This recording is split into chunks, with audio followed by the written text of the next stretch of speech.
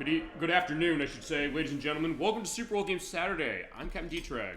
Hi, I'm Dolly Finn. So good to see you, Dolly Finn. We are continuing our Halloween block early. Yeah, we have to get this set in order to get everything set. This is also going to be our last live show, by the way, for a couple of weeks. But I'm glad to have you here for the game that I know you wanted to see. Yay. It's a game you asked for last year. I said we got to get stuff set for the purpose of it. But we are ready for...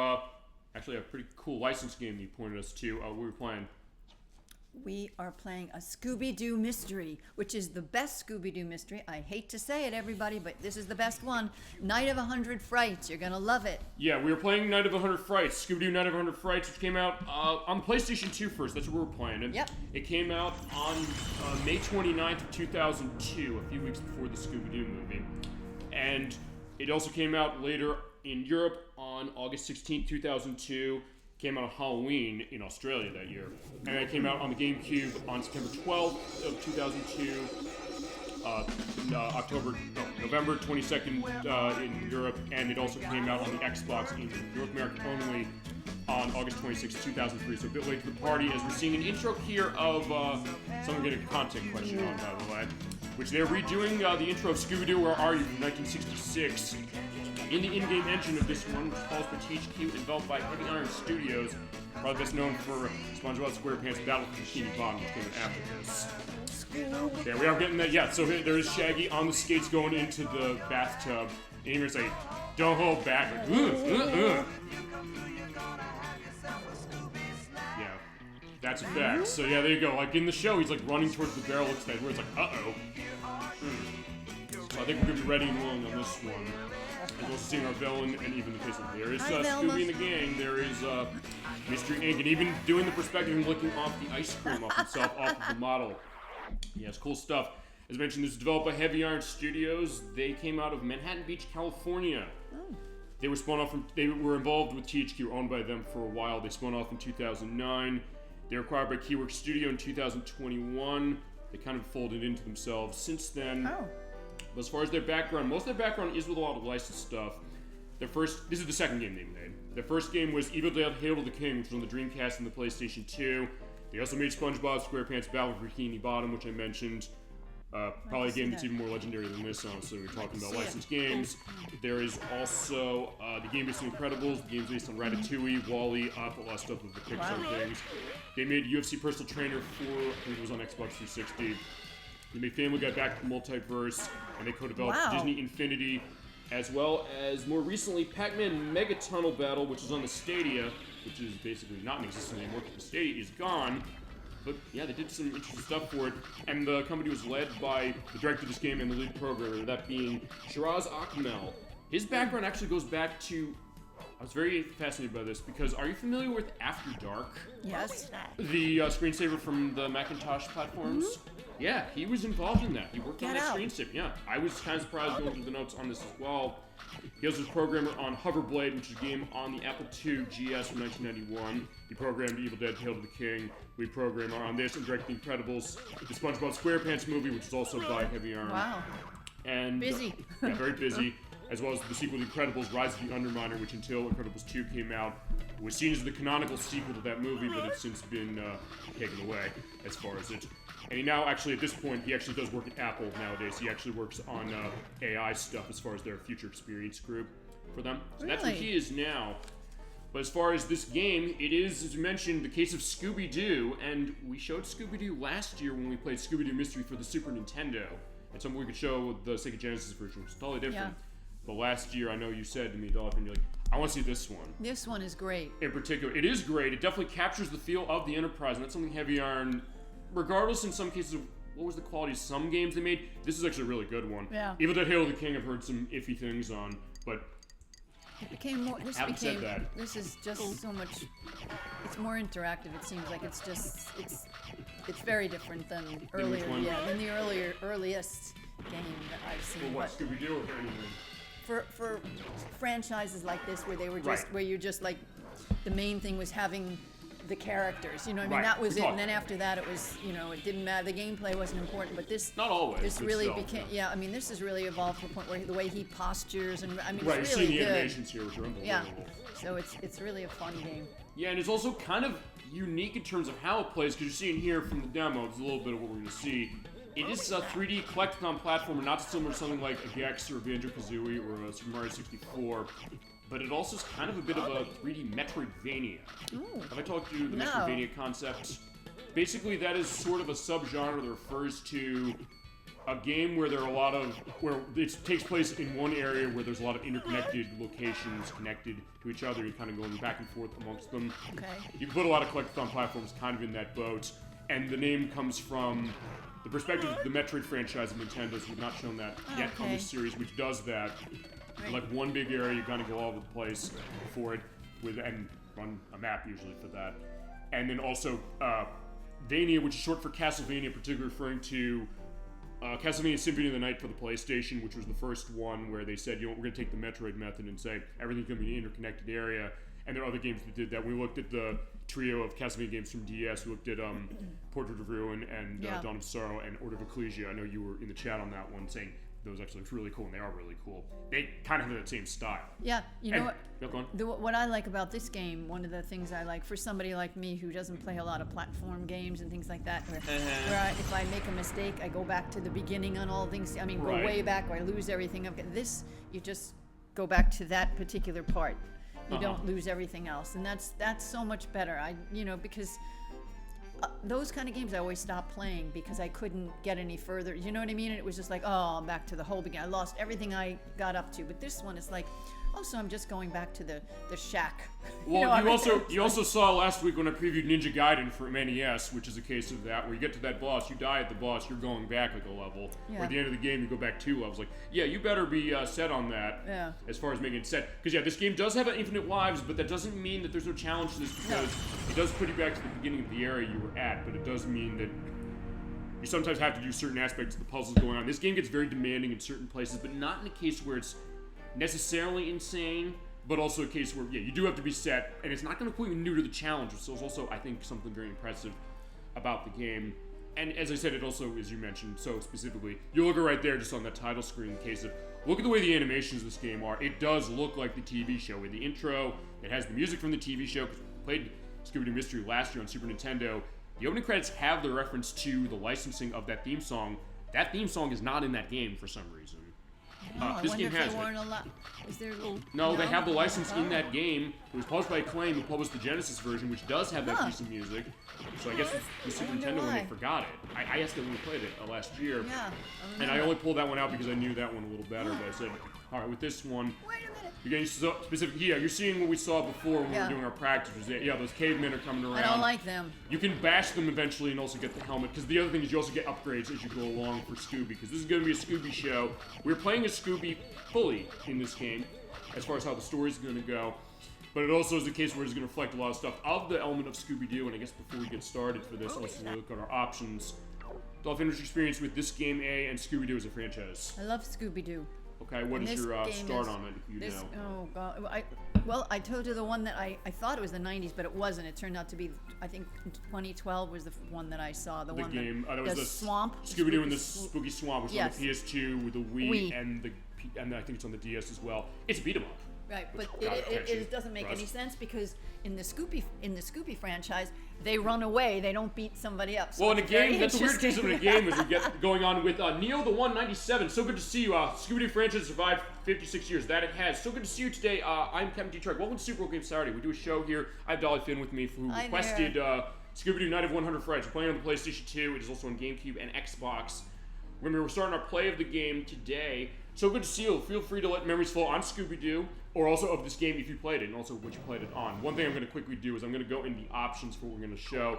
There's also things we're going to show on the finale of this game, which is worth pointing out. We're going to have to come back to this game. This game is long enough. We're going to have to do this in 2 parts. We'll have the second part actually a ways away, as it is in December. But that being said, when we get to that point, we're going to show this, which is sneak peeks of stuff going on with Scooby-Doo, of like DVD stuff, and also a trailer for Hot Wheels Velocity X, which is on PS2, GameCube, and PC, and Game Boy Advance. Also, it's worth pointing out the franchise is close to reaching its 60th anniversary. Yep, there you go. I mean, there's something to be said about the fact that, yeah, this seemingly strange idea of saying a talking dog and his friends are solving mysteries, it's hung around this long, and it's inspired a lot of games, a lot of movies, a lot of different things about itself. And this game, which is developed by Heavy Iron Studios, they made SpongeBob SquarePants Battle for Bikini Bottom. Before they made this, as well as Evil Dead Hail to the King, which is on the PlayStation and the Dreamcast. And it's an interesting one, and one that Dog's been recommended of us, and we're looking forward to showing the game. Okay, so before we get into the game, I just want to get stuff on our audio. It's worth pointing out a few things. We're going to run on stereo. It's stereo mono. We're on stereo for the purpose of the show. Rumble, it is on or off, and you have the DualShock 2 controller. You have Rumble going on for this game. Music volume is off to 10. I'm going to keep it to 10, and sound effect volume, same case. I'm just seeing kind of the little bit of the computer case going on, and also time as far as what's going on your memory card, as it is. But okay, so for the purpose of this game, just to let you know how we're going to handle this is, we're going to go as far as we can for about 5 hours for this, and then we're going to come back to this later, in particular, what is it? The Scooby-Doo live-action trailer in this game? Okay, the promotional material, just to go into this, it is sneak peeks of a lot of the cartoons, a lot of the DVDs. I know they have stuff for Scooby-Doo and the Cyber Chase, they have Scooby-Doo and the Witch's Ghost, they have Scooby-Doo and, what is it? Scooby-Doo and, Scooby-Doo on Zombie Island. Actually, you know what? For the purposes, because you're asking this near the 197, I'll tell you what we're going to do. I will show this now. I will not get a copyright strike, by the way, on this, because I was concerned I would, for the purpose of how this is going to go. I was going to show this in a few months, but I think as you're mentioning, I'll answer your question right now. Let's go into it. I was also pointing out, when it comes to this, because there's no subtitles here, I'm going to mute the mic. We'll be back in about 2 minutes. And in that case, we'll also give you the answer right there and give a sense of other stuff of Scooby-Doo. So, I think with that, good idea as far as us looking at now. And that's how we go on the show. We do want to go into what you want to see, what your experiences are, and all that stuff. If you have a question, we'll answer the question, and we'll go through. Even if we don't know, we'll find the answer as it is. And we also have a YouTube site, by the way, where all these things are archived at the end of, or next week, I should say, as it is. But all right, let's take a look at this. We'll be back in about 2 minutes. The ghosts, the witches, and the mysteries are back. And so is the world's greatest and hungriest gang that solves them. Now collect all of these awesome Scooby-Doo adventures on DVD. Get ready for a close encounter of the Scooby kind with Scooby-Doo and the Alien Invaders. The aliens are here to take over the world! And snack on the first 5 Scooby-Doo episodes ever, including the series pilot in Scooby-Doo's original mysteries. This is Spooksville. Spooksville. Then join the gang as they unravel a bewitching case of ghostly deeds in Scooby-Doo and the Witch's Ghost. And fasten your seatbelts as the original Scream team uncovers some swashbuckling spooks in Scooby-Doo on Zombie Island. Zombies? It's Scooby-Doo's spookiest tales with the absolute kookiest creeps, ghosts, bats, and of course, scaredy cats. Catch the fun as the gang goes digital to track down a monster computer virus in a techno world of danger. Stop that dog. Scooby-Doo and the Cyber Chase. They're all absolutely scarifying. Why should you be the only one screaming? Invite the whole family. These incredible DVDs include great features like a look behind the scenes, music videos, trivia games, video bios, and much more. Is this great stuff or what? Scooby-Doo. Collect them all on DVD. Yikes. From Warner Brothers Family Entertainment. Scooby-Dooby-Doo!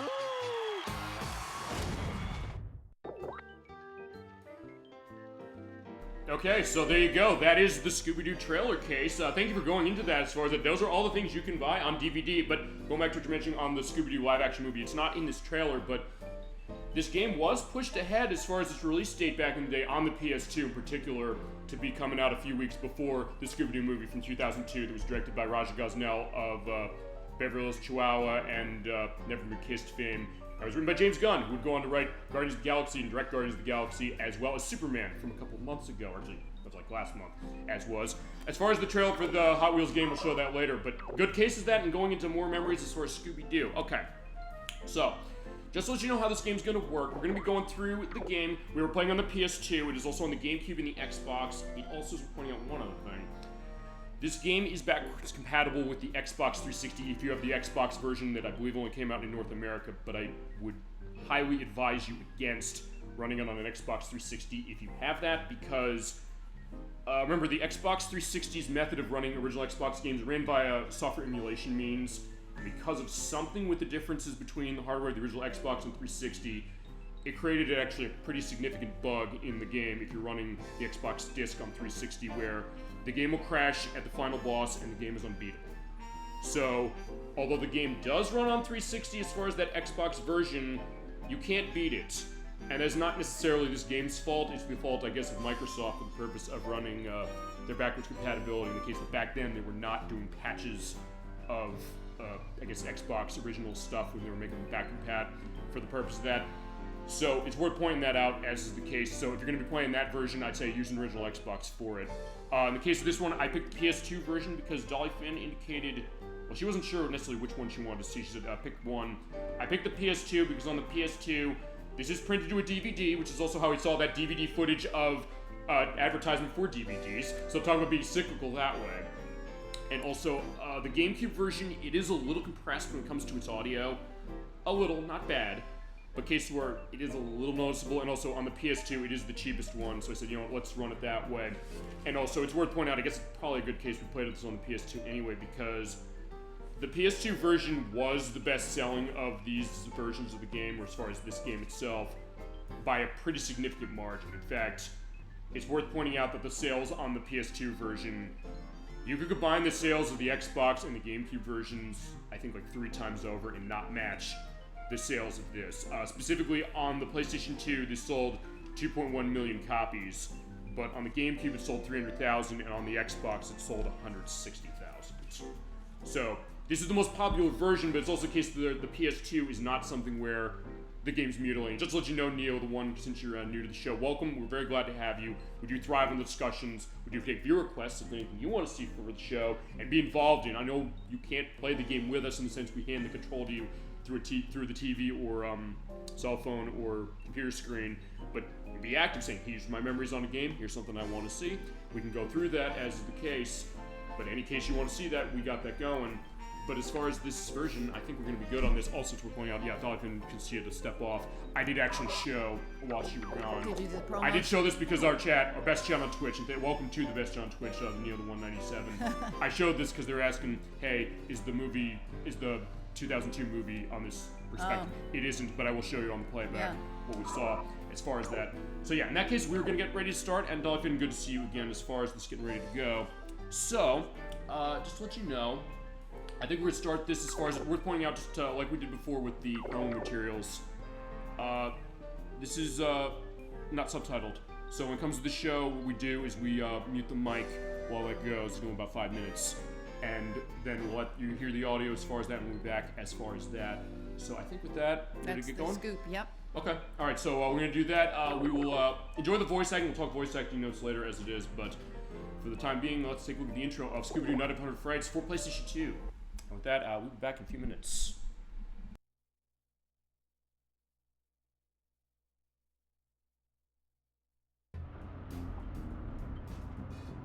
You smell that salty sea air, Scoob? You know what that means, buddy. Yeah. Seafood! Fried clams! Runa fish! Cracked crabs! Runa salad! Jumbo shrimp! Runa sushi! All right, you two. Don't forget the real reason we're here. Lobster bisque! No, silly. We're here to solve a mystery. Raw! My friend Holly says there's strange goings-on up here at her family home, Mystic Manor. Oh? And she could really use our help. Look, there she is now. Hey, Holly. Hey, Daphne. I'm so glad you could make it. And you must be Freddy, Velma, Shaggy, and Scooby-Doo. Wow, the whole gang. I've heard so much about you. Daphne's kept me up to date on all of your cases, so I figured my mystery would be right up your alley. Really? And what mystery is that? It's my uncle, the famous inventor, Professor Alexander Graham. He was just about to unveil some new top-secret invention when he disappeared without a trace. No one saw him leave Mystic Manor, and no one will help me search the premises. Don't tell me. Because it's haunted, right? Yeah, Shaggy. How'd you know? Because it's always haunted. Jeepers. Don't worry, Holly. We'll help you look around. You said it, Daphne. We're not afraid. Right, gang? Wrong. Well, like me and Scoob have seen this show before. You guys can go poking around scaring up some spooksters, but we're staying right here in the old mystery machine. Only ghost-free environments for us. Rip roastweed is the way to be. Okay, you scaredy cats. Stay here if you want. Come on, guys. See you later. You know, Scoob, I could really go for a Ruby snack. You read my mind, pal. Or maybe my stomach. Well, what do you know? Scooby snacks. Hey there, Scoob. Wait up. Leave some for me. Something smells fishy here. Not fishy, pal. Scooby snacky. Raggy, wait! Gee, Scoob, it's not like they got your name all over them. Yeah, well, actually, they do. Scooby-Doo! Raggy? I'm all alone. Oh.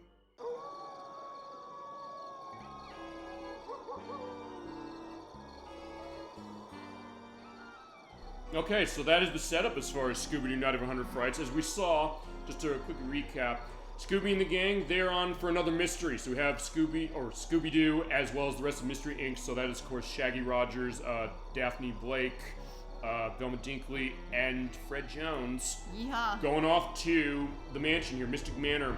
And there's a friend of Daphne's, that being Holly Graham, saying, hey, something weird's going around here. We need Scooby-Doo and the gang's perspective. He's also getting scared there in his idle animation, as we're pointing out. The DualShock 2 does rumble when you get in cases like him scratching his back or something for that. But anyway, the case is that, yeah, everybody's been left alone. They said, we're going to check the mansion out.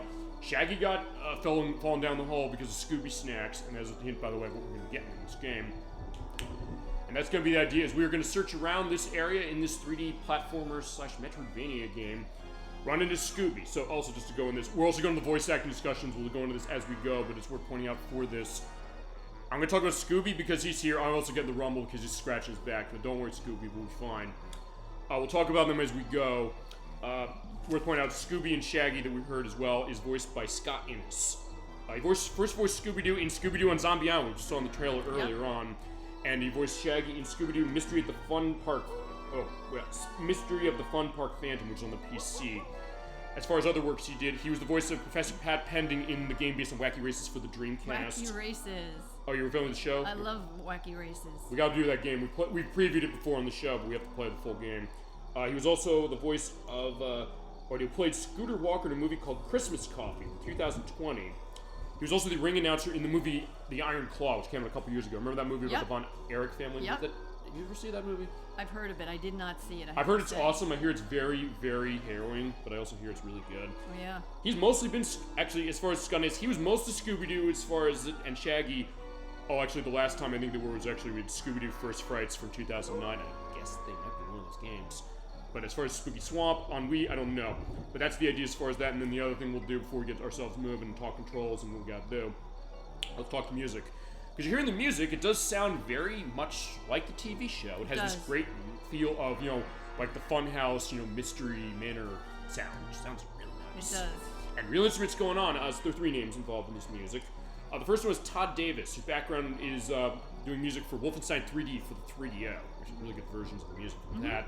Also the music for Black Dawn for the PlayStation 1 and Sega Saturn, Skeleton Warriors, which is on the PlayStation, MDK for the PlayStation, as well as Pac-Man World, Evil Dead Hail to the King, which you mentioned earlier from the same company, Maximo Ghosts of Glory, which is on the PlayStation 2. That was the modern update of Ghosts and Goblins. I don't know if you've played that. No, I don't It's think interesting. So. It's hard, but it's really interesting.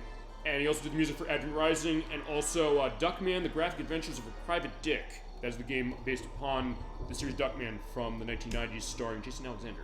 Oh, I remember that. Remember that one that had, it was Classic Chiopo did the animation, people did the animation for the Rugrats, Yes, and yep. The Simpsons starred on, and the Wild Thornberrys. And the other two names were Howard Ayate, who did music for Spider-Man for the Dreamcast and the PlayStation. Tomorrow Never Dies for the PlayStation 1, and Metal Arms Glitching System for the PlayStation 2, GameCube, and Xbox.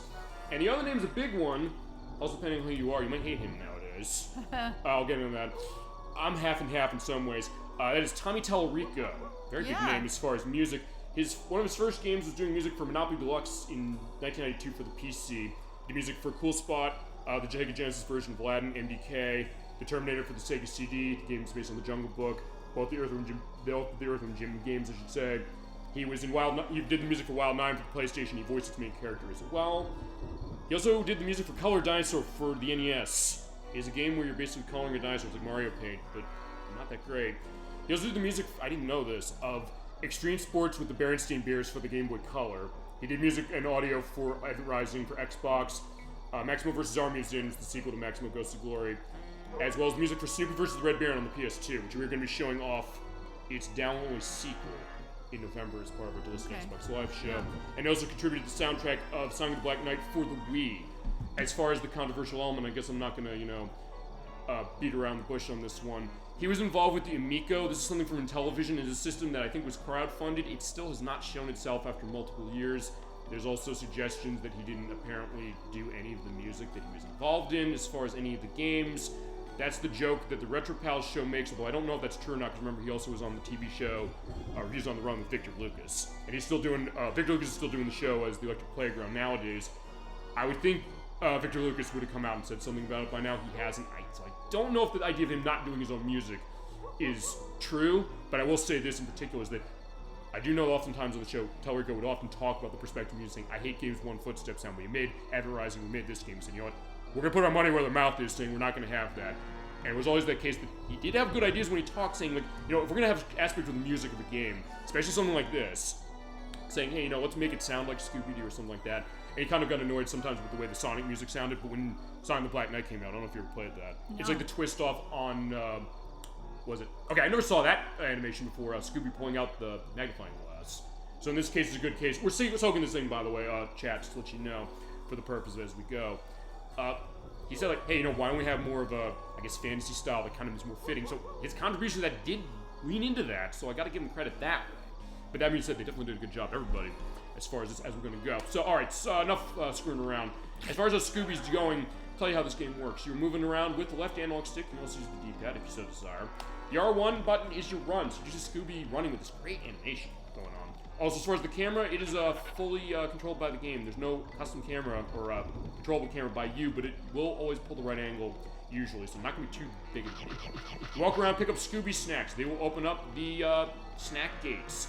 You also need to get keys in order to open these gates, like over here. You need a key to unlock this gate. Here's a key, but I'm jumping. That's an X button. You can't reach it. But if you get these magnifying glasses, you get little hints. This key is too high to reach without the springs invention. We'll get into that as we go. As far as other buttons, other stuff is going to be coming into play. The circle button is for context-sensitive stuff and talk to people. Square button is running and doing a dash through. The great sound effect of cartoon. I do love that sound effect of how they go. Later on, we'll get an upgrade that's going to let you hit enemies with that. But for now, what you want to do is you want to pick up the Scooby snacks, because we have snack gates. They're right here. You need 150 snacks to open this one. You have to pick them up, and they will come out of your bank, by the way, when it comes to running this. Oh, Super Old Game Saturday? What do you mean by super old? Hi, Just Mirage 001. So good to see you. Welcome to our show. I'm Captain D-Trag, and we have Dolly Finn here. Hi there. Yeah, just to let you know what's behind the name, Nikki, who's been on the show, she came up with a name saying, hey, you know, we do our focus on retro gaming, but that doesn't necessarily mean we don't do newer games. And for the purpose of that, we will have cases where, like, hey, that kind of became the name as far as we usually do on Saturday, sometimes on Friday, depends on the time. But we'll let you know as far as how it is. But saying, hey, kind of the idea of, like, the name of perspectives looking at older games, and kind of going into discussion with all of you in the best channel on Twitch. You're part of our best channel on Twitch for joining us. Thank you so much for stopping by for our play of Scooby-Doo Night of Wonder and Frights for PlayStation 2, which I guess is it super old? I mean, this is a game that came out... pretty old. 23 years ago. I mean, I guess it's kind of getting there. Some stuff gets really ancient, but it's just a name above anything else as far as what we do. Discussion-based gaming, going into games we love or games we don't love, or also cases where people want to see games. Dolly Finn in particular, she requested this game, and she wanted to see it, so we're playing it. By the way, also, if you hit the, you'll get a funny case, and I'll get that for sure. So good to see you, and it is a good name. You can thank Nikki for that name. It's a better name than I could have come up with the show. Just to let you know, when you're on the Mystery Machine, that is the case of your save. I have a save up there. We can practice on that as we go. So we gotta do is run around and collect Scooby snacks. They'll open the gate over there, but I need to hit the start button. I need 25, but I'm gonna go in the training area because it'll show off how this is gonna go. Feel free to let memories flow on Scooby-Doo or this Scooby-Doo game or any other Scooby-Doo game that you might have played. We'll go into it as we go. Okay, here is the groundskeeper. They'll give you some hints on things you do at Mystic Manor, because that's the idea. Everybody else has been separated, but Scooby and the gang. For that, we got to find the gang as Scooby. All right, so make tracks. Hold R1 to do running. Jump on the X button. Pick up these, saying clues. They'll give you hints about the area you're in as we go. Some doors need a number of Scooby snacks to open, as we saw before. If there's monsters in the area, eat food. You have a dog tag. It's right up there. Those SD elements there, as far as up there. That's your health bar. You can get up to 5 of those. If you lose all of them, you die, but you have infinite continues, so you just come back to the area you're at. You just pick up all the Scooby snacks. That's what you want to do. And these platforms up there are going to fall if we don't move quickly. And there's monster tokens. We're going to get all the monster tokens just to let you go. Just to let you know. Oh man, it sounds real professional. Thought I was just streaming like a YouTube video or something before I said anything. Real dope. Well, I guess that's the idea. Good case of saying, maybe it sounds... I think this is a very, as a huge compliment thing with a professional show. We're kind of a... We are. Okay, I don't know if I'm going to say we're a professional show, just in case we want to put the best show on for all of you. We do want to have a perspective saying, let's have a discussion. Let's go on as far as it. Maybe you have memories on stuff. As I'm jumping on these platforms, they are going to collapse. As is. We've been doing this for 5 years, by the way. And we do have our YouTube site as far as all of the archives of our shows going back. Including another Scooby-Doo game. That was for Scooby-Doo Mystery for the Super Nintendo last we did. But thank you so much as far as that. But the idea, like, hey, we want to do that, and we want to involve all you in that. And it's something that I'll just to give you an idea as well, I'm going to pick up the Scooby snacks. And Dolphin, I told you this story as well, like how this show come to be. When COVID came around, it was something that, well, a lot of people were locked down or at home. So I said, you know what, I got a lot of stuff on gaming. I love gaming. I'm playing games most of my entire life. And something where I said, well, let's talk about games. I want to show people some strange stuff I ever, some unique things. Like, hey, have you ever played this? Or other people said, oh, I remember this game. I really like it. I remember Nikki came to chat when I was showing Dynamite Heady for the Sega Genesis and said, the show should be called Super Old Game Saturday. I said, okay, that's the name of the show right now. She came with a good name as far as what it is. And by the way, I slipped into that too quickly, but what happens there is it says, the Mystery Machine will save your progress as far as that clue. But I said, let's go into it. People came into chat as far as what it was, and they said, hey, I have memories with games. I remember when we played Kingdom Hearts. It was Electors who came in saying that this is a game I associate with my family, including my late aunt. And I realized at that point when I came to that play of that game, I said, there's a real power, I think, that I guess maybe nostalgia has for people, but maybe experience that you have with a game or really anything. Whether it's gaming or not, and you have a map, we'll see the map in a little bit. And I said, okay, that's something special. I think we got to keep this going. This discussion-based perspective. It's going to be as professional as it can be, but we are a totally independent program, so it's a case where we can play whatever we want, really, on the show, pretty much, and anything you want to see. We take viewer requests all the time. And I said, that's going to have to be the direction of this program, and that's kind of how the show came to be, and that's also how I got people coming in as far as on show, because this was just myself doing it, but then when people kind of able to be seeing each other again, it's like, let's have other stuff, you know? Yep. And that's kind of was your case as far as that dog thing as well. And then you're saying, oh, I have experience with games. Like, oh, we got to play this. Let's play Tetris Attack on the Super Nintendo, which is celebrating 30 years this year. Let's play this. Play anything, really. As you see in the tar, Scooby-Doo cannot jump when he's walking in this. He can't run when he's in it, at least not for now. But he can wear boots later. Yeah, we'll get that because we're going to have upgrades, and we did get all of the Scooby snacks around this area, or more or less all. Nothing to see here. Also, it's worth pointing out, I may as well mention, since we did hear voice perspective of that guy, the groundskeeper, we probably should also talk about the names. This is the other thing. We also talk about the people who are behind some of these games, as far as who directed them, who did music, and also voice cast, because I was talking to Ed Wack, who's been on the show before. He said the other day I was taking 8 pages of notes on this game. He said, Scooby-Doo does not need 8 pages of notes. With this voice cast, yes, it does, including right here, the groundskeeper, someone very famous playing him. Zombies. They make good moats. Yeah, as you're hearing right there, it is the late Don Knotts voicing the groundskeeper. He was connected with Scooby-Doo going back in the day. That's right. But also, he was Corporal John C. Brown in No Time for Sergeants from 1958. It's also worth pointing out we will talk about things on the show that you would never expect to hear out of a Scooby-Doo game because of the case of this. He was also the title character of Henry Limpet in The Incredible Mr. Limpet. He was Barney Fife on The Andy Griffith Show, probably his most famous role, and definitely a great case of that, with the theme song. Ghosts don't help me at all. No, I can't do the whistle right as far as that. I'll have it linked down below when I edit this for the Andy Griffith Show theme. I'm not doing the whistle well. I can whistle, but...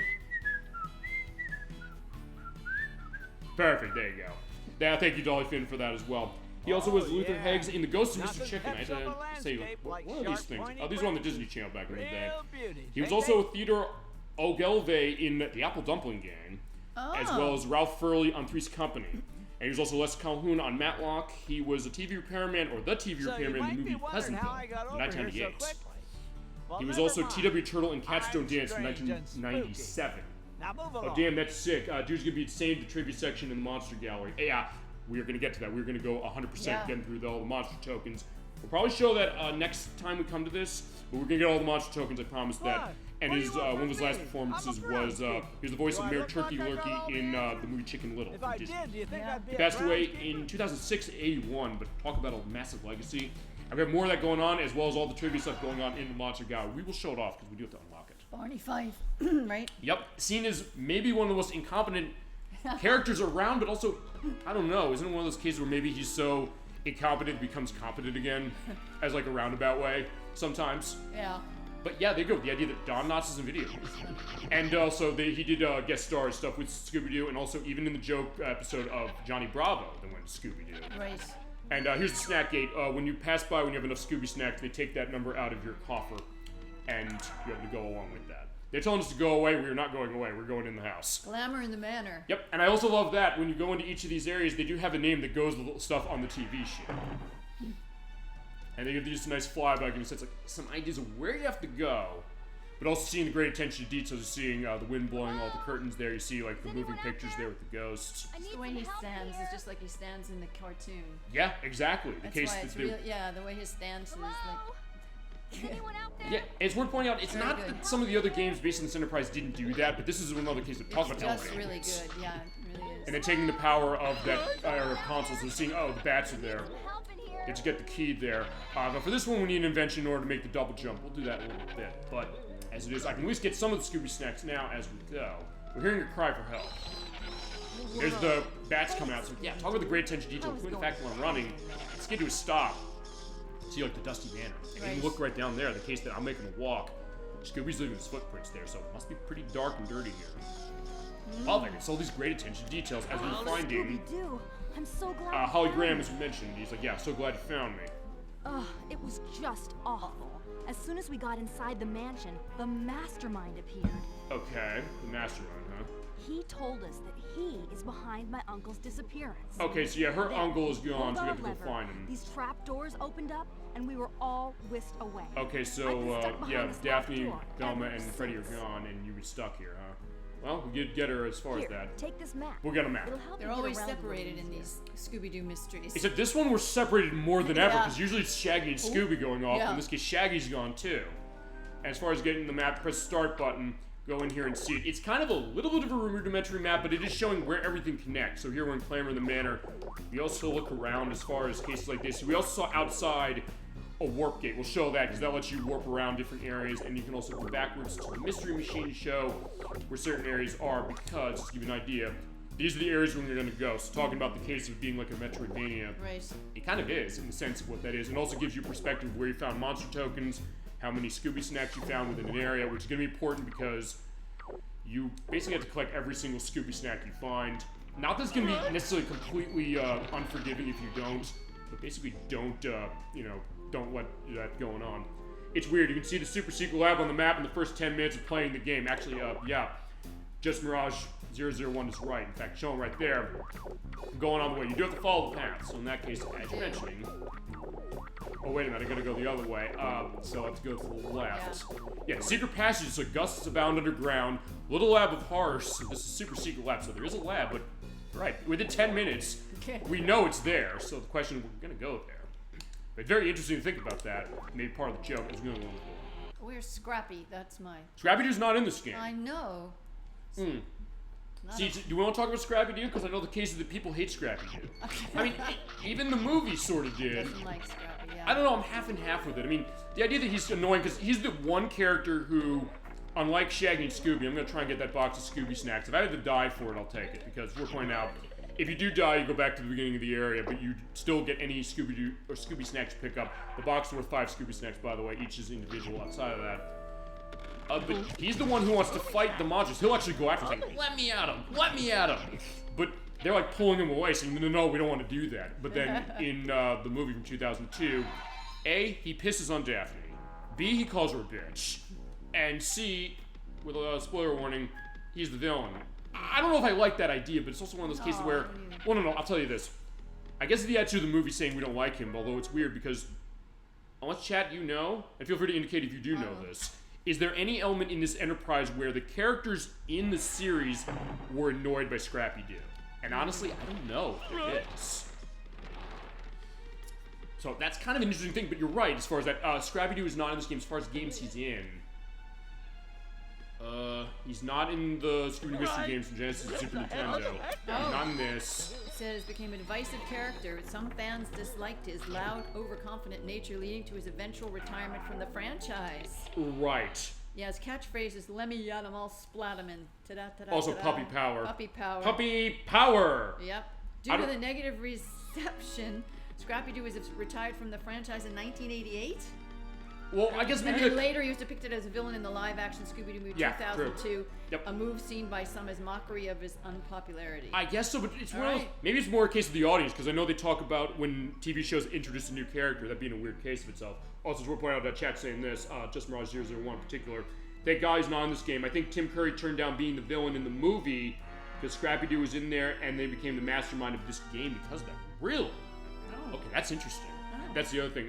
This is why I call our best chat on Twitch, because they'll come with insights and information that, look, I don't know everything. We don't. I take notes as far as stuff, but something will... Sometimes you'll pick up perspectives of that. I guess the case that was like, yeah, he found him annoying. I mean, yeah, Tim Curry's in this game. We'll get to him as far as voice acting. We'll talk about him as we go. And also, this is our first game with Tim Curry. And here is the groundskeeper again. You do have to go in the manor, talk to Holly, and then come out here and you can get an item. I'm pretty sure it's buried around here somewhere. Yeah, you have to talk to him in order to get the shovel. Here. Also, we're pointing out, since we did hear Holly Graham's voice actress, and we heard her talking, I may as well talk about that, as well as Daphne, because she voices both characters. They're both voiced by Grey Delisle. She was the voice of Jean in Bayonetta from Sega. She also was the voice of the Nubian boy in the mine in Indiana Jones and the Infernal Machine for the PC and the Nintendo 64. She was also Queen Amidala in Star Wars Super Bombad Racing for the PlayStation 2. She was Carney Neth in Star Wars Rogue Squadron 2 Rebel Strike for GameCube. She was Pukatak in Final Fantasy X-2. Laura Macquarie, Carlotta, and Lois on The Weekenders. She's the voice of Mystique in X-Men Legends 2 Rise of Apocalypse. I did not know that. She's also the voice of Debbie on Harvey Birdman Attorney at Law. She's Selena Kyle, Catwoman in Batman Arkham City. And she's also been the voice of Carmelita Fox in the Sly Cooper games. Okay. So, yeah, there you go, as far as that. Okay, so what we got here is we got the power up. We got a shovel. Whenever you see these flowers here, you see the circle button next to it. You go dig. In this case, you dig out the key to go over to Smuggler's Cove. Because as we're pointing out, we do need to get more Scooby snacks. And as we're pointing out, when you do see the flowers here, you can dig out for them when you stand over. You stand over and hit circle. I do love that take himself. And also, she was in Arkham City and Indiana Jones' The Infernal Machine. That's sick. Oh, wow. Yeah, I mean, actually, it's interesting that because I was talking to some of my coworkers while I was taking the notes this week. And these are food as far as recovering health, but I don't need it right now. You have max of 5 hits. But yeah, it was one of those cases where I dug out. I was like, I want to get some of these voice actor names out. We have cases. So good. Yeah, also cases where sometimes they're in things you wouldn't expect. Magical Mystery Bus. Yeah, there's the Mystery Machines. I guess that might be where they got the idea, the Magical Mystery Tour. Yeah. Yeah, well, there it is. But yeah, she was in Indiana Jones' Infernal Machines. We'll point out, I do have that game on Nintendo 64. We can show that. Yeah. Here's a warp gate. When you hit a circle on this, you're able to go around and you're able to grab stuff going on in these areas. A warp gate. And yeah, she was. Actually, I don't know, have you played Batman Arkham City? No, I haven't, but I've heard of it. I mean, she's really good as Catwoman. Yeah. Okay. And it's a good case as far as that as we go. Right, here we go. We're going shock on the dock. That's what I like, the dock. Yeah, we're gonna have that going on. Gets his little shoes on. Yeah, we're gonna have that going on as we go. Yep, there we go. Yeah, they're definitely boots. And here is you again. Yeah, be careful. We're in the fishing village. Don't fall in the water. Oh, no. And also, you're hearing on the soundtrack the music or the theme song of the new Scooby-Doo movies. Yeah. You know, the one of Scooby, Scooby-Doo, looking for you. Scooby, Scooby-Doo, where are ya? All the stars are here, waiting for you. Couldn't have a show without you. It's good stuff. Scooby, a Scooby-Doo-Doo, a Scooby-Doo-Doo. And then he says like, "Hey, Scooby, where are you?" Scooby. "We're over here." Yeah, there you go. That's the idea. We definitely have our case of it. Yeah, for the new Scooby-Doo movies. Yeah, so they have the instrumental version of that as we go. We gotta be careful with the flying fish. That's really, that goes to the idea that they really kind of were thinking as far as stuff like this, saying, hey, let's really capture the feel of this enterprise for fans. But I'll also say this, even if you're not a fan of Scooby-Doo, I think you might still want to play this game. Yeah. And in fact, I'd say that also with SpongeBob SquarePants Battle for Bikini Bottom. I'm not necessarily as huge a fan of that franchise as other people, but that game is ace. It's fantastic. And so is this, again, like this one, something that captures the feel of the Enterprise really, really well. Where's the pelican? Pelican is coming around, but there's the caveman that's in the ice. I can't stand the cavemen. Well, we'll take care of the caveman, not Captain Caveman. Then anyway, we need an invention to take care of him. But for the time being, you can walk past. Okay. They'll come out of the ice, but in that case, he'll say, right, brave man. Run past him. But he has like the Metal Gear Solid like question mark thing, goes like the exclamation point over his head. Ouch. Oh. But it is hit us as far as that. But for the time being, it'll also jump on the mice, hit them, and jump on them. And sometimes you Yeah, there you go. and even sometimes you hear the crash sound, like the dung, so it sounds just like a There cartoon. you go. Now, get to that pelican. This is a shortcut back. I am going to take this because I do want to get some more Scooby snacks before It's we a go good along. jump. You gotta be careful. You can jump. Yeah, we're right there. See? Okay, Oh, I got you it. did it. Oh, it took me It's a not long easy time. to get that jump because sometimes depth perception is not bad in this game, but it's also something sometimes you gotta really focus on that level. Just wait along. You can kind of swing along. But in this case, I'm just gonna hang my way around. Is get on the get barrel. every Scooby snack. That's kind of the key I will give you if you've never played this game before. I get on the barrel and try to jump up and catch. You can do that too. And It's the only way I could get it. okay, you can get that. There's a Scooby snack and the magnifying glass. That is a hint. So if you jump in and get that, it'll be a hint as far as stuff if you touch it. I don't know what that one says. Grab the pelican for shortcut back. Grab all the goodies along the way. So when the pelican comes, jump into his hands and grab on. Just make sure to line up and you'll be set. Oh. He'll keep coming back as far as how it Okay. is. Yeah. I can never. The jumping is my bad. Well, I don't know. What's your background? I'll ask this as well when we Waiting play. for Your it. background on platforming games. Not many. Okay. Actually, have we played? I'm trying to remember. Have you been on a show for a platformer? Stand there and jump on him that way. Maybe you can jump on him. Yeah, or you up can there, also it like might jump be to easier. downwards when he comes back. Yeah. Just wait there. Come on back, pelican. Have we played? Oh, we played. You were on Tamba. Oh, you almost. Oh, come on now, Mr. Pelican. How do you just jump? You just press the X Yeah, button? just jump X and hit. Actually, it comes by there. That probably should be enough. But you do. Sometimes it's worth pointing out. You do sometimes to be precise. So What am I trying to catch onto? just jump on his legs. Basically, as he comes His along. legs. Move downwards a little bit and then jump. This? So right there, that should be good, I think. So he comes by, just jump. Almost. Oh, that might be better. Okay. We're waiting for him now.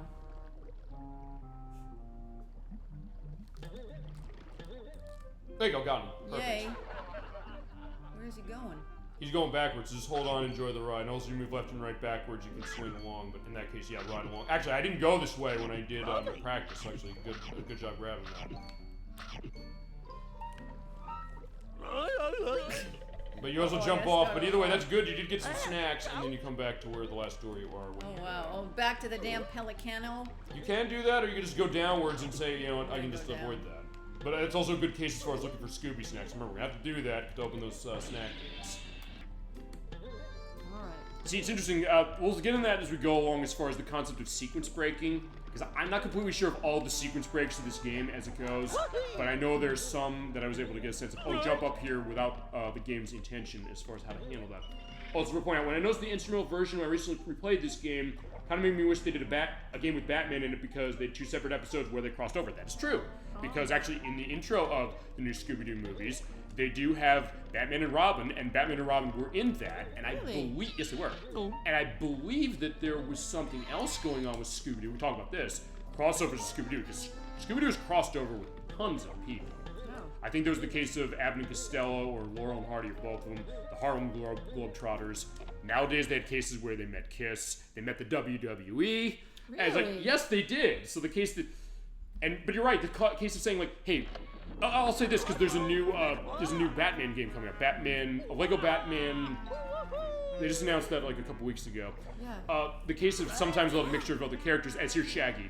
But yeah, the case of saying, hey, no, have a game with Scooby-Doo, but also have Batman. Actually, there is a crossover game of Scooby-Doo with Looney Tunes that was on 3DS by Way Forward, the people who made what is it? They made Shantae. Oh, the game is thank you, Just Mirage 001 for this one. Lego Batman Legacy of the Dark Knight. It actually looks a lot like the Batman Arkham games. Oh, really? Actually, as it does. It actually looks really, really good. I've been hanging around with that bird for a long time. Yeah, so there he's saying like what's going on, man? I gotta be careful, otherwise I'm gonna get hit by that pelican. So yeah, there you go. You're right. So yeah, good case that Rich blocked. maybe they can. Actually, that's one thing they haven't done with the Lego games, because I mean tons of those. They've never done like a Lego Scooby-Doo. That could be interesting. Wow. Or maybe they can do something. That's the other thing. Sometimes our best challenge Twitch will come up with ideas. Sometimes these game makers will say, hey, you know what? They bug our show. We joke that, but sometimes they'll come up with a game and say, hey, we had a great idea. All of you out there have great ideas. And saying, hey, we got this. We can make a game that way. Okay, this area is blocked, as we're seeing. Come on. You can see if there's like a Batman Scooby-Doo game crossover. Great. Okay, so what we gotta do here is saying Rookie Raggy. So what's gonna happen is he's here. We have to toss him up there in order to get that to be brought down, because otherwise we can't get past this. So before I do that, I'm gonna grab the Scooby snacks. And so you walk into him. I love this touch. Actually, one thing I also didn't mention, the other great attention to detail of this game, I can't believe it's taken me almost an hour to mention this. What is it? The fact that this game has a laugh track. Oh, right. Like the old TV show, Yeah. which I think is a great touch. But here's the deal. As we're seeing this great shot of Scooby walking around carrying Shaggy, look how they're kind of stumbling around, just like the TV show. Basically what you do is you walk in front of an area, you hit the X button, toss him up. In that case, I can also say, hey, grab me some Scooby snacks. He'll land on his back, but he'll be okay. Basically go right up. I'll get the other Scooby snacks. Why not? They're on Johnny Bravo as well. So Yeah, I remember that. Yeah, I remember that crossover as far as that. I'll see if there's something in the link list I can find for that. But in this case, I just have to toss him up onto the life preserver up there, because that's kind of something that we can grab onto. Grab on, we jump on, we can swing, move left and right on the left analog stick or the D-pad, as far as that to get yourself going on. And then jump up on here, pull down, boom, there you go. Sonny and Cher. Yeah, right, Sonny and Cher were involved in that. Right. Yeah. Urkel from. From Family Matters. Yep. That would be an interesting case. Remember also Julia White, he also voiced Sonic the Hedgehog back in the day. I'll catch up with you later. Alright, so you said we'll catch up with you later, so he's just gonna hang around here. Thank you, Shaggy, appreciate that. As we go down the way, we're seeing, hey, here are the... If I knew the hooks, don't hit them, otherwise you get yourself hurt, but it's not too bad. Alright, yeah, they come out of the ice. And I might have to come back, because some of this stuff, as we're pointing out, you do have to retraverse in the areas in order to get things, and I don't have the double jump. We have to come back probably for that later. Mark Hamill as well from. Oh yeah, you're right. He was involved with. It was What a Night for a Dark Night. Oh yeah, you're Can't right. get into the cannery until you've got some anti-sticky shoes. The only clear path is through the door behind. Gosh, there's tons of them. Yeah, and Wonder as Woman. right, yeah, there was the connection of Wonder Woman. Also, as the groundskeeper's saying, yeah, we need the super sticky shoes in order to walk through this, because we can't jump when we're in the tar. I mean, next button's not doing anything. Addams Family. Oh, the Addams Family, right. But where does this go into every single case? We're getting another warp gate. And also here's another snack gate, which we need 50 snacks. I'll tell you what I'm gonna do. I'm gonna open that. I'm also gonna go back. I'm going to go, since I'm at the warp gate, I'll show how the warp gate works. You'll go to any warp gate you've opened, and that also includes the mystery machine. I'm gonna go back. I'm gonna open up the monster gallery. Since we did also get one of them, I will give a look at this to start, and then when we come back to this, Chad, just to level with you, it's going to be a while before we come back to this, based on how schedule's going. We usually do a show a week, although the next 2 weeks are going to be off. We'll have exclusive stuff on the YouTube site. We'll mention that later when we go into schedule. But that being said, we're going to come back in this December, because I want Dolly Finn into the show, because she requested it. And I was like, yeah, be in here. But yeah, when you unlock the area, you look in the picture gallery. You have movie galleries. You unlock the cinematics of the game in here. We'll show those off later. You also get, as I walk in here, hit the circle button on it. You have pictures. You unlock all the snacks and areas to unlock next images. So actually, in this case, I'm going to have to get all the Scooby snacks in order to get all this stuff. And as you do, you get other pictures. I think it's stuff with concept art and stuff going on with the cartoon, as we'll see along. Also, you know, the new LEGO Batman game is going over every era, perhaps. So they go over Batman the Brave and the Bold and Super Friends. They could have a Scooby-Doo collaboration, since I think both of those met the Scooby gang. Oh, that's cool. All right, there you go. Yeah, you're right. I do remember that now that you're mentioning. And actually, not as familiar as far as Brave and the Bold, but we do have a lot of the characters. You have the Black Knight. I'm going to go find the one I unlocked. And you can tell the ones you unlocked by... I gotta remember which one I got. Or I could come back later. I'm just trying to remember which one I saw. This is worth pointing out. You are going to run down the way quite a bit. Let's see. Which one did I grab? Yeah. But when you do get one, you're right. You'll get information as far as what this is. There's the mastermind, as mentioned, voiced by Tim Curry. Do you want to talk about the voice acting notes on Tim Curry now? Yeah. For that very reason? Okay, Yeah. fine. So we have to make the walk back. Yeah, there you go. We may as well, because we talked for years on the show. We played Majora's Mask like 3 years ago. So where's Tim Curry in the game? Let's get him on the show. We got him on the show. He's the voice of the masterminds we're going to see. He, of course, is the voice of Pennywise the Clown in the miniseries of It.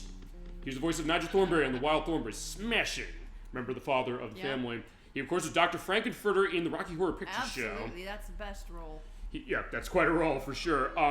He was Rooster in the 1982 film version of Annie that had Aiken Quinn in it. I'm not sure if you're familiar with that version. Yes. She was also Wadsworth in Clue, the movie. One of my favorites as far as the 1980s, as far as like a takeoff on the board game. Yeah. He was Dr. Petterov in The Hunt for Red October. I did not actually know that. I didn't know that either. He was also the voice of Conk on the Pirates of Dark Water. He was King Acorn on the Sonic the Hedgehog animated series, the one from Saturday morning in the 90s. I did not know that. He also played Long John Silver in Muppet Treasure Island. That I do know. He was Milik in Wing Commander 3 Heart of the Tiger, which is on the PC, the 3DO, and I think it was on the PlayStation as well. He was in Command & Conquer Red Alert 2 or 3. He always talked about the case of going into space. He's in that game as far as that, so we can see him when we get to that. He also was Herkimer Homolka in Congo. Remember that movie from the 90s? No. It was an adaptation of a Michael Crichton novel that was written and directed by John Patrick Shanley, the writer of Moonstruck. It's kind of like a B movie case. It was savage when it came out, but honestly, I kind of liked it. It's very wacky and weird. It also has, going back to Evil Dead, Hail to the King, it has, God, who plays him? It's called Congo? Yeah, the movie's, it's, I'm blanking on his name. Bruce Campbell. And also it has Ernie Hudson, who, as Roger Ebert said in his review, he said he reminds him a lot of Clark Gable, and he's not wrong. He absolutely is playing that like Clark Gable out of like Gone with the Wind or something like that. Laura Linney was in that. Laura Linney was in it as well. Yeah, I love Laura Linney. She's good. That's a good movie. I like it. I don't know if I love it, but it is a lot of fun as far as it. He was the treasure hunter in that. Yes, he was. Curry, okay. Also, as far as other things Tim Curry was in, he was the voice of Zimbo on Real Monsters from the 90s. He was also Thurman Rice in the movie Kinsey from 2004. And he also played Lemony Snicket in the game based on Lemony Snicket's A Series of Unfortunate Events, which came out on the PS2, GameCube, and Xbox, alongside the movie. So in that case, he was covering Jim Carrey, who was in the movie. He was not in the game. He's got a good voice. He does, and we're going to hear that as we go. But yeah, so Tim Curry, Christian64 and I would have said, we're going to show Tim Curry on the show, we promise. Yeah. But now we've gotten that point. We will see him today, as we'll point out. The rats. Also, I probably should use the warp gate to get going on, but you know what, it's fine. I knew you were going to see him again. That's true, but we will have a way to A, kill him later, and B, sneak away from him later as we go, because, as we mentioned, we're going to get some cases of the Professor, who's going to give us a lot of cases of how this is going to go. Yeah, but you're right, going back to that as far as like some of these collaborations Scooby-Doo, and the thought that, as I was mentioning, a lot of collaborations, but also the case of thinking, well, this maybe seems like a weird concept as far as like a talking dog and a group of teenagers solving mysteries, but for some reason, I don't know, it kind of makes sense in a weird way. People liked it. They liked it, they still like it, and it's something where, honestly, they kind of were saying there were other attempts to try and do stuff like this. There was Jabberjaw. I had to explain to my coworkers what's Jabberjaw. What the hell is this? Like, it's a talking shark who has like the voice of like one of the Three Stooges. That's a boat ride to the cannery. We can go back as far as that. And we're not gonna be able to jump here, so just walk on the tar for now. We'll be able to figure stuff and we'll be able to get past that later too. I had mentioned Speed Buggy, which is the talking car, also solving mysteries. There's Josie the Pussycats, which is their band that also solving mysteries. Okay, remember that. So the case that Hanna-Barbera is kind of going that way of saying, hey, Scooby-Doo was interesting this way, and let's kind of twist it around. Someone made some interesting cases, but also, I guess, yeah, Scooby-Doo is the one who's endured for almost 60 years, as been the case. And you understand why, clearly. In fact, actually, as Chad's saying, next year, I believe it is, I think, 60 years since Scooby-Doo, Where Are You? From 1966. So think about that, the idea that something like this has this long legacy, and the case of a game like this that's really reflecting it. And we are getting the spring shoes, by the way. Just found the Professor Spring's invention. Yep, you can do double jump. We're gonna love having this double jump. You jump in the air, hit X when you're in the air again, boom. You jump and get the nice spring. Mystery car floating around? Because that's save point. But that's an interesting thought of saying, hey, you know, the mystery machine's just here for saving. Okay. In that case, we basically use that. And the loading for saving, and also the loading just in general, is not bad. Because as I mentioned, we're playing this on the PlayStation 2. It is on GameCube and Xbox. It's pretty comparable across all three of the versions. I think, from what I've heard, the GameCube version, they had to compress that game because the disk capacity size of that system is 1.5 gigs compared to like 4 for the PS2's DVD. Because it's running on DVD on this console.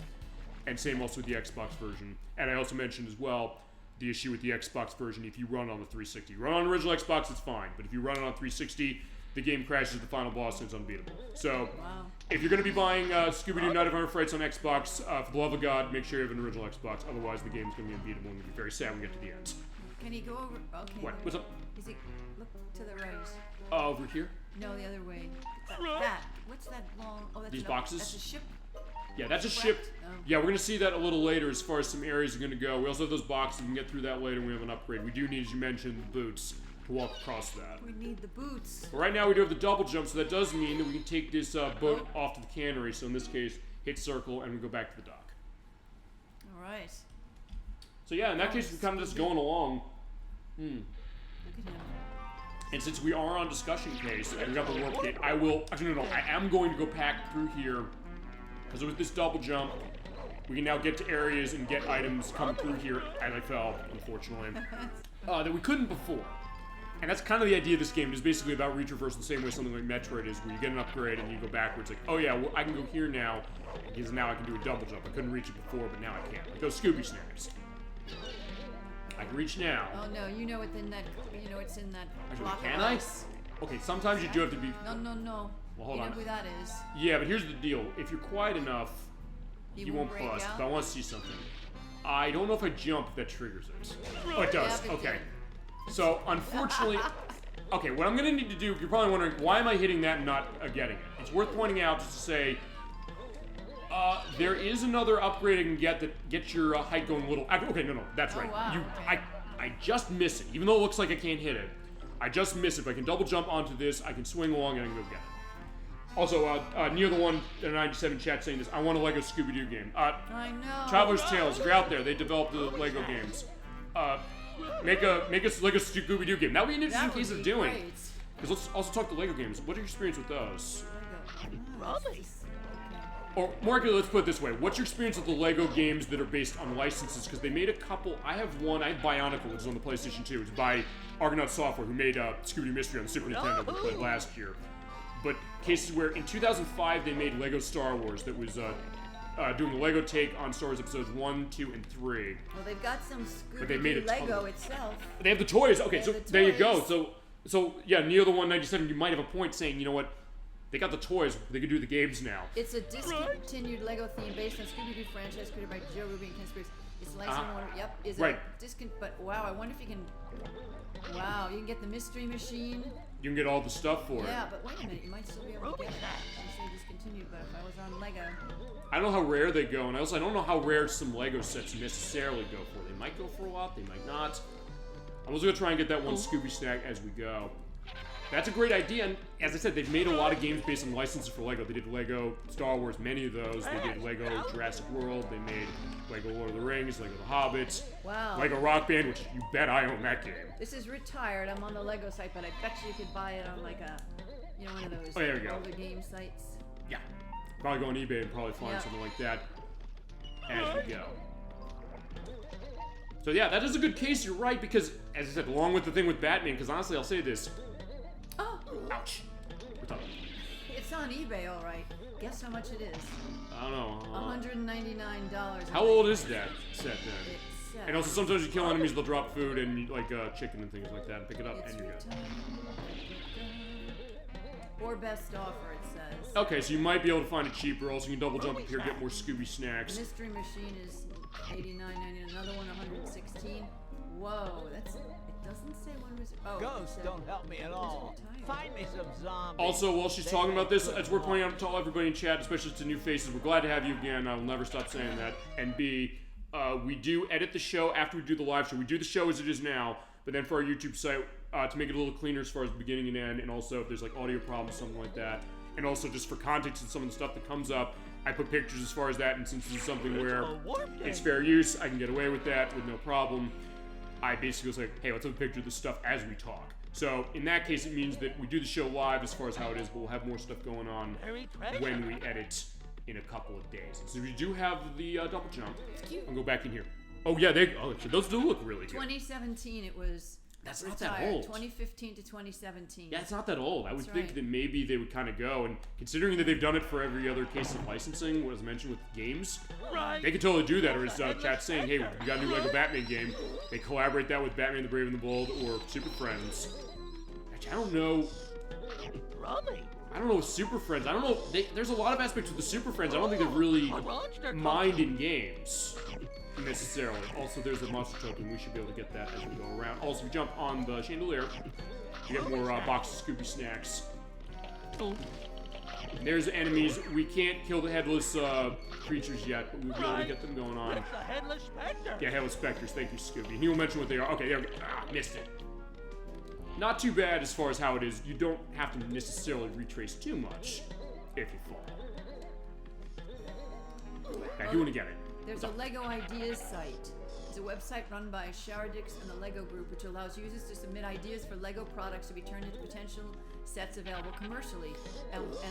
But what happened was this project based on the Mystery Machine from Scooby-Doo was uploaded to the Lego Ideas site on December 23rd, 2020. The project was created by Let Them Fly. The project reached 10,000 supporters in around 7 months, but Lego did not approve of the new project. Okay, so basically people want to kind of go back to it. Something else, yep. So there's something to be said about that. I mean, as far as, tying that in, I guess since they made a set of it before. Because actually, that is an interesting thought. Because I know we've sometimes talked about the idea of, like, Lego sets. We actually have, at this juncture, we've not yet played any of the Lego games or any game connected to Lego that I'm aware of. Yeah, no, we haven't yet. So yeah, give good ideas. And hey, best challenge which they sometimes will give good ideas. And sometimes, I swear, I always say this, the case that sometimes they'll bug the show. They'll say, hey, we might mention at one point as I'm gonna go get that. And if you're wondering why I'm going in and out of the house, just to let you know, when you land on the platforms that fall, they will fall and they will not come back, but they will come back if you go out and in again. And since the loading is not that long, it's gonna be fine, so it doesn't really waste a whole lot of time. Glamour Also, we can talk in the about it. manor. We got that glamour in the manor going on, or the glamour in the manor. I like the glamour in the It could be either one. I love that. He's going up the staircase in that one. And I guess we have The Wolf Among Us that we're playing currently for the show. That's going on the YouTube site because I can't actually show that game to you live. A monster token. So, in that case, we have the glamours in that game. That's something totally different. Right, so that'd be a funny thought, saying, if when Telltale kind of comes back as far as doing stuff, because they are kind of back in business as is, they would do, like, point-and-click, choose-your-own-adventure games based on licenses. Yeah. I don't know if they would do Scooby-Doo. That'd be hilarious, saying, Scooby and Shaggy can decide, saying, like, hey, I gotta let this monster live or die, perhaps. And I keep missing that jump. I'll come back and get it, because we do need to. Actually, we'll come back to this in a little bit. I love when they stop and he The stops skidding, and yeah. Yeah, the skidding is great. Mystery Machine. I mean, if nothing else, I did show where it is, and I said what will happen is for the finale of this game, I will make sure that we have. I'll collect everything. I'll show everything off in the gallery for the purpose of that. But I do want to dig out some sandwiches. And don't worry, it's totally safe. It's like Castlevania logic. You basically get the pork chop out of the wall. It's safe. It's totally fine to eat. You will not be in a problem. As we're going on edge in the hedge.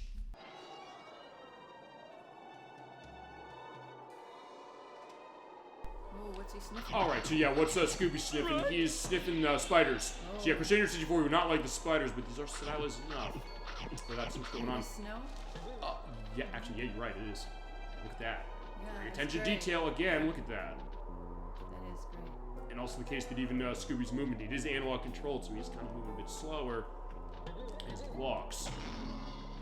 The thing is, yeah, the spiders are gonna die, so in that case it's fine. And as you're seeing also the way the game handles the camera, I said it's automatic, which He it didn't is. fall in the grave. He's not falling, but also it kind of looks to the side, so it almost plays like a side scroller, but you are right, sometimes you do have to be, since you are moving fully in 3D, you do need to make sure your depth perception is on point, but it's not bad. I played games where this could be a total disaster. It was definitely not the case. Power up. Yeah, we'll get the helmet, we'll get that one. Oh, but they come out of the hedges. So it is dangerous. You're also getting the great case of the wind on the soundtrack as well. So the great sound design, the great music.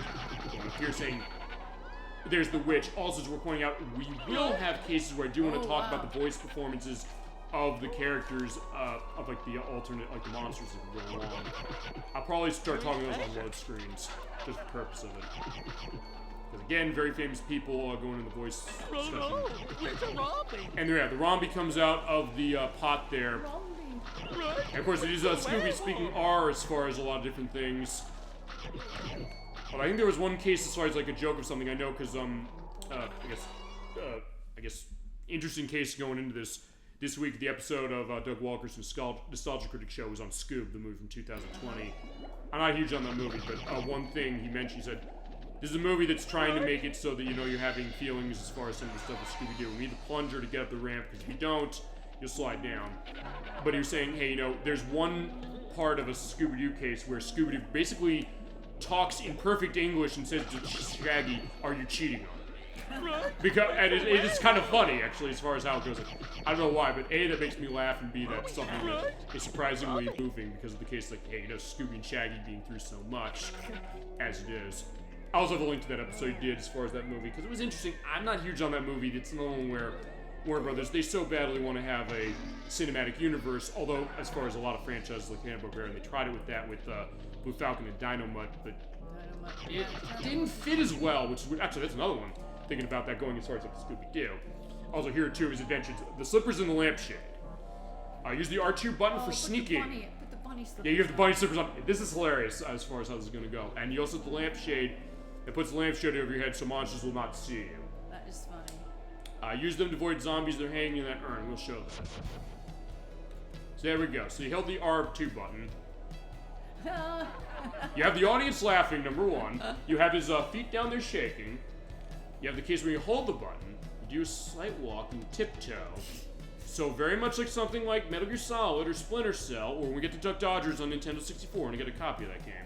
It's like that. You have a sneak mode as well. Actually, that game even does it a little better because they also time your movements with the sneaking to the soundtrack. So you get those piano planks that you do, and they time it based on how fast you move. So you're going really fast, it goes, if you're going slow like this, it goes, bloop, bloop, and it times it perfectly with the feet movements. Uh-oh, here's the witch's brew. Yeah, witch's brew, if you touch that, you get hurt, but yeah, there is an enemy in that urn, but if you are sneaking past, you can also go full speed, they won't hear you. So you're saying, hey, how do you avoid the caveman in the ice? That's the way to do it. He looked like the Christmas Story lamp. Yeah, you're right. Let's put that up, and then also... What was it? The big prize? What was it called? Yeah, wait, it was the leg lamp. I'll have a picture of the leg lamp also in an edit saying, what does fragile mean? I don't know, probably French. Was that what we said? That's right. And that doesn't have a game based on it. You think, well, oh, I'm saying it does. It has a video game based on it. You know we have to show that. I know we This is one of those cases where that interesting about the movie, going back to that and the Rocky Horror Picture Show, I was thinking of Tim Curry this way. The case that both those movies were okay received as far as being sort of popular enough when they came out. And Christmas Story is directed by Bob Clark, as we're pointing out, who made Black Christmas, and he also was a horror movie in the 70s, and also Porky's. But he made that, and then years later became very, very popular. What's up? I'm gonna see if there's a Christmas Story game. There's a board game, I know that. I know. And people are wondering, why are we asking these questions? Because a few weeks ago, Crusader 64 and I found there was a canceled game based on Mean Girls for the DS, and there was also a game based around Mean Girls that was on the PC. So you never know as far as this stuff. Okay, let me just see. I also just want to look as I go. Actually, no, we'll see him later. Let's see. Okay, the last couple pages of notes I have on the book are of some of the monsters. And some of them also go to the bosses, because there are boss fights in this game. We will see those, we'll definitely see a couple of those as we go. Buried treasure. Alright, so buried treasure, I'll tell you, hey, there's treasure. Sometimes you get Scooby snacks out of them, and in this case, the gate opens from the other side, so in this case... Oh no, it's a zombie! So the zombie's there, but, yeah, we can't go past that, but we will be able to go past that. You'll shoot your eye out. Yeah, you shoot your eye out, kid. Ow! You're good old little Ralphie. As far as that, we get to talk about it because I don't think we talk Christmas story on the show. I would have thought that would have come up by now, but alas it hasn't. But you know what we saw at Walmart about 2 years ago? What was that? The official Red Ryder carbine action 200-shot range model air rifle. Yeah, everybody wants that thing. Every kid. I mean, that's right. I mean, I have a kid as well. Also, as we're pointing out, when you're in the tar, you also cannot do the sneaking, so you gotta be careful. And also, in that case, you're seeing the gargoyle statue, so almost like medieval from a couple weeks ago. I'll shoot out. Also, by the way, I was mentioning this. You're probably wondering, shouldn't we be doing this in October? Yes, but because of our stack plate and also some shows that I'm going to have to not have in October, I said we're going to get this started early. So Halloween's starting now, or it started a couple weeks ago. We started Medieval, which will complete in October, and then this one will complete at the end of the year. So we're making Halloween start early, and we're going to keep it going to the end of the year, as it is. As we also have Shaggy here. He found this lawnmower. Hey, Scoob, better hop on quick. When you put up the lamp from the Christmas story, don't forget it's a major award. I will definitely do that. So in that case, like when I edit as far as that in the next couple of days. Yeah, in this case what happens is he jumps on that and you do need to use this, otherwise you can't. You'll hit the brand patch and you get yourself and eventually you will die because you don't have enough. It goes for a while. What did we do last Halloween? For games? Yeah. We did Scooby-Doo Mystery for Super Nintendo. That was one. We did something else too. We did the remake of Until Dawn. Yes. That was for January 64 and I. We did that. Yeah. We did Twisted Metal for the PlayStation. It's also where we got the request of Medieval. Right. And we did Splatterhouse for TurboGrafx 16. And we also did look a little bit again at Castlevania. Run and Play. We played it before. Now? Go hit us. So a very interesting game that we played 2 years ago Christmas. Go ahead. Strange Horticulture. Lots of people were not familiar with Strange Horticulture. It's I wasn't until you mentioned it. Game, and by Bad Viking, two brothers in England, and they have their newest game. It's a sequel to that game. The sequel to that game looks even better. We will play it for the show. I also have the link to the play we had of Strange Horticulture, and we also do have a third part of Strange Horticulture we're planning, because there's one other thing we didn't do. Even though we played through the game and got the best of its 8 endings, we do still have the ability to go and identify all the plants. We'll do that as a second chance at some point. But yeah, there's a great game, and it's because of Dolly Finn in our chat, when she's been in chat also when she's on the show, that we played that game. We played the Switch version. It's also on Xbox Series S and X and PC. It is great. It's great stuff, yeah. It's great. And when they announced the sequel, it's like, oh my god, I gotta get this, and I already have to pre-order it on Switch. It's Strange Antiquities. It's out on September 17th on PC and Switch. It's a warp gate. And there's a warp gate, and thank you, Shaggy. We were able to get ourselves going as we are going to go into.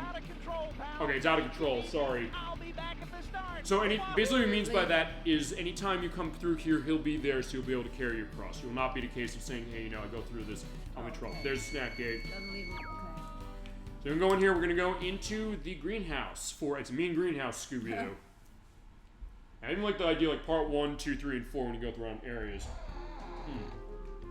Since we do have a mystery machine, we'll save. And so we're gonna get pretty far through this game as far as how it is, because it's not a long game, but it's also something with all the stuff that's in it. I do think I want to make sure that I'll do stuff. And if I have to do off-screen play for the purpose of getting stuff set to show everything off, we're gonna do it. Because we go the whole way on the games we play on the show, games you want to see. Who's in the boxes? That's something we need to get an upgrade for, but we'll see a little later. It's actually something really nice to see.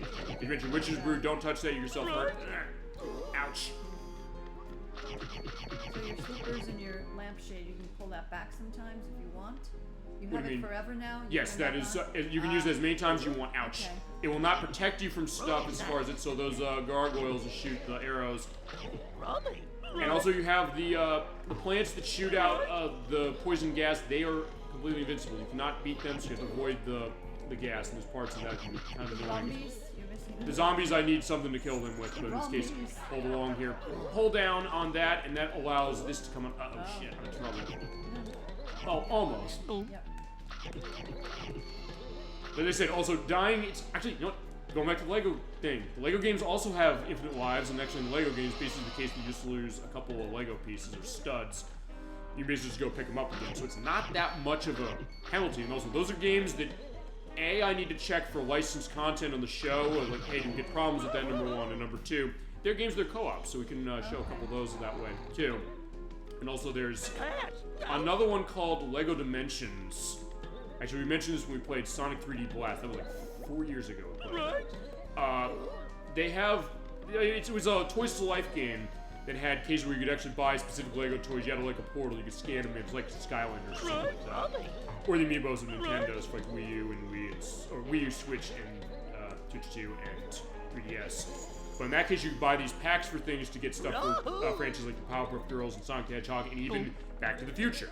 Right. So I got these, and I believe they did have cases where either they took the voices from the movies of Christopher Lloyd and Michael J. Fox, or they were able to get them back for the purpose of that game. Oh, look, it's a Venus flytrap. Yeah, it is, and so that goes into what is the case we always mention as far as that we, unfortunately, they're not an official game based on. We wish there was. I mean, Little Shop of Horrors, which is a game already references of Audrey 2, and we're going to the door. Ouch. And I probably should go in the door now, lest I get myself killed. Yes. And also, when you do go in the door, it's worth pointing out, if I lose a health again, I'll basically just get right here. It's a mean greenhouse. It is a mean greenhouse, and I'm also showing them not being careful. But I'm actually going to go back into this as well, because I just want to see if there's not something going downwards from the edge. What's so mean about it?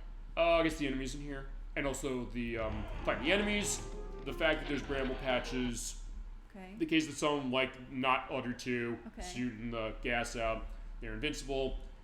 And also cases where you have a lot of bottomless pits, and also cases where you have to be careful. And I also know now, sneak around. I usually hold that R1 button for running the whole game, but sometimes you can't do that. In that case, I can do that to get away. Also, you have to also make sure that the platforms are set and make sure you don't miss something. And in that case, jump on that and meat cake. And dead chicken. So yeah, Scooby's he's getting a lot of food as far as it, so we're basically gonna, I don't know if hold out on Shaggy's the right way to put it. Basically, the case that we're gonna get all the food he's not gonna get. No. Maybe he'll find something as it is. And also going back to our Shadow Hearts Covenant play that we're currently running. It is also another great dog in gaming. We talk about great dog, we talk about Blanca in that game. But yes, Scooby-Doo being another one. We also talked about other ones as far as how gaming went as well. And also have that when we do a look at Okami for PlayStation 2 next year. Okami? You play that? I've heard of it. It is probably my favorite game on the PS2. I love that game so much. Yeah. I'm going to do that as a preview, not because I don't know how to scope it, but because I want to show it. And also next year is 20 years of the game. Oh my gosh, seriously? Is it 20 years? It is, yeah. It came out on the PS2 in 2006. It's since been ported to the Wii. It's on PlayStation 3, and it's also on PS4, Xbox One, and Switch. On the Switch, yeah, okay. Yeah, they ported it to a bunch of things. As far as how we're going to play that game, I think I'm going to download the PlayStation 3 version, and the reason for that is because the PlayStation 3 version lets you play with the PlayStation 2 or PlayStation Control method, but it is also compatible with the PlayStation Move. That is the motion control accessory of Sony's from PS3 that basically was taken off of the Wii Remote and Nunchuck, but it has both control methods and 4K resolution. Unless the Switch version has a mode like that with the Joy-Cons, I don't know if it does. It's the only version of the game that I know of that has both full controller gameplay method and motion controls, because the PS2 is playable with the controller, the Wii version is playable with the Wii Remote Nunchuck for motion for doing the calligraphy brush painting. Oh my god, that game is gorgeous. If you've never seen that, you're gonna look at that and you're gonna say, there's no way in hell this is a 20-year-old game. You're gonna say, this looks as fresh now as it did back in 2006, honestly. It was won so many awards. It was my game of the year. If you ask me what was my game of the year in 2006, it's that game. I was begging people when I was in college to play this game. There are people who actually even told me stories. I was kind of disturbed to hear, because of the case that they said, I went to a store, they didn't have, and they said, apparently the game didn't sell that great initially, but when it got ported later, it sold better. But case they said, apparently Walmart, they sent their stock back because it didn't sell. They did? It's like, and it was like only a couple months after the game came out, and I was really like, please go buy this game. But everybody I point this game to is like, Yeah, this game is awesome. The celestial brush. Yes, you use that as far as Okami and Amaterasu. You are the reincarnation of the sun god, and as you go along, you basically have to bring light back to the darkness of the area of Japan. It's unbelievable music, which is fully orchestrated. It's a wonderful game. The graphics are incredible. The graphics are great, but it's also a case of, like with Scooby-Doo here, another great game on the PS2 with dog in it, #1, but also a case of a game where the presentation, it's all these little things that it does. Most that people really, I know don't know about it. I mentioned it. People don't know about it. That's unfortunate. But it's also a case that sometimes, I'll say this, you're right in the idea that, hey, it's unfortunate people don't know it, but also say maybe it's sometimes a benefit in that way because it means that, look, as I said, there are games that I know our chat and you've mentioned, I would have known about Strange Horticulture if not for you. So sometimes that case of a great discovery or something, saying, hey, sometimes it'd be simple saying, hey, you ever played this game? Yeah, just like, go look at it. Let's take a look at it. Yeah. And that's why I encourage so much the idea of doing viewer requests, and also why we do a viewer request every month. Okay, technically this month we've done 3 of them because we did Toe Jam and Earl, we started Medieval, and we're starting this one. Oh no, it's a Robbie. Alright, we'll talk about the Rombi there. Also, there's the witch. I will also talk about her as I'm also going to activate the warp gate. This is an area we can't go to yet. You need to have the Super Smash in order to get it, so it's like a ground pounding Super Mario 64 or something. I do want to talk about the voice of the witch, just to let you know. I can't get her just doing stuff.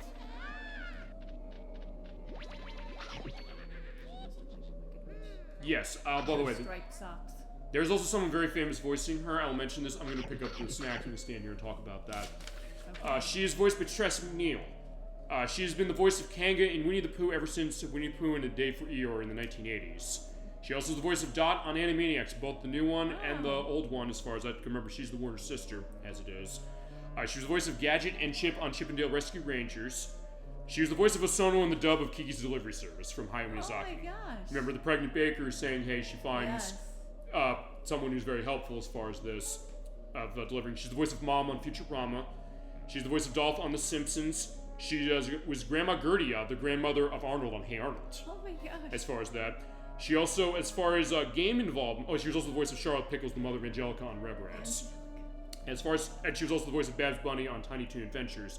Oh as far as stuff in games, she also was the voice of Daisy Duck and has been since Mickey's Once Upon a Christmas in 1999. And anytime, actually we heard her when we played Kingdom Hearts. Yeah. Because she's in Kingdom Hearts as far as that. But as far as games, she's been in a couple of them. Any case where any of those franchises I mentioned have a game and there's voice acting, she's in them. So, Animaniacs, The Great Edgar Hunt on the GameCube, anything with Winnie the Pooh where Kanga's in it, she's in that. The game based on Futurama, which is like $300, by the way, it's really rare. Any Simpsons game that has Dolph in it, I think the Simpsons game from EA is one of them. But also, she's the voice of Karen Summers in Rise of the Dragon, which was a Sega CD. She's the voice of Taffy in Clay Fighter 63 and a third. She is the voice of Lady Liberty and High Five in Clay Fighter Sculptor's Cut. Wow. By the way, I own Clay Fighter Sculptor's Cut. That's a game that's now $1,000. I picked it up for $11 back in 2008. Yeah, I lucked out massively on that. And she also is the voice of Tandy in Fallout 2. So yeah, she's there. And actually, in all honesty, sometimes when it comes to someone's voice performance, I can tell it's her. But actually, as far as the witch in this, I can't in that way. But it's always the case when she's doing a voice performance. It's one of those cases of, oh yeah, it always puts a smile on the face. But also really capturing stuff as far as that back as far as a lot of cases, and she's in this game as well. At first when I was doing the notes this week, at first I was trying to think, as we're going up the hill, not dissimilar to that hill where Zark was when we played Medieval a few weeks ago. But I was thinking, we played a game that she's in, but it's like, oh wait, we played Kingdom Hearts, so yeah, she's in that. As Daisy, and she'll be... Actually, she doesn't voice Chip in that, because Chip does not speak in Kingdom Hearts 1, but Chip does speak in Kingdom Hearts 2 and 3. So in that case, we're here as far as that. As far as getting the web, that takes us back to the hedge maze. We do need to get the helmet. I believe that is on top of the mountain. So hearing the great stuff as far as on the soundtrack, we got like the theremin going on with the... So it has that spooky sound. Definitely sounds good as far as, you know, case of Halloween, case of getting close, and also snowing on the mountain right here. Yeah, it looks good. And we do want that helmet. Trust me, we want that helmet. Whoa, gotta be careful making that jump. We'll be alright. Here's the helmet. Right there. This is the professor's helmet invention. So we had the dash across on square before, but now that we have this, we can put the helmet on. It automatically puts it on. You dash. She has like the football helmet. I can bust boxes that have that insignia on it, but also that anime. Bashing when you get knocked out. And the sound effects, the sound design, it sounds so good. So in this case, he might be scared as far as that, but I can still do a dash across. Also, when you hit that square button, he will dash forward on his own, so not that you're necessarily gonna fall off. How do you exactly. lose the helmet? You don't. We have it permanently. Anytime we get something like this, I fell off, but it's still fine. I am gonna... Keep the helmet, you gotta go back and get it. No, you don't have to go get it again. And also, since I died, it's worth pointing out, it does hold the helmet. So any pickups you got, any Scooby snacks you got, you don't have to get them again. Although, actually, in that case, I did want to do that because you bounced off of that enemy and be able to get up there and get more Scooby snacks. In this case, the platforms are small, and they also tilt. He will go. By the way, he will do that gulp. By the way, anytime there's on a platform where it's kind of rickety. So that's kind of your signal, saying, "Wait a second, gotta be careful." Around like that's like a Great Dane. Yeah, absolutely. Because we haven't talked about that. The idea that is the breed of Scooby-Doo. I don't know if the show has explicitly said that, but I know that based on the creation, because it was Ruby Spears and who was it? No, it's Ruby Spears, Ken Ruby and who was it? Spears? Jack Spears. Thank you. Who also did the anime? Oh, they've done a lot of animated series. They also did the series based on Mega Man, actually, back in the day.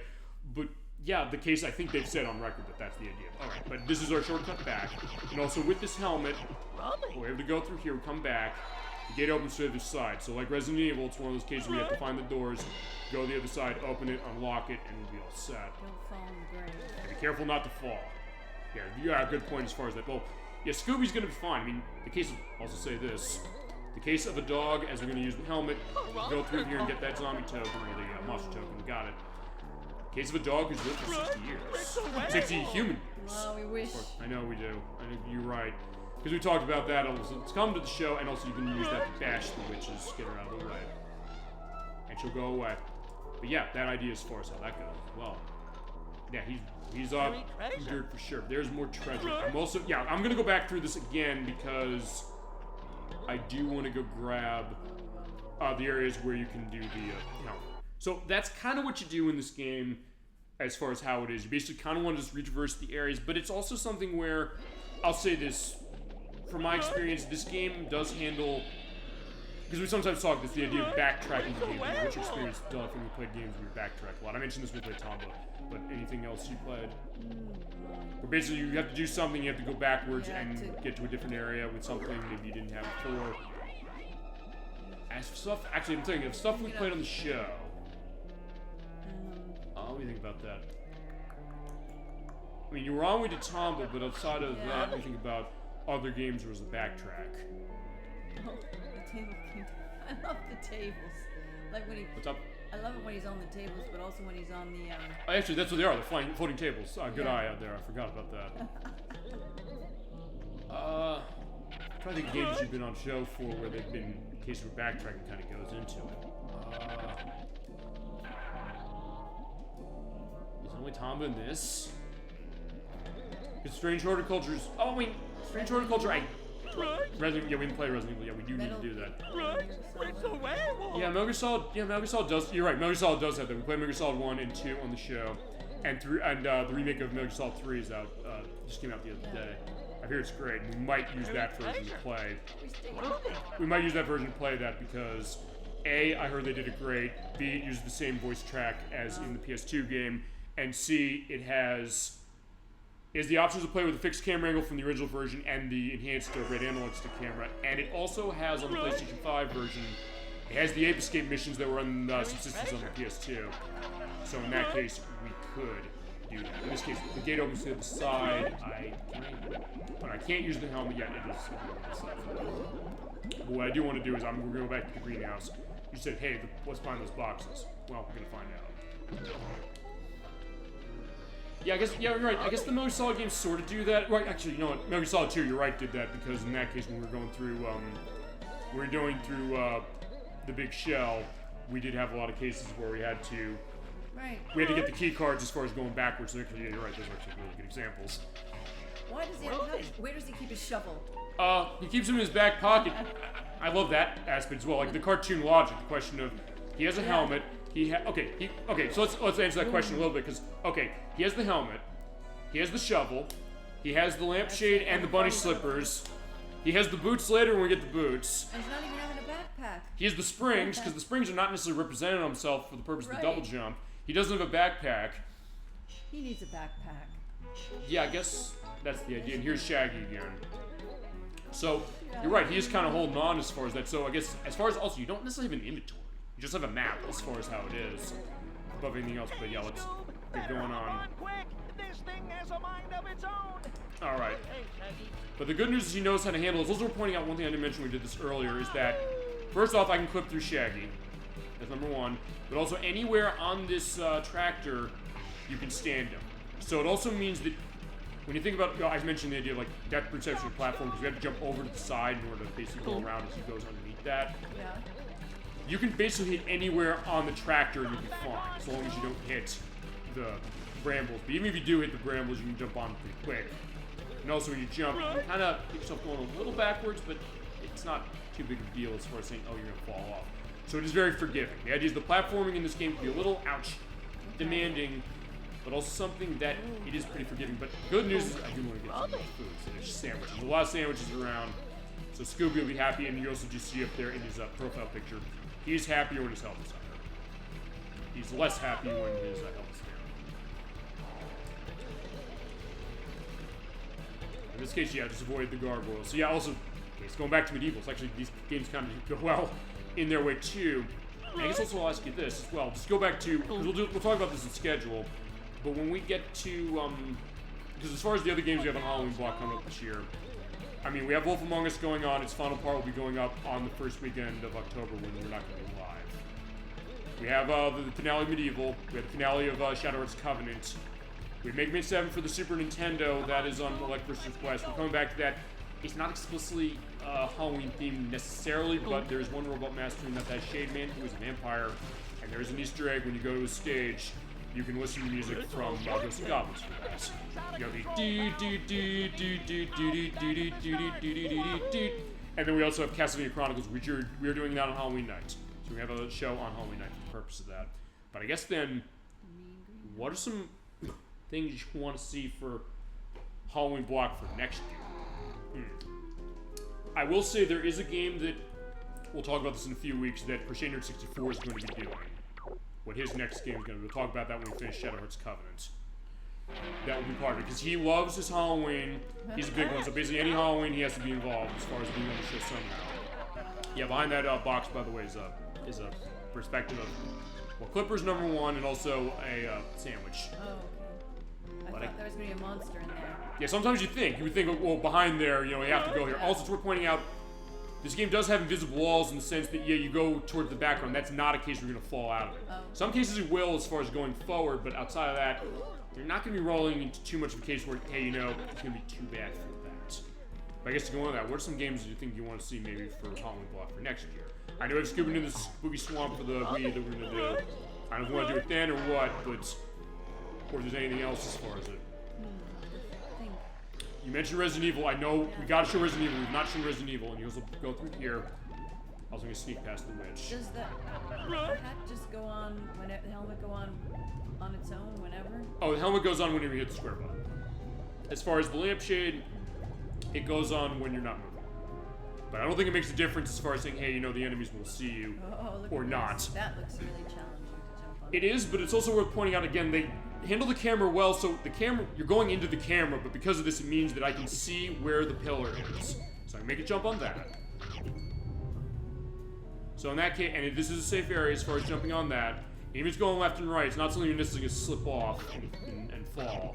Oh, really? So it is something that, yeah, the fact that there's you can't control the camera yourself, it's a question sometimes, is that a good thing or a bad thing? Sometimes it's a bad thing depending on how the camera angles go, but for this game, it's not a problem because they usually pick the angle correctly. Okay. It's also not a game like of the channels I watch. I sometimes watch the Super Game Brothers show and got all the snacks in this area, which means I did unlock something in the gallery for this. But they're playing Batman Dark Tomorrow for the GameCube. It's also on the Xbox. I don't know if you've ever played that. No. It came out in 2003 from Kemco. The way the game works, it's kind of interesting how the presentation of that is, as far as, because based on the comics more than it is based on any of the movies or any of the TV shows or anything like that. But the way that game works is that you have to kind of climb across rooftops, and you also fight enemies, and also you have to put the bat cuffs on them every time, otherwise they get up. But the thing is that with that game, we're talking Resident Evil, because the early games in that franchise with Resident Evil, they have shifting camera angles where when you go down a certain hallway, it'll change to another static angle. But in the case of that game, it almost goes at random. And sometimes when you're in the middle of the jump, so I'm like, so say for example we're playing that game, I'm in the middle of that jump, the camera might switch to go looking towards that way. Like, wait, my controls are changing as I'm mid-jump, and I could fall, and there's nothing I can do about that because I don't know that, hey, they're gonna shift the camera. Even though it's like, why are they doing that mid-jump? It gets you killed. In that game, that happens all the time. This game does not do that. Thank God. Another game that does that, I know, is, there's nothing else we need to get here, so I'm just gonna use warp gate to go back. Dino Crisis 3, which is on Xbox. That's another game that does that, and it's also a case where you have to do jumping. So, like, yeah, try jumping on platforms when the camera changes. Like, I can't see where I'm going. I'm gonna be going into a dinosaur without seeing it because of the way the camera just randomly shifts. So, not a good time when it comes to stuff like that. Okay, so we got the helmet. So what we want to use the helmet for is we do want to go back to the Mystic Manor. Actually, I'm going to go back to... Actually, I'm going to go to the monster... Oh, wait, I don't have the warp gate for the Monster Gallery. Actually, wait a second.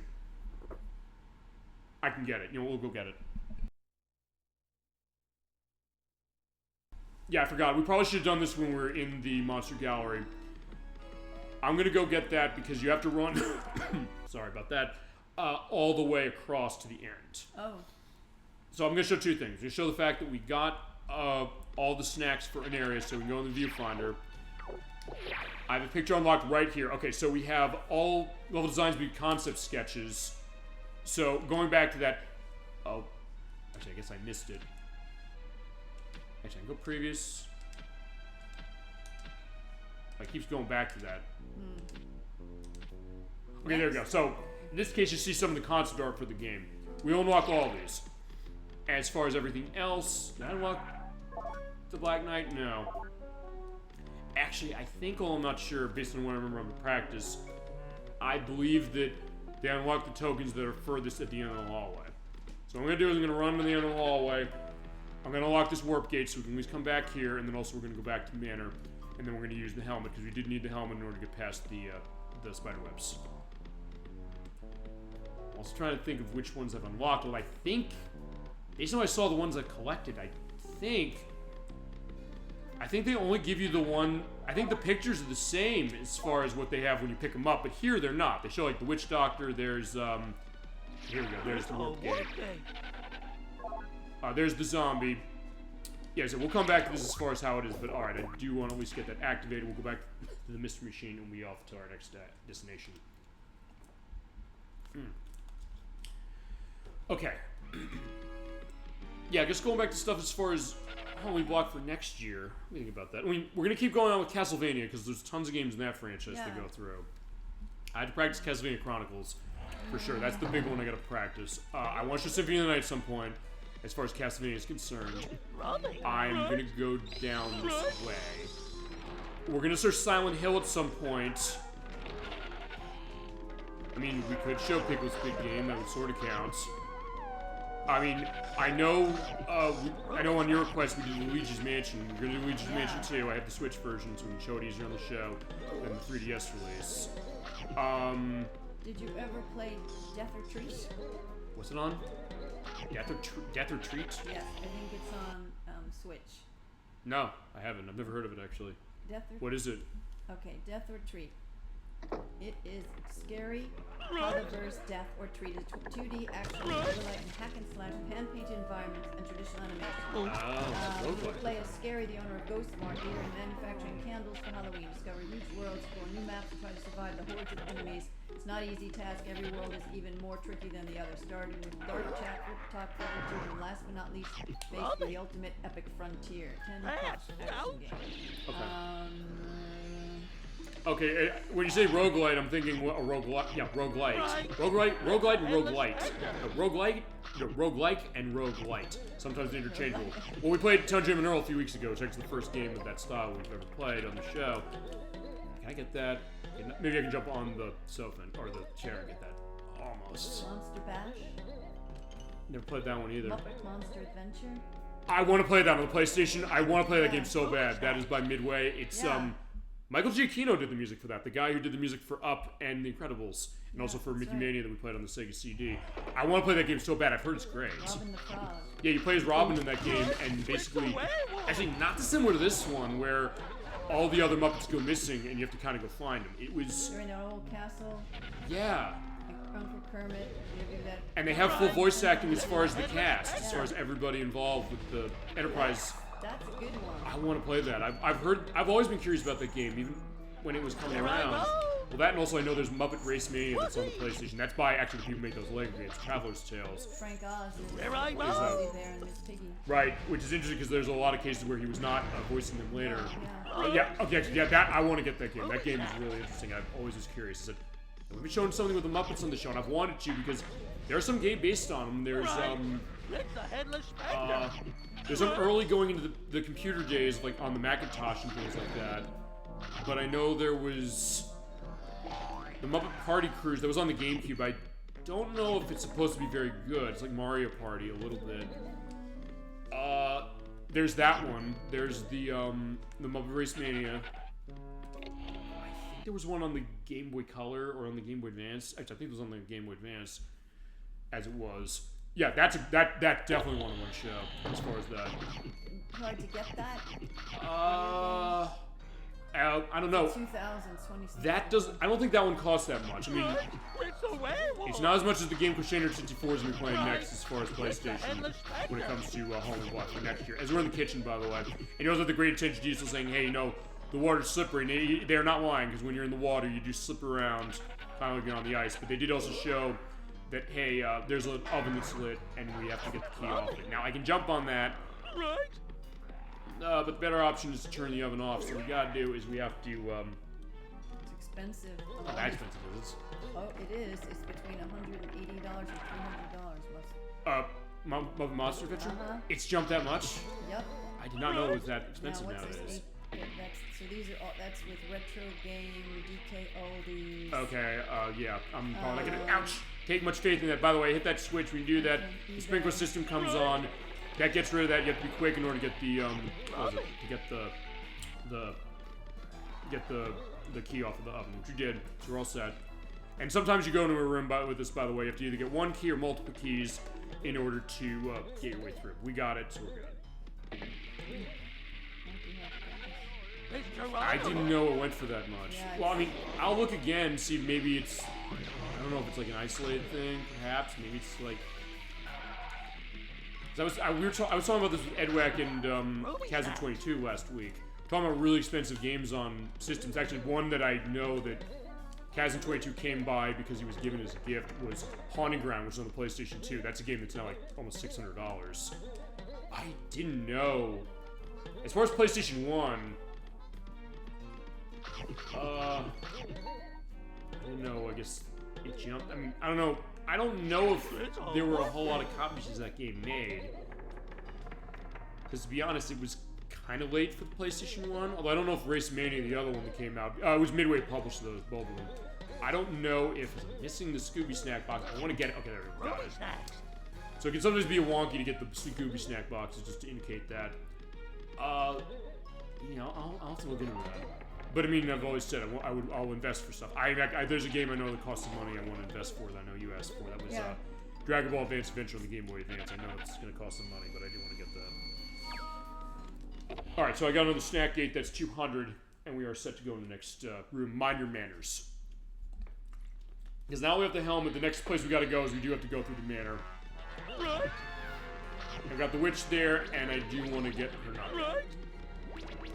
Alright, boom. And there's a save point.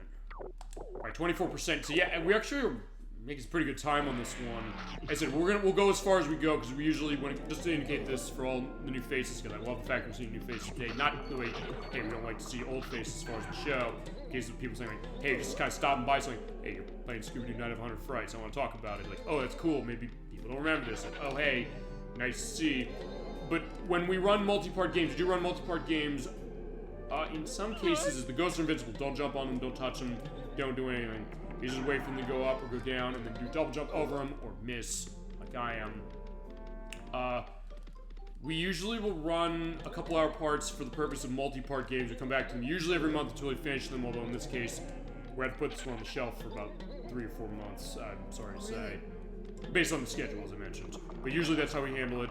Depending how long the game is, sometimes we'll run a really long part. We'll sometimes start earlier in the day for the purpose of that. That's actually what we're doing with Shadow Hearts Covenant, where Shadow Hearts Covenant is a game that is multiple hours. So basically, for Shadow 64, Castle 22, and I, we're basically running 9-hour parts of that game. But basically, usually we'll go 5 hours where it makes sense to have a stopping point. We'll come back to it for the purpose of it. But if we do have to sit on a game for some time, don't worry, we come back to it. We're not going to leave it hanging. In fact, going in schedule, we got a game we've been doing that hanging for a year. But we'll come back to it. We'll play it, no question. We will finish the game. We'll go 100% as far as how we go.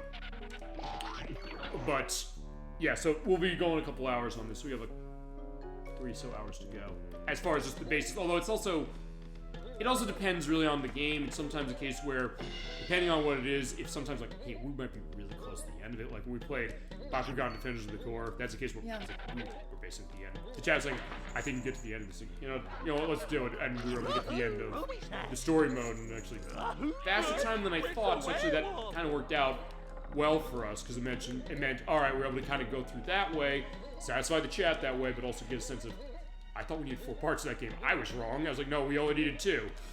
Not that we rushed the game. I mean, we'll go as far as the game needs to go. And sometimes it also, and I've mentioned this sometimes before, I mean, you and I talked about this when we did Strange Horticulture. I said, I didn't know initially how many parts we need for that game. The person running the game, we only need 2. Counting the second chance show, it's going to be 3. And sometimes it's hard to discern. And sometimes it depends on how well you know a game. You've been playing it for years. To be really honest with this game, I have not been playing this game for years. I only picked this up about a year ago. As soon as you asked for it, so let me go find it. Alright, that's the Creeper. And there's Shaggy. He's chased by a ghost. We'll go get him. Don't worry, Shaggy. In this case, go pick up the keys, but they are on the slippery floor. So if we grab that, we got that. There's the door. Ouch. Also, as you're on the slippery floor, you have to be standing still in order to use the helmet. Also, sometimes enemies, they'll take 2 bashes with the helmet. You might stun them by hitting them once, like the monster over there. You also see the idea of, yeah, it looks like, hey, there's like a, I guess, fortune teller's table going on flying around there. So yeah, a lot of ghostly specter cases going on here. And also, I guess, as I mentioned, a case of saying, well, you know what, Halloween could be for everybody. We can play games that are insanely mature rated, like those Silent Hill games or Resident Evil. Although, I don't say if Resident Evil is insanely mature rated. But still a case like, yeah, they're more for adults, but then something like this, where they can be played by anybody, or sometimes cases where they kind of go in. So we do balance it. We do run the gamut on this show, so it's a case where, like, as I've said on this show, sometimes a case like, I'll look at the stuff we played this year, because like, we played something like this, we played something like Shinobi 3 last week in preview Ninja Gaiden, playing Shadow Hearts Covenant, we've been running Medieval Road Avenger. I don't know of any cases of other channels that play Road Avenger for Sega CD, but I had a great time playing that when we did that, you know, in June. And a case where sometimes I'll tell you this also, sometimes when it comes to a game that maybe isn't seen as very good, sometimes a question, we have an annual show for that, as we've gone into too. In this case, you basically pull on the levers, or on the rope, pull the chandeliers down and get swung on. The case that sometimes a game can be really interesting, even if it's not great, or sometimes if it is, you know? So in that case, we kind of go through, give it the discussion, give it the look, and see what's going on. But we do want to go over there, because A, there's a monster token. Okay, no, actually, I was wrong. I was going to say some of the monster tokens do not have the characters on, but there's Geronimo. And also the great attention to detail here, which actually I didn't know when I did my test play. You've seen I'm swinging on this. The smoke is coming off. When I jump on this one, or miss that one, we'll get back to that one. When I jumped on the first one, the fire went out.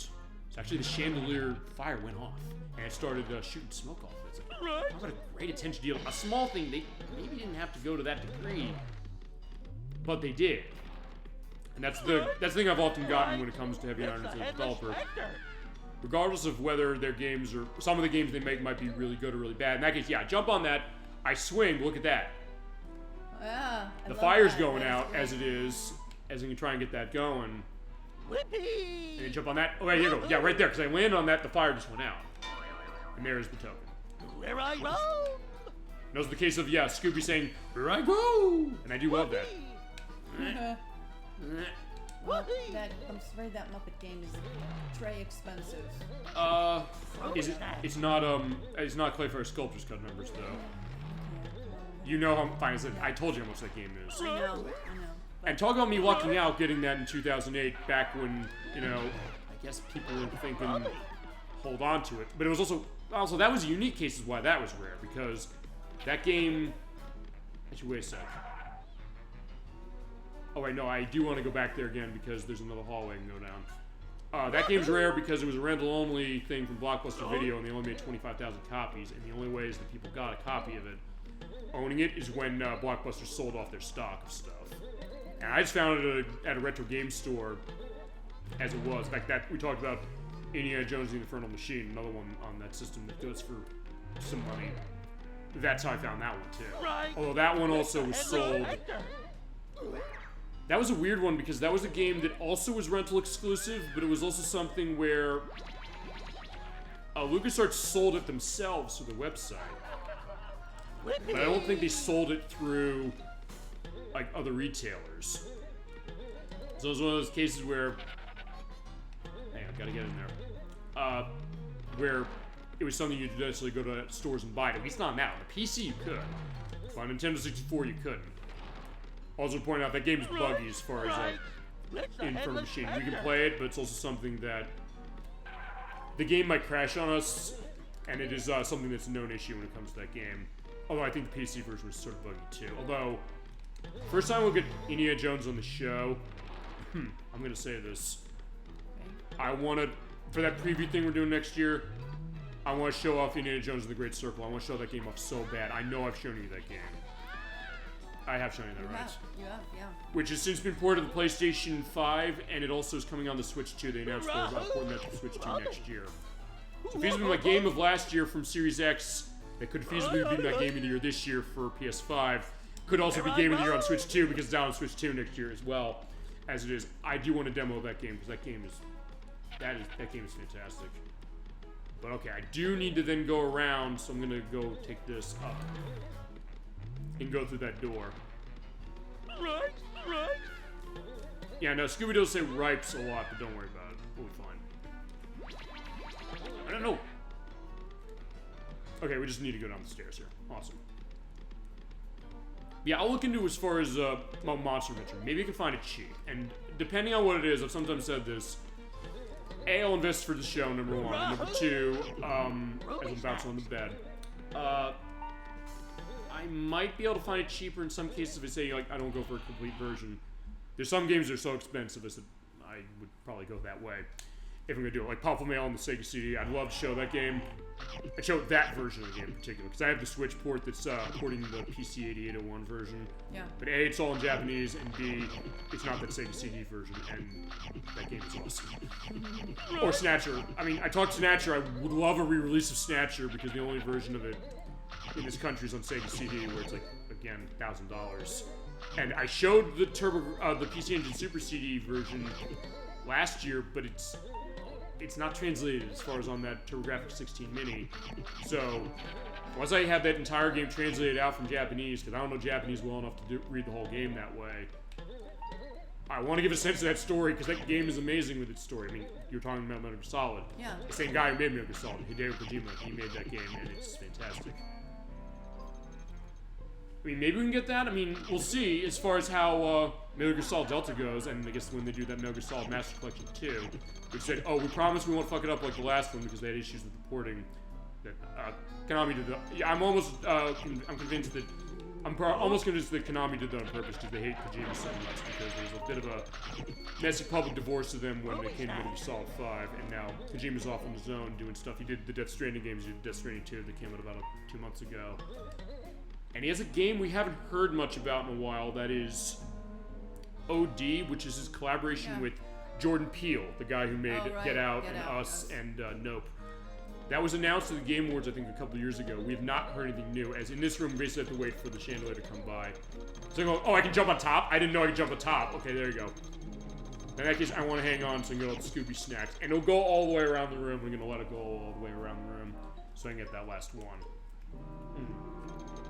And from what I understand, apparently OD is supposed to be a horror game. That's the thought of what they're supposed to be. But we haven't seen much. Maybe now that Death Stranding 2 is out, we'll see stuff going on there. Or, I don't know, Microsoft probably canceled the fucking thing again like they did with the Perfect Dark game. I'm still angry about that one, because they're going to make a new version of that, but they canceled that. But we'll show Perfect Dark for Nintendo 64 at some point, because I love that game. I mean, if nothing else is also coming down to a case of what games you want to show, and also what do you want to see, and also, fine, the Scooby-Doo game going on here, we're still paying attention to the Scooby-Doo game going on here as he's running into anything things, and also seeing the great attention to detail there. I was like, look at that. The case that picture, he's like eating a sandwich. And hearing the great stuff going on with the music as well. Oh shit! And there you go. So yeah, still like a horror case like Resident Evil that, yeah, they can come out of the not the closet, the drawer over there, the wardrobe, I should say. Ruby snacks. All right, and this area, by the way, it does kind of double back on itself. This is where we entered, so I don't want to go there. But if you basically go all the way around, going through this door where the bookshelf is, it then moves. It goes here. It opens this bookshelf over here, and we go down the way. And I am doing really good on Scooby snacks, which is really good. There's another It's a warp gate. Awesome. Okay, so all scares upstairs now. Also, I just want to see if there's any other cases we're going to get into for voice actor discussion outside of, cutscenes we're going to run to, characters you're going to run into, and other stuff. Let me just see. I just want to look at this. What kind of price What's up? can't be worth $300? That's not Muppet Monster Adventures. It's not that much, is it? I saw it $189 to $329.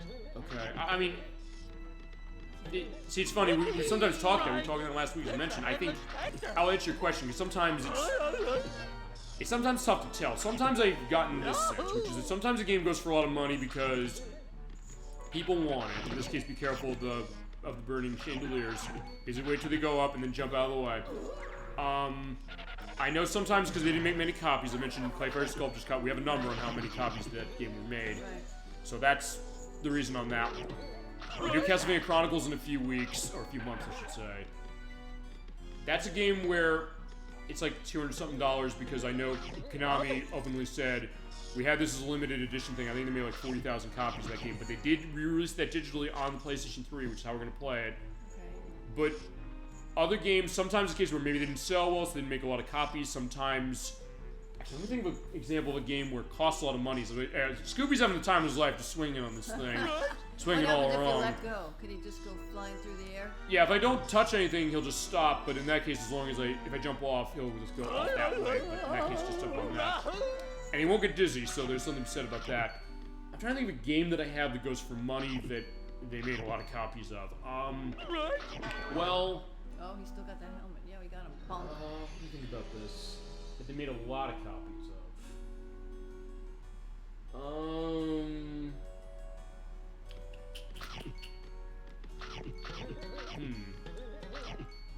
It's just interesting because I can't imagine that many people are looking to buy that now. So why would the cost be so? Maybe because people are not looking to buy it now. That could be part of it, but also the case that it's something so specific that there might be a run on it. Sometimes there's a change in price. Because actually, I'll tell you this. I talked about the fact that COVID is part of the reason we started the show, but also that there's the Witch Doctor.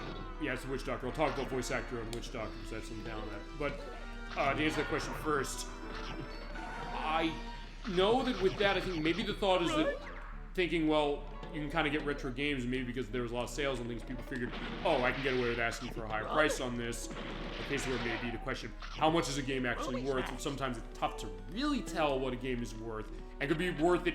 I mean, it also depends on who you ask. You could say to somebody, hey, is a game like Scooby-Doo Night of 100 Frights, which you can buy for like $20 on the PS2, like $25-30 on the GameCube and the Xbox, is that worth like $200 to you? Yeah. I mean, if it's a really good game, it's something where, I mean, I've had games I paid like $50 for back in the day when they're brand new. And maybe they go for like, I don't know, 10 now. But now looking back, I was like, oh, I'm glad I paid that much money for it. Like Sonic Hedgehog 3. I bought that game for $50. I bought it for actually $49.96 to be specific on the number. from Best Buy in 1995. But I'm glad I paid that money for the purpose of having the collection at the time because I love the game so much. But other cases where you're right, the case of saying, like, Clayfar's Sculptor's Cut, I wouldn't spend $1,000 on that thing. Right. But the fact that I got it for 11, I'm like, okay, it's $11. I was glad as far as being able to do that and pull on this and it opens the bookshelf, but you gotta be quick, otherwise it'll close. But so that could be a case in the eye of the beholder, but also a case of how much is a game worth and sometimes how much people willing to pay. Like actually, we did Luigi's Mansion. When I was looking for a copy of that, that was a case where during COVID time, that price on that game went up. Like I saw it for like $70, $80. Same with Super Mario Sunshine. Like, well, I know those games sold really well on the GameCube. Although over the years they've normalized out. It seemed like $40, $50 for both of those. And I guess in that case they cost that much because people want them. And I guess also in the case of Luigi's Mansion, the only release of that first one, as far as re-release, I should say, is on 3DS. They're porting that to the Nintendo Classics for the Switch 2, probably in October. I'll make the call now that that's when we're going to do it, but they did say they're bringing it back. And same with Super Mario Sunshine, but there's another release of Super Mario Sunshine that is on Switch that they stopped selling, and that was the Super Mario 3D All-Stars, which you used to play that game. So in that case, they time-limited the sale, so in that case it goes for some money now because you can't buy it anymore. But the other case where people want a certain game, or like with GameCube, as an example, that's a game where people associate that. It was also Scooby's clipping through the lamp. That's also sometimes a funny thing. You sometimes see like, yeah, Scooby is the... Actually, no, let's make it more Scooby like the lamp. He's the lamp. Now we got the lamp going on here, so... Oh my gosh, that's so funny. Hang on. I want to get this set up. I always put this perspective to guests, but I'm also going to potentially suggest this part of the thumbnail when we put this on the YouTube site. Yeah, that's right here. Also potentially clip out for the Twitch site saying, hey, you know, we're talking about prices of games, rarity, and like, I said, hey, I'm clipping through this. Let's also make it so there's... I'll talk about the great disguise of Scooby, and also screen cap this when I do the edit. There you go. Look at that. That's also a great case of saying, hey, here's Scooby. Just like, yeah, nothing here. Just a great reward. And he fits perfectly. Look at that. He does, I know. It's like he's wearing a hula dress, but it's also a case that... The bunny shoes, and then the actual lamp. So with it, we have one lamp post, we have another one, one lamp shade. Yeah. The other one there, and the bunny slippers. And the two, That's so funny. And the two, what was it? The two potted plants there, and the two bookshelves. Talk about the way it's composited perfectly. Sometimes it happens on the show when we play something like that, and being sense what? Unfortunately, yeah, like with classic horror logic, or any case of that logic, it was going to get bubblegum that'll come into play way later. The books were moving up top. Yeah, the books are moving up top. We gotta get around. I'm gonna swing around to grab all the Scooby snacks. I do need to get up there, but since the stairs went down, yeah, we can't. We need something. We need an invention to get up that without slipping. But yeah, going back to the price case, maybe something like Luigi's Mansion or Super Mario Sunshine. People associate that with the GameCube and say, oh, they want to have that. They're building a GameCube collection up. So that might be part of it, but also sometimes it's a case where maybe they made so many that will not be a factor. Sometimes. So, I don't know, you're right in the idea, like, what is the idea of what that is, and also will people pay that much for, and also, is it worth it for them, you know? Yes, it is. And actually for Scooby-Doo, I'll say this, because I was thinking, we were talking about this before we were going to do this show, I said, what's rare games based in this enterprise? And the only two I found, really, are Scooby-Doo Mystery for the Sega Genesis, not the Super Nintendo. The Super Nintendo game is, like, under $10, if that. The Genesis version loose is like $60, and the complete's like $90, $100. And I think it's maybe because it didn't sell well. It was late era of the system for the Sega Genesis in 1995, so maybe they didn't make a whole lot of copies. And the other one I know costs some money is Scooby-Doo's Maze Chase. That is on the Intellivision. Yeah, that's the Commodore 64. And it's a Commodore 64. I'm assuming that Commodore version goes for a fortune now, because I know there's a lot of stuff on that console lots. But also on television, it uses the you need to buy the ECS keyboard accessory in order to play the game.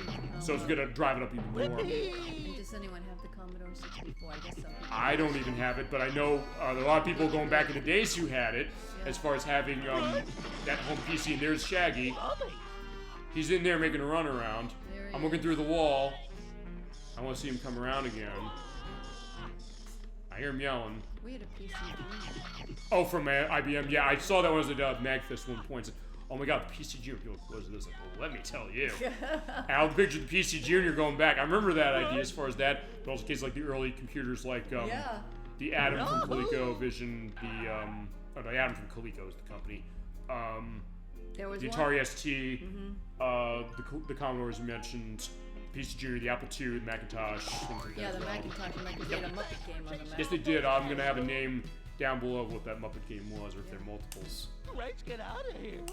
I'm with you, pal. But the door's up there. Come on, Scoob. I can toss you up. Alright, definitely you can, and so we're gonna have a case where now we threw up Shaggy, but whilst we also get the Scooby snacks and everything in here. Look how many Scooby snacks I got. Although that's gonna go away soon when I have, you know, the gates I got, but alright, we're gonna go in here. So in this case, now we're controlling Shaggy, technically. So yeah, Shaggy's carrying him around, just like the TV show, as far as that, like, ooh, it's like, oh, zoinks, there's an enemy over here! Alright, so there we go, let's throw him up. And you either hit the square button, or you hit the X button to get up there, but I do want to get the Scooby snacks. But just walk into Shaggy, they'll still be here. So yeah, for this game, Shaggy's more support, really. Okay. As far as how it is. Let's see that going on. Just keep getting the Scooby snacks. Actually, I do want to get that last one. Last two. So yeah, Shaggy, sorry, you do once more. I mean, he's fine. The idea is that Shaggy will not complain. He'll not to like get on with the Scooby. Here I go! Scooby! There we go. So Scooby's all set and we got everything going. He's on the flying carpet once, too. Yeah, you're right. Actually, wait a minute. Oh, right. Oh, right. Here's the other thing about the helmet. It's worth pointing out. I won't be able to bash enemies with it. If you see like a spring there, that's a switch. Just run into it. Don't forget about me, Scoob! Yeah, in this case, we basically pull him up here to help solve the puzzle. He walks onto that switch. He comes up. And then what we do is, I'm gonna grab it or jump into it. Sorry. Okay, there's a soap bubble. That's gonna... Wait. At first I was like, what am I standing on? Okay, I'm standing on the edge of that, but I was gonna say... I do need that because I gotta put Shaggy on the switch. He doesn't need to stand on it because as soon as I hit it, the door shuts. So unfortunately, Shaggy, we gotta leave him behind. Looks like I'll be cooling my heels around here. See you, pal. No problem. Thank you, Shaggy. Okay, they told us to go away. We're not going away, so we're going up the stairs a little more. Yeah, part 4. Yeah, you usually have about 4 or so parts for all of the areas you go to. But we're getting close, and we're also going to get close to a boss battle. When we get to that boss battle, I'm also going to do mic pull. But I'm going to do a mic pull now just because. Okay, there we go. Yeah, you're saying on Scooby? So cute. That also looks the part, too. I love that. Okay, they fell. Oh, yay. That's your hint saying, okay, those platforms will collapse. So that monster was not smart enough as far as that. Actually, since we did see... So Geronimo, right? Yeah, we did see Geronimo. Okay, I'll go into voice actor discussion this way. Because Geronimo, as well as the Black Knight and the Witch Doctor, we'll see. Another big voice actor talent and big name for this one. He's the voice by Corey Burton. He was the voice of Ralph, R-A-L-F, in Flight of the Navigator. Remember that movie from Disney? Yeah. That was like 1980s, I believe. He was also the voice of Tomax on G.I. Joe. He was also in the Double Kiki's Delivery Service. He's the voice of the guy on the radio, the one who says at the beginning of the movie, saying like, "This is gonna be a perfect night to leave. So if you're thinking about something special tonight, as far as the clear clouds, tonight might be the night." He also the voice of Dale and Zipper on Chip and Dale Rescue Rangers. He's the voice of Gruffy on The Adventures of the Gummy Bears. Remember that from Disney? Yeah. I like that show quite a bit. He's also the voice of James Bond Jr. on the TV show based on that. There's also a really horrible Super Nintendo game based on that, but he's not voicing it. He also was the voice of Felix and Osiris on Mighty Max. Remember that? No. That was that alternate, that was like the boys' version of Polly Pocket a little bit. Oh, okay. All right. I think Polly Pocket is games I know Mighty Max does. I think this one on Super Nintendo.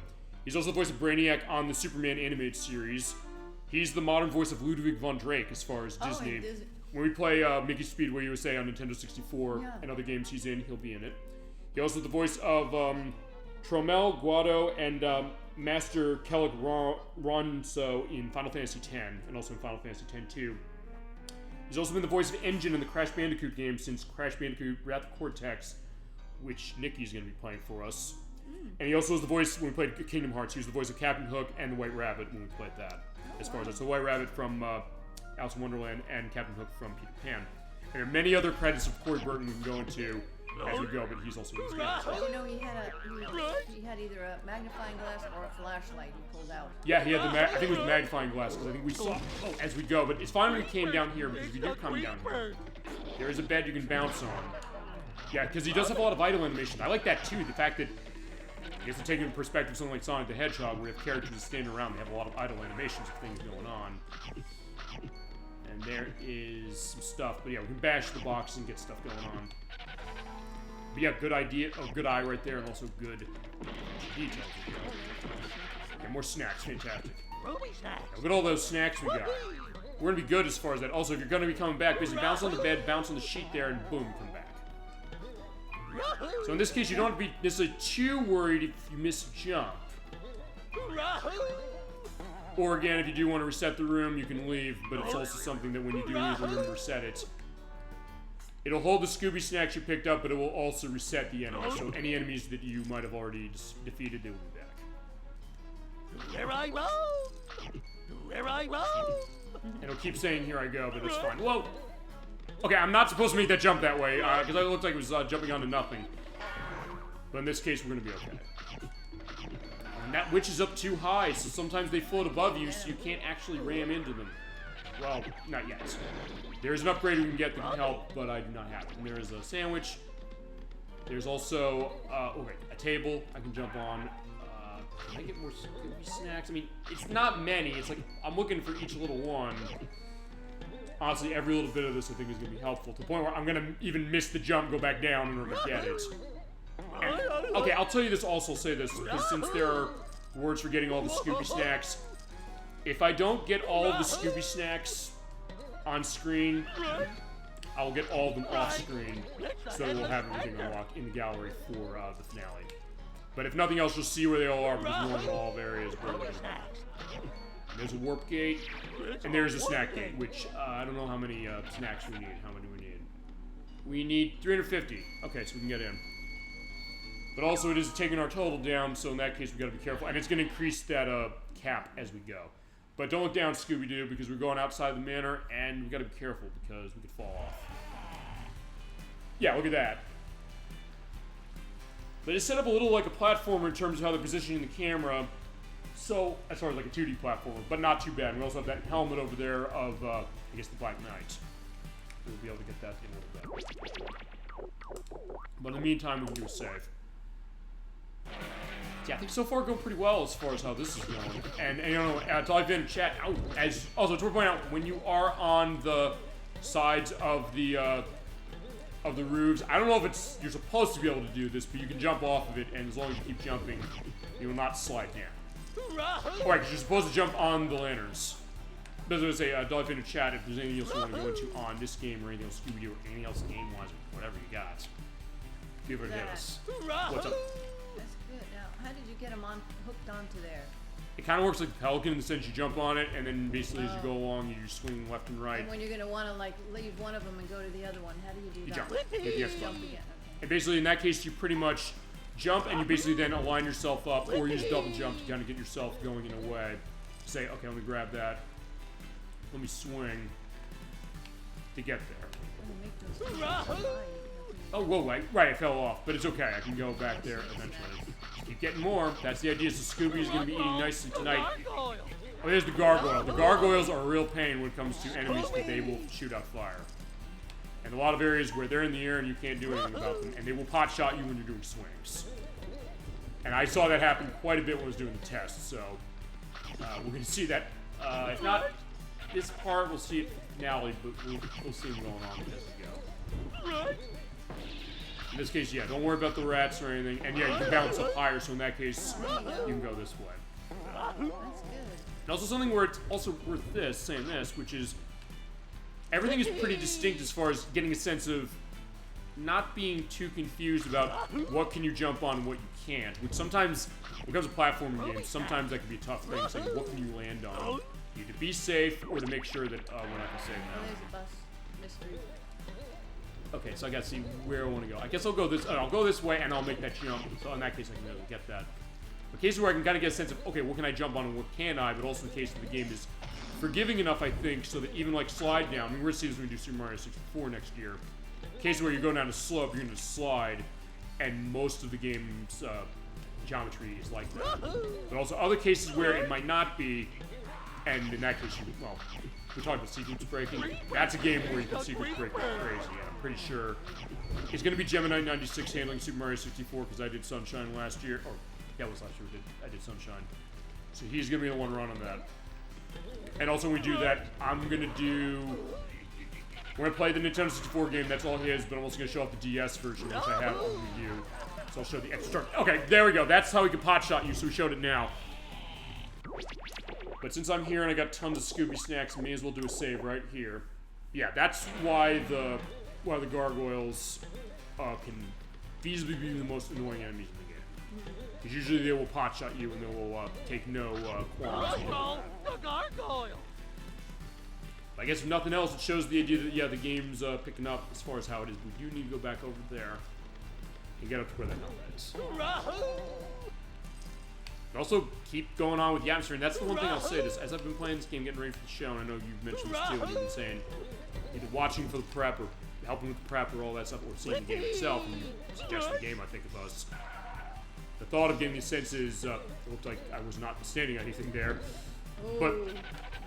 but still the case that, yeah, it does still get a sense that I feel like I'm like in a spooky mansion with Scooby in the game and saying, all right, we're going to be going on with this.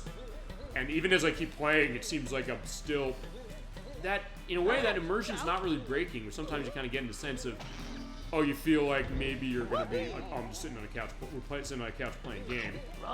Which, I mean, we are, but also the case of how that goes and maybe still being in that case where, yeah, it's still involving and transporting. Yeah. I don't know if you're that way, Dolph, when it comes to, I don't know, when you play games, where's the case where you feel like you kind of maybe lose yourself in something? Tetris. Yeah, you could go hours. And I guess what's that for? What exactly? Because actually, when we did Tetris Attack, actually a lot of Tetris games were done. I don't know if that's again with you. But it's fine. It just goes back here. So if nothing else, okay, I don't want to say it again. What exactly is it that really kind of keeps you into? I'm so focused on. Okay, so you're focused on the game and I guess on the blocks and everything. Because I wasn't sure necessarily the reason I was asking that is because Mario. the reason I asked that above anything else was, can I hammer? Okay, I can't because he's not going to move. So I'll tell you what to do. What you want to do is wait for him to shoot the fire, miss the jump, and go back. But I wasn't sure necessarily if it was for gameplay reason, if it's a case like, I guess the world you're in, sometimes how that goes. I mean, maybe like Strange Horticulture, I don't know about that one, where, what draws you in for that game? The puzzles, okay. Okay, so, alright, that's an interesting distinction, because so in that case, with both those games, all those games you mentioned, a case where, in a lot of ways, the gameplay is what's kind of keeping you involved in particular, because I guess it could be a couple things as far as what involves you in the game. It could be the gameplay, but also the atmosphere. And then you're concentrating. You have to concentrate and solve something, and it's like that's, yeah. But also, I guess sometimes the atmosphere of the milieu, which is, honestly, I think this game kind of works both ways a little bit. Well, it works in the sense that, yeah, I feel like we're in Scooby-Doo world, but also you're right. That's a good point saying that, saying he's just keep focus on everything, keep getting all the food, or all the Scooby snacks as well. That is cute. But you're right, that kind of being a case where, fine, on gameplay perspective, you have to pay attention, maybe. Or sometimes a case where, well, you do pay attention as far as that, but also it's like, yeah, you're kind of focused. Actually, I know. Edward mentioned this a couple of times we played, but also when we did Smart Ball this year, we mentioned we were fighting one of the bosses in the game. He was dying to. He said, quote, I have to get in the gamer stance. Basically, I don't know if you're familiar with the concept of that. It was basically you're holding the controller tight, and maybe your palms are getting sweaty, because you're kind of focusing, you're looking right there. You're maybe leaning forward saying, uh-oh, like with Tetris Attack as an example of that. You have to pay attention like where blocks are, where like attacks are coming from. It's like Strange Horticulture, paying attention where everything's going. Yeah, gargoyles, shoot the fire, let me go, because I don't want to... Trying to find somewhere on the map. Somewhere on the map, look as far as like what are the coordinates. So yeah, that was hard in that game, I have to say. Yeah, but we figured it, and that's also an interesting thing, as I mentioned when we played that game.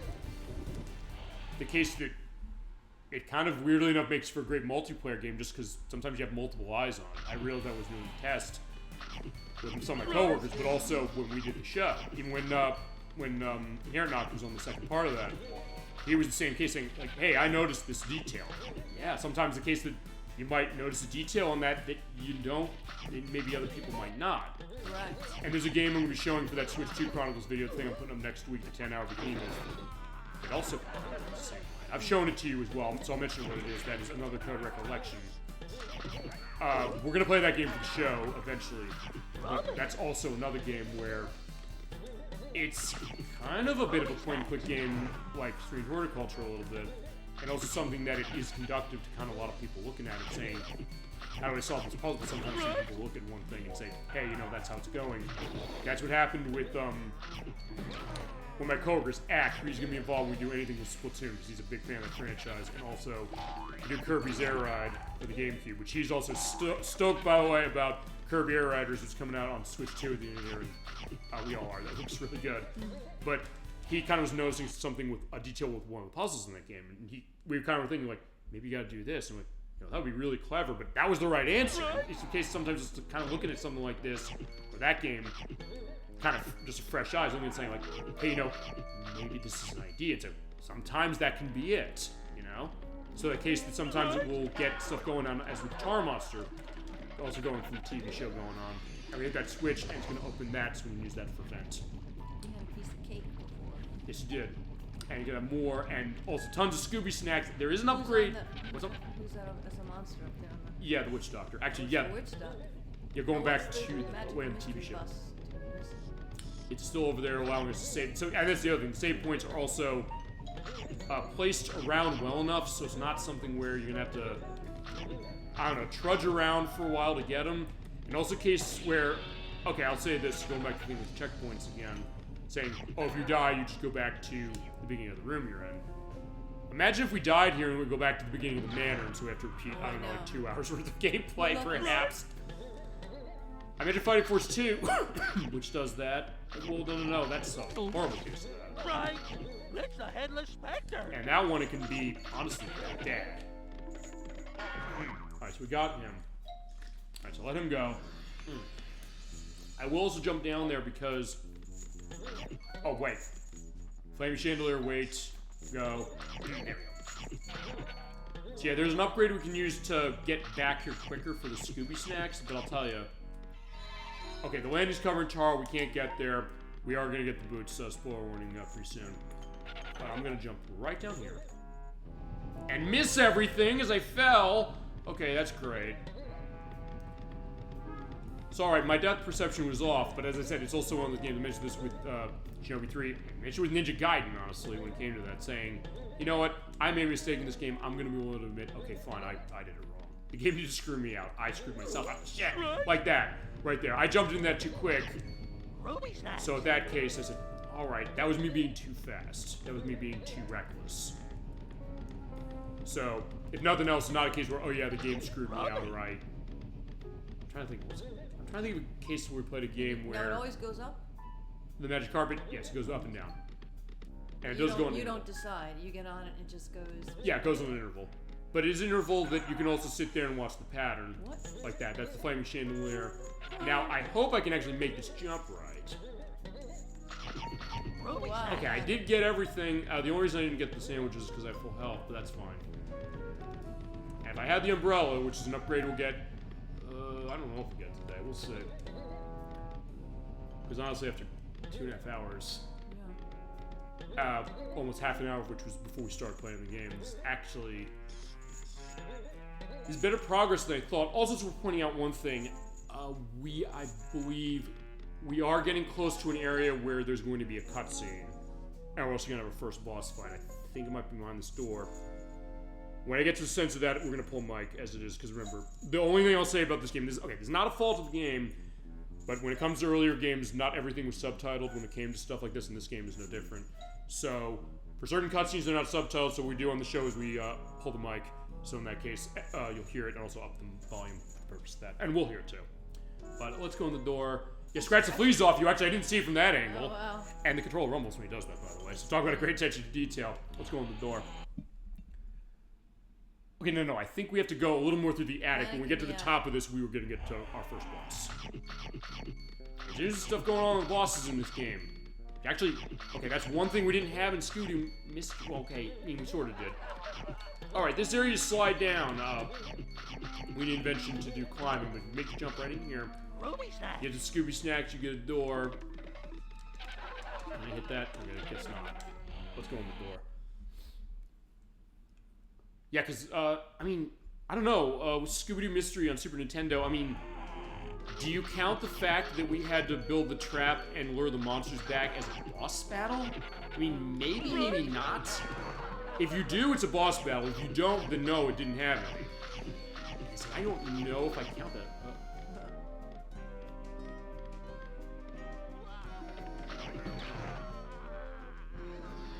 And also, like the TV show, you hear that motif. I also see something because I thought I saw with Scooby. Okay, no, he didn't. I thought he was looking up the key. It'd be like Resident Evil, actually, because in that case, they always look at the items that have like a what is it? They have a shiny thing. So, okay, in this case, I do want to sneak around the witches, but I have to jump for that Scooby snack box. So what I'm gonna do is I'm gonna stand here. Okay, and just kill it. There we go. Ruby snacks. Alright, so here we go. And I'll go back around to get the other one, but we're doing good in Scooby Snacks.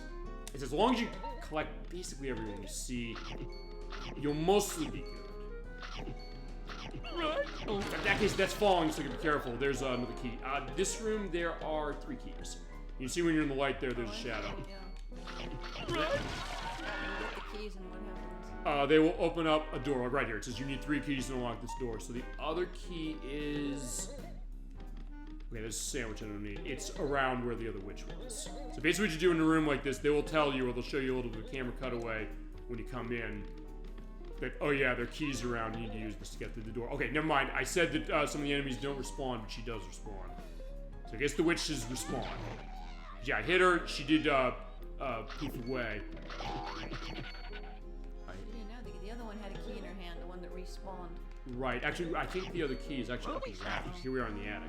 Talk about this great attention detail. Okay, there we go. And also, they will reflect purple, by the way. So there's a key.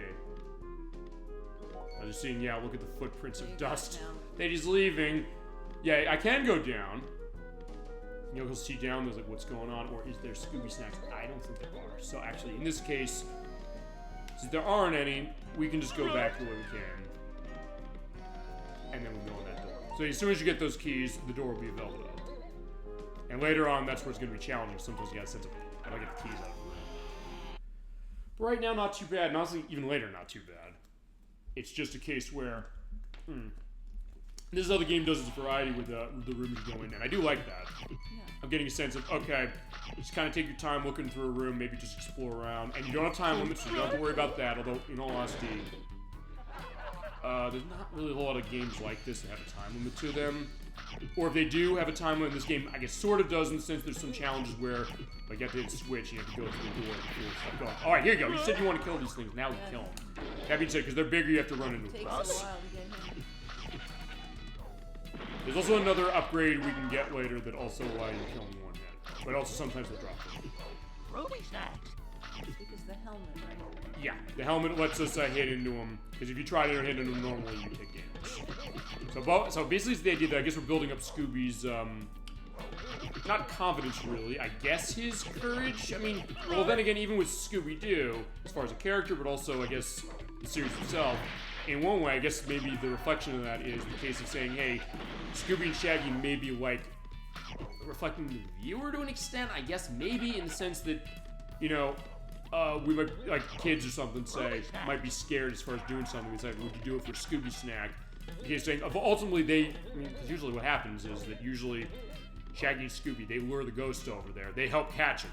I mean, Freddy might unmask him as far as that. Velma might have the case she's looking through the clues and putting out the pieces of the puzzle. And listening to the story, I guess, of what happened as far as, because we had that with the Super Nintendo game we played. And in that case, she identified clues. And also, Daphne basically kind of giving the idea of saying, well, she has some stuff she has because she knows some of the people that go on with the mysteries, like with this one.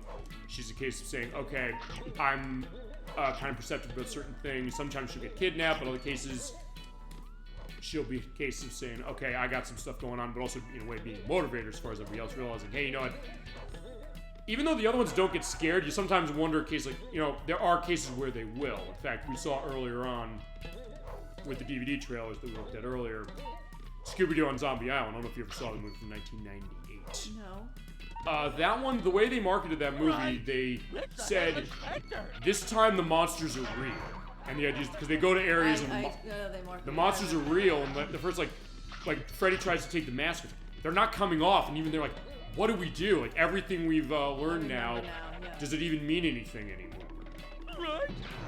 So sometimes that question as far as what that is, so it kind of maybe in that case makes them, I kind of got that sense that even in that, they were kind of scared, saying, wait, we know usually how to handle this. Someone in a costume usually, right?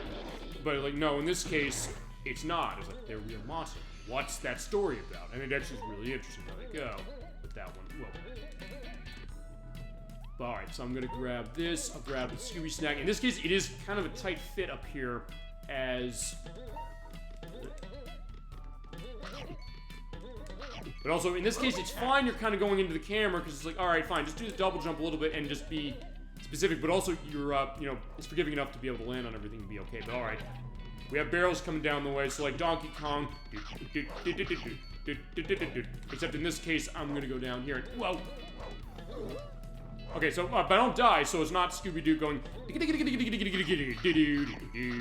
like Donkey Kong. Okay, there we go. So we got through, there's one. It's a warp gate.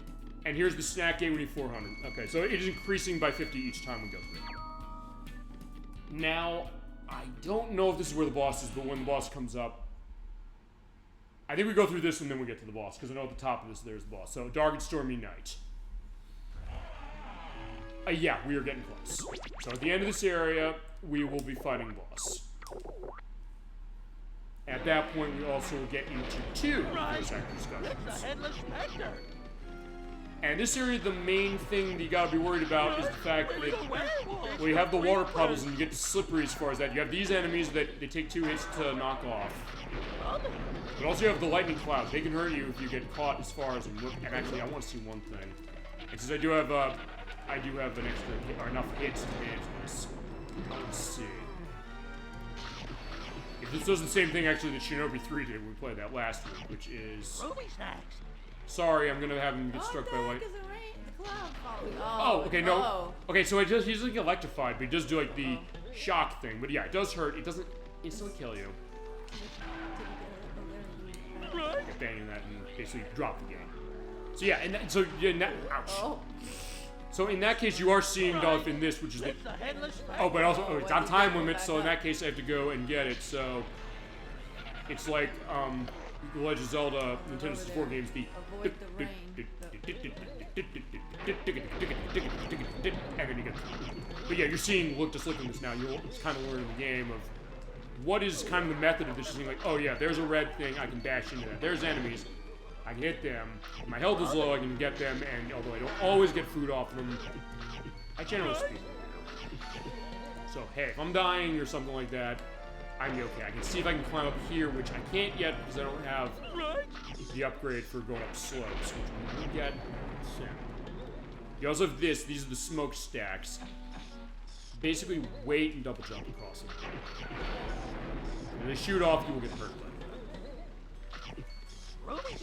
Okay, we're going all right, and yeah, here we are also on top of the nice manor here. Yeah, it's getting stormy out here. I do love that texture as well.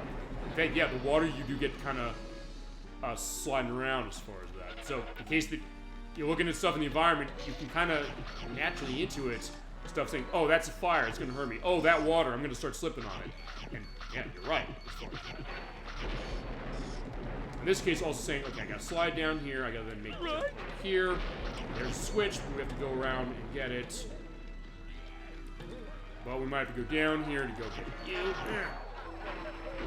Okay, I'm gonna look back on the footage of that. It looked like... I don't know if I necessarily hit him. Okay, actually, that's another thing, going into the idle animation.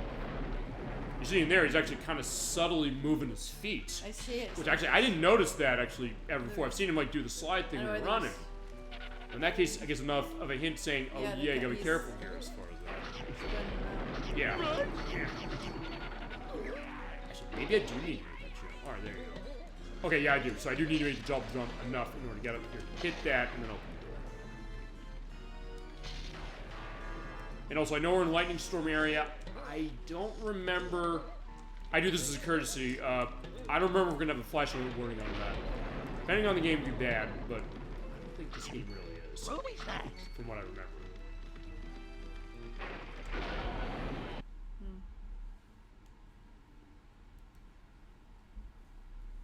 Okay, so let's see as far as where we're going. Alright, we are... Okay, there's Shaggy. So we do... Okay, we have... Right, because we have an area to go through Shaggy, and then we have something else going on. So he's getting chased by the witch doctor guy again, because he's actually there. There he is. Geronimo. Or Geronimo, I should say. Zoinks. Yeah. Zoinks! There's something scary behind that door up there. Be careful, Scoob. Save your progress if your chance, pal. And yeah, so he says, like, yeah, go save if you have not saved. Is there a save in here? Oh, no, I think there's a save at the boss. Although, again, with infinite lives, it's fine. It means that there's no such thing technically as a game over until you say, oh, I'm done. In that case, yeah, knock him off. Okay, so hi. Okay, same deal here. Basically, get Shaggy going on, and we're going to toss our way up. Let's see. Also, if you're not sure necessarily where to go, basically just have Shaggy just toss you up to see what's there, and if there is like a Scooby snack or something you can hit from there, take advantage of that. But in that case, I can't get up to the magic carpet, so where we gotta go is we gotta go over here. So basically, if nothing else, it shows that this game does have a great sense of progression in the sense that you kind of can keep yourself moving as far as the forward momentum pretty decent. Ouch. As far as how it is, but also in case you're not going to necessarily get stuck too much, or when you do get stuck, it's a case of, how do I get out of this, as opposed to like, where do I go?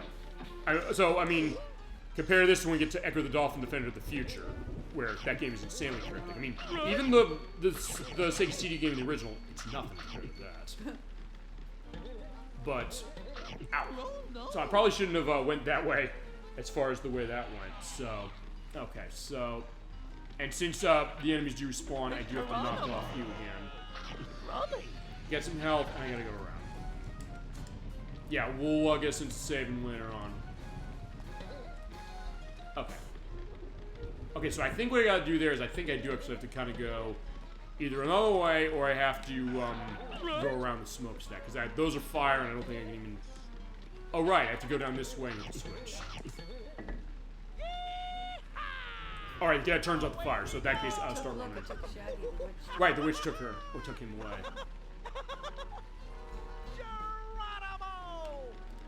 But he fell down the chimney, but don't worry, he'll be fine.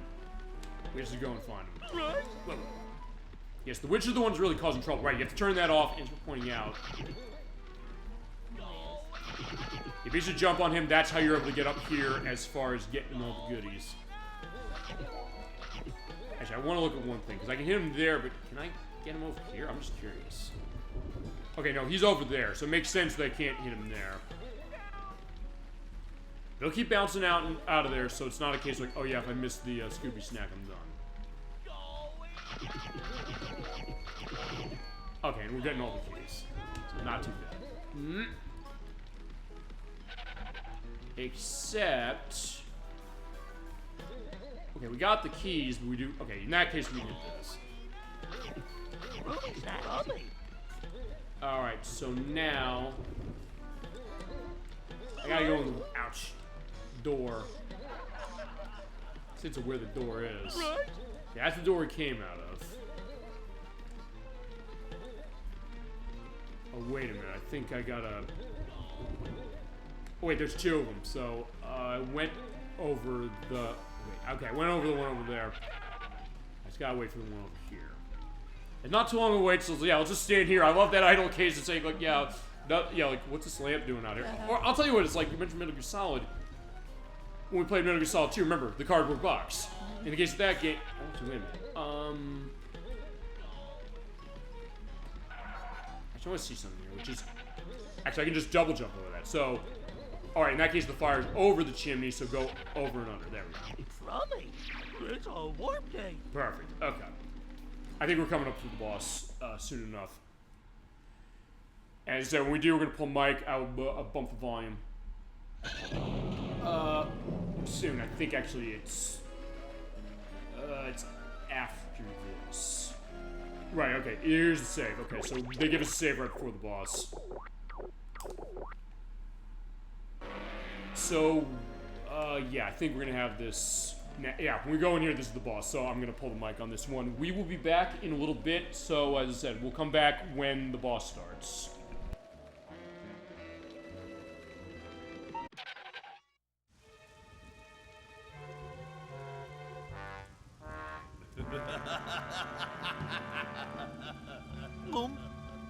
Ah, the infamous Scooby-Doo.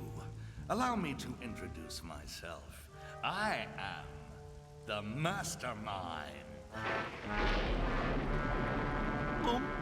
I'm the reason you're here. You are? I'm the one who made Professor Graham disappear. You did? I'm also the one who's brought back all of your old foes. But why? That is a mystery you will never solve. And one more thing. I'm the one who's kidnapped all your friends. Velma! Scooby-Doo! See if you can get past this fiendish fright. You remember the Black Knight?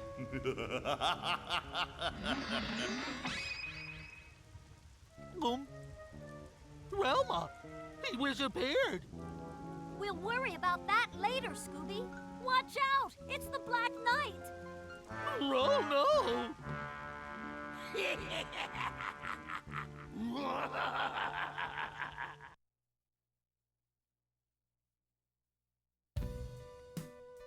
Okay, so yeah, there we go. We got the big story reveal, which is we saw the Mastermind. He brought all of our old foes back. There's Velma. So we did hear Tim Curry as the Mastermind. We'll go into the voice of Velma in a little bit. And also, we are fighting the Black Knight. That's Corey Burton voicing the Black Knight, by the way. Coming down, or no, we gotta go up. Alright, here's the boss. We're pointing out, before I go more on what we gotta do with this boss. Black Knight's walking along there. You have to hit the switches, and you have to make sure he gets electrocuted when the storm cloud comes by. And you have to do that 4 times in order to beat him. And be careful of the witch, because she'll shoot out energy torches. So we're pointing out this, they did make original music for this game. You're hearing here, isn't that 1960s kind of, I don't know, Monkeys, Partridge Family sound of itself, with the lyrics that are original as far as this. The lyrics, by the way, are actually, the information, because I want to look at who was involved in this, actually came from the same source they used for Scooby Mystery for some of its background, that being Scoobypedia. I'll link to that in the link list. So we're pointing out the music is sung by the late Craig Zuchevik, who, as far as his other credits, I didn't find much. I think he did other stuff independently speaking. Of what I was able to gather, I don't think he's any. I think he's no one really, I can tell. It does sound the part. It does sound like something as far as you hear on the Scooby-Doo show. Because of course, back in the day with that, you said at the end when the monsters come around, like they're singing a song on that, and you have also Harry Putman who's doing the guitar work on this song. I think this is the only credit to this as well. But okay. It's cool stuff. It definitely adds to the atmosphere. Yeah, this is Scooby-Doo. So when he walks there, basically hit the switch when he walks by, and it hits the electricity. You do have to time it. What happens is he'll throw out stuff. He throws those with axes, and they will electrify. So it's like Thor. So basically, he will throw where you're standing. You gotta get moving. And I'll talk also about Velma's voice actors in a little bit after the boss. Actually, also after the boss, we are gonna have another cutscene we're gonna be on. I will mention that as well. If you do need the sandwich, go get it. You have to time it. He has to be right in the middle of where it is, so. Yeah, the Black Knight's coming for you. It's like, yeah, that does sound like a case we can hear out of Surprise. Talk about, I mean, I'll tell you this, I don't know if there's any game in this franchise, based on this franchise, that does, we got it that way, but we just do it for a time, because you see in each one, after we do each one, A, he throws out more axes, and B, the switch breaks. as I said, I don't think there's any game based on this Enterprise that does that. Talk about them going the extra mile. So, Falcon, I think you were right. You said, hey, you know, think about Scooby-Doo. Sometimes he'll go the other way. If you do miss with the switch, it's worth pointing out you will not bust it. It's hard. Yeah, so in that way, the idea that the game is up, you know, but, all right, you don't have to be dead on as far as that. You have So you got 2. 3. So in that case, basically just run around. You get 4. Yeah, you have to hit 1 more. Oh, you got 3. Yeah, so as soon as he comes over there. But sometimes you have to fake him out a little bit. Got him. Oh, we got him. Alright, he's dead. We're gonna have a cutscene. We'll be back. Yeah, we're gonna hear Velma in just a second. Yep.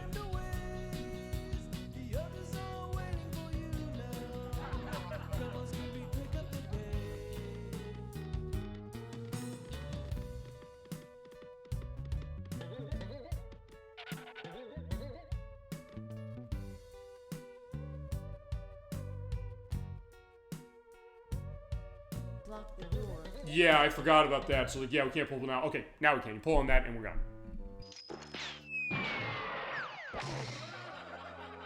My glasses! Help me look for them, Scooby. Okay. Something fishy's going on here, Scooby. We solved the mystery of the Black Knight ages ago. Have you found any clues? I don't know. There was a spooky groundskeeper. A spooky groundskeeper? Yeah, and ghosts and monsters. Scooby-Doo, you know there's no such thing as monsters and ghosts. Remember the first time we met the Black Knight? We thought he was a monster, but really he was just a guy in a mask. Aha! I found him! Jinkies, the lenses got knocked out. Here's some lenses, Velma. Thanks, Scooby. I can't see a thing without these. Jinkies, Scooby, it's the Creeper! The Creeper? Where? He's everywhere! Run, Scooby! Velma, wait! I don't see any Creeper.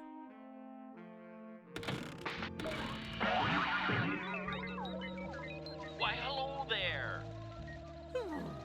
Hello? I'm Professor Alexander Graham. Okay, and you found one of my amazing invention crates. Let's see now. What's in this one? Here we go. Well, inside this box, you should either find my automated herring scraper or my anti-stick galoshes. Oh, looks like it's the galoshes. With these, you can walk across any sticky surface and not get stuck. And best of all, they're banana flavored. Oh, banana. My favorite. These might be useful.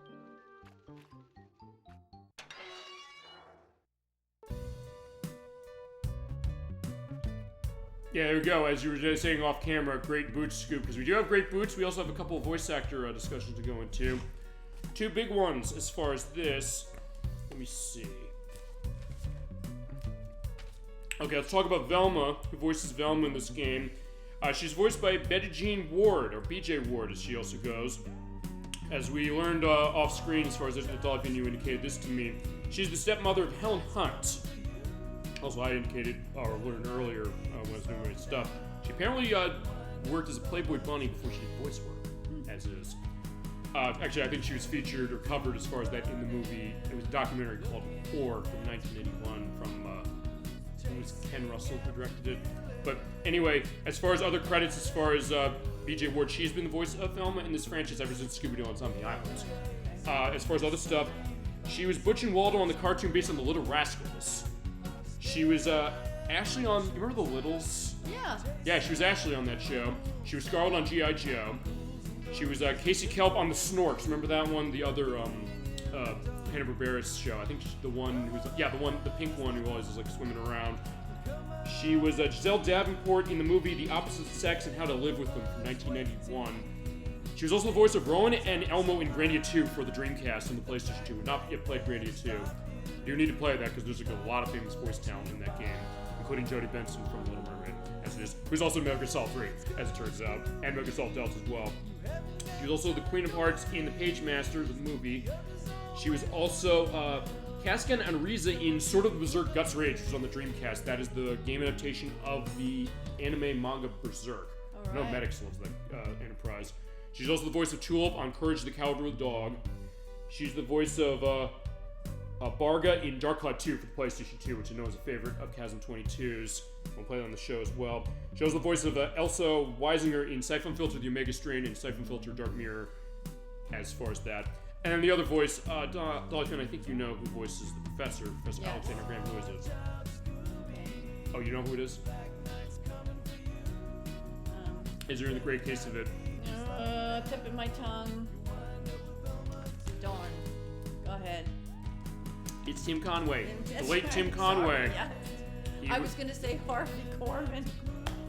I'm trying to know if he's in the game. He might be. You know, because it's like, okay. It does have that sound as far as that. But anyway, Tim Conway, what was he on? You know who he's on. Carol Burnett. Yeah, he was on the Carol Burnett show. He's a regular cast member for that. That's why I came up with, I was saying Harvey Korman. There you go. No, I get that for sure. So fitting that way. I'll also indicate down below is Harvey Korman in a game. Who was he? He was also the voice of Barnacle Boy on SpongeBob SquarePants. He's in the games as well, including Battle for Bikini Bottom. So here I'm going to play that. He was the voice of Mulch on the DreamWorks animated series Dragon, which is the spin-off of How to Train Your Dragon. He was the Mr. Kenter in the movie Speed 2 Cruise Control. You know, the sequel to Speed, I should say, that even Sandra Bullock is just about. She's like jokes like, yeah, you're right, that movie's awful. He was Herman Dooley in the movie Dear God. Remember that one? That was the one with Greg Kinnear as he works in the post office and he's answering letters to people. Yeah. He was, as you mentioned, a regular cast member on the Carol Burnett show. He was Charles Parker on McHale's Navy, the TV show. Really? With Ernest Borgnine? Mm-hmm. And there you go. I don't know if Ernest Borgnine was actually... he was connected to SpongeBob as well, I think, actually. He was, yes. As far as that. But, yeah, he was also was Amos Tucker in the Apple Dumpling Gang, Tim in the Shaggy DA. Also, do you remember the video series Dorf? You might have seen these. Wasn't that Anteater, was it? No. That was called something else. No, it's this guy. He's like Dorf on golf. Dorf goes auto racing. Dorf goes fishing. That was him. I used to see these perspectives. I'll see if I can't dig out like one of the commercial ads for like buying these VHS tapes, like from Time Life Video. That was Tim Conway doing it, and also his last performance was as Fred Davis in Air Bud Golden Receiver, which I believe is the third movie in the Air Bud franchise. There's actually a lot of those. He passed away in 2019 at 85. Man, he had a lot of great cases as far as his voice performance, and he's in this game. So there you go. And as soon as I found that out when I was doing the notes, I said Tim Conway's. Oh my God, Tim Conway's in this game. Yes, he is. And you mentioned he gave us a very useful upgrade. He gave us the galoshes. That means that when we go into the areas with the tar, we can walk on them, and we're not going to have any problem. We can run and jump, do everything we used to do normally. Yeah, as far as it. Yeah. But next we're going to cower in the tower. Although we did take care of the Black Knight. And as Velma said, she's like, yeah, we saw him before. Remember, he was just a guy in a mask. And you come in here, here's a monster token, in fact, of the Black Knight. But even you saw at the end there, it's like, she was scared, more scared than Scooby running away. It's like, wait a second, she sees the creeper. It's like, wait a second, we didn't see anything. And she did lose her glasses, which, yeah, we do see that going on as far as the show. We do have the warp gate that's set, and I just want to see because... Okay, let me hit the chest. See if there's anything in there. Because some of the chests do have stuff in it, others do not. That other white thing that's over there, that white... Oh, let's see. What is that big white... Is that it's like a, ice thing? I guess it's like furniture that's covered in a tarp or something like that. It's not one of those icemen, cavemen. Yeah, I mean, fair enough to be asking that question. That's not a wrong way. You come down here, you also have that, but also, see, here we go. Here he is in the galoshes. Look at them. They are pink. Yeah, they are yellow, I should say, not pink. Banana galoshes. And they taste like banana. So there you go. That is totally something Tim Conway probably would have done as far as, what was it? Carol Burnett show. Him and Harvey Korman, and barely keep from laughing. No, there you go. No, I get that. I'll see if I can't find something as far as clip of them for the YouTube set when I edit this in a few days. Because that's the other thing. Is like we're not. That's why we're gonna go deep into this. Like, hey, we can talk about stuff like this. I am gonna go back the way we came because we did have tar over there, and then what we're gonna do is we're gonna go down to the docks because when we go there, that's where the tar was most prevalent, and at that point. Okay, let's do the slide down here. I'm also gonna go a little differently. I'm gonna grab that, but I'm also gonna go down this way. Because you do go around. I actually did not go around when I passed. And there's somewhere we're gonna have to come back to eventually anyway, because we do need the other invention that allows us to climb up, climb up slopes without slipping. But for the time being, we can at least go up here and get a bunch of Scooby snacks, the set case, and then we'll go over as far as we've done it. So yeah, I think we're doing pretty good as far as where we're at. And also just to go into, oh right, it just reverses that way. So it's it's a loop. And as far as those other things over there in the monster chug, we can come back for that as it is. But I'm gonna go to where the tar is. We'll go down to the docks again. I'll use the warp gate as far as doing that. I'll keep away going. And also, just to go into that, as far as where we're gonna go, because it's like 5 hours or so, but just thinking about it more, I said, given that we might be a little ahead of schedule, I guess we can, if we're at a point like 4 hours or so and we feel like 50%, I might say, hey, you know, we'll do that. Also, not to sound rude this way, but I do want to make sure that I get the edit out next week, because I got a lot going on next week, and we're not going to be on for the next couple of weeks as is. We'll get into that when we get to schedule, but in that case, it'll be less time. As I said, it doesn't necessarily matter. I'll mention this. I don't know if I've explicitly went into this. It doesn't matter necessarily how long a game runs for the purpose of the case of edit. I'm like, hey, you know what? I'll do what I can do to get the edit out. It usually is going to be, you know, on the Wednesday as far as how it is, depending on if it's short or something like that, maybe quicker. Like with last week's show, I was able to get that through a lot quicker than like the Wednesday normally. But I said we'll at least get that going, so it'll be up there for it. And then also the other stuff that will go up on the days and weekends that will go. And so we'll mention that because, as I said, I'm fine. When we come back, we're gonna have a 9-hour show as it is. So fair enough, I guess. Yeah. But I said we'll go as far as we have to go, and then also for the finale as far as how it is. If it has to be a little longer for that, it'll be a little longer for that. But as I said, also I will, to a certain extent, do some stuff off screen. I might use the other file of mine just to get everything unlocked, or I might copy this file. I mean, I'll copy this as a backup as we do whenever we play stuff on the PS2. Ouch. But I also might use it for the purpose of unlocking everything in the gallery. Because actually, until we saw earlier, I didn't remember getting all the Scooby snacks and all that stuff in the gallery. So I will. I think what I might do is, since I'll have most everything unlocked when we get to that point as far as abilities and things, it should be easy to go back to every area and just calm. So if I have to do that off screen as far as that, we'll do it. And then we'll show off the gallery as part of the finale for the game. Okay, wait a second, hold on. So, okay, I think, let me look at that again, because I said it was on timer, but I wonder...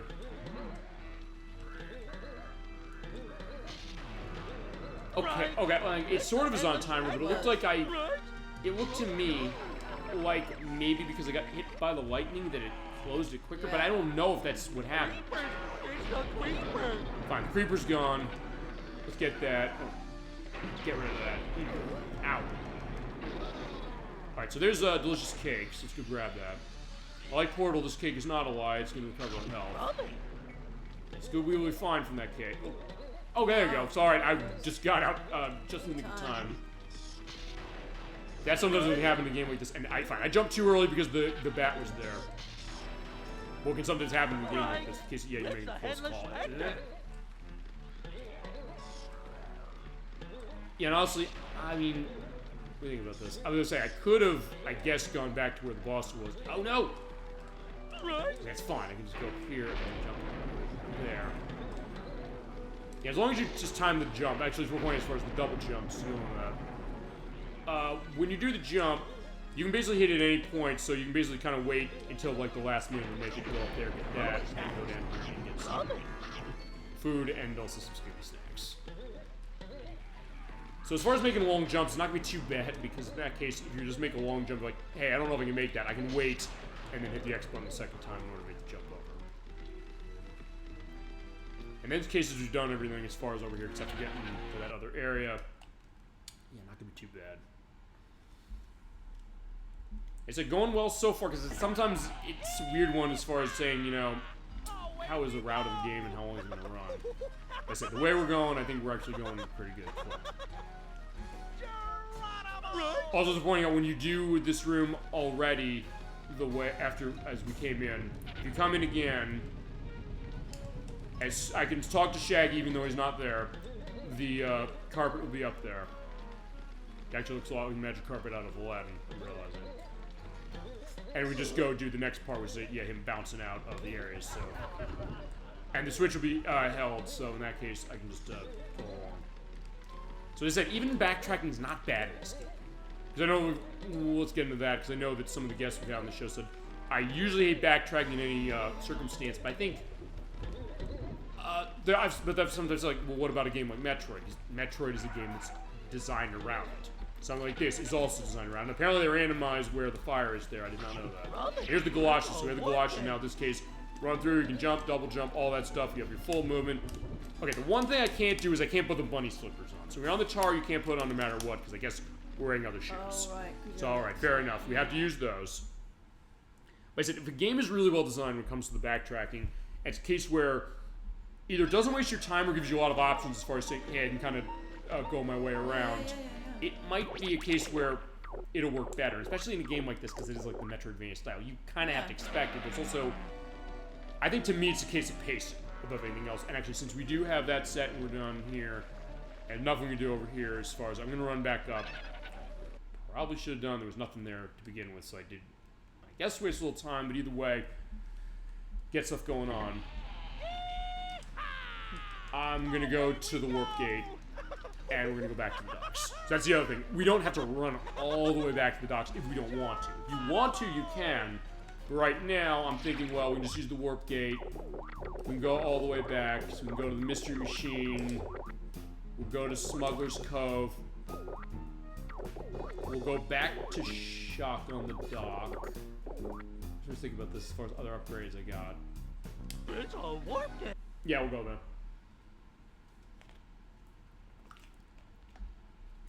I think at that point, that's kind of going to be where we go. Okay, so we went over that way. Actually, we are going to go that way, as is oh, right. The button stuff. Okay, because when you come back here, we can't go in that door anymore. So we actually have to get another upgrade that lets us hit the switches that are, like, on the ground like that. Because all the ones you can run into, but these we can't. But so if you do have the galoshes, you can go over here and go into Cannery.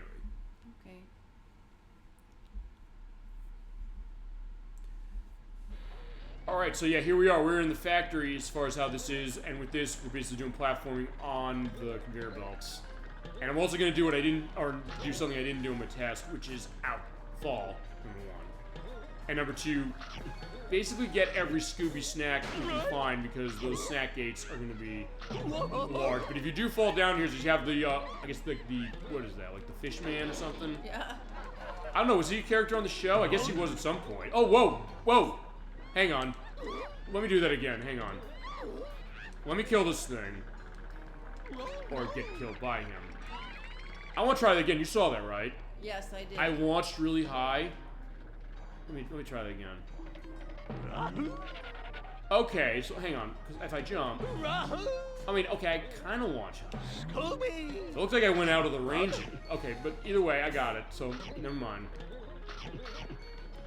Okay, because my question initially when I saw that, my first thought was, is that a case where you can get bouncing off of that higher by doing a specific action? Because we haven't done Sonic Advance yet, and in Sonic Advance, if you play as Amy Rose, she has the Pico Pico hammer of hers.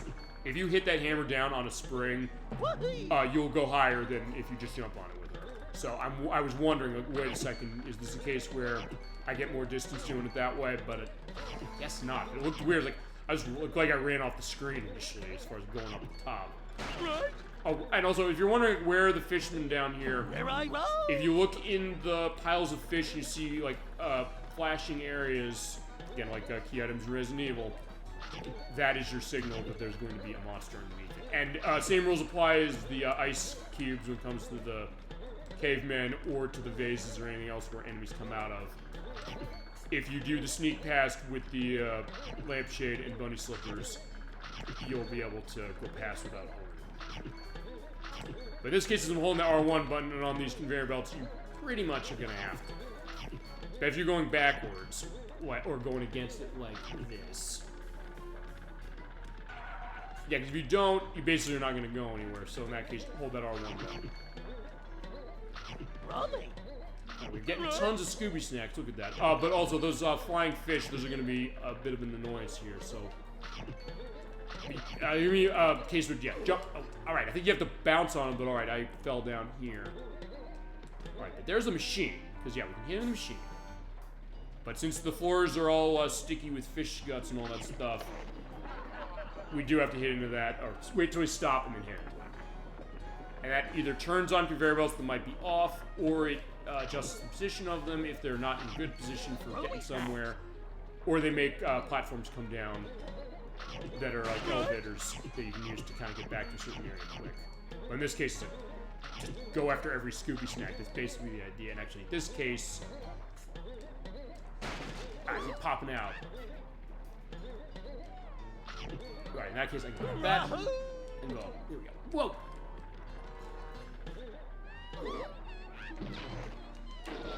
Okay, no, they died in 2. I guess I just either I triggered another one or I missed something with hitting them, or I don't know what happened. Alright, whoa. Yeah, this is where parts are gonna get a little tough when it comes to platforming. I know Dolphin mentioned this when said like, hey, how's platforming in this game working?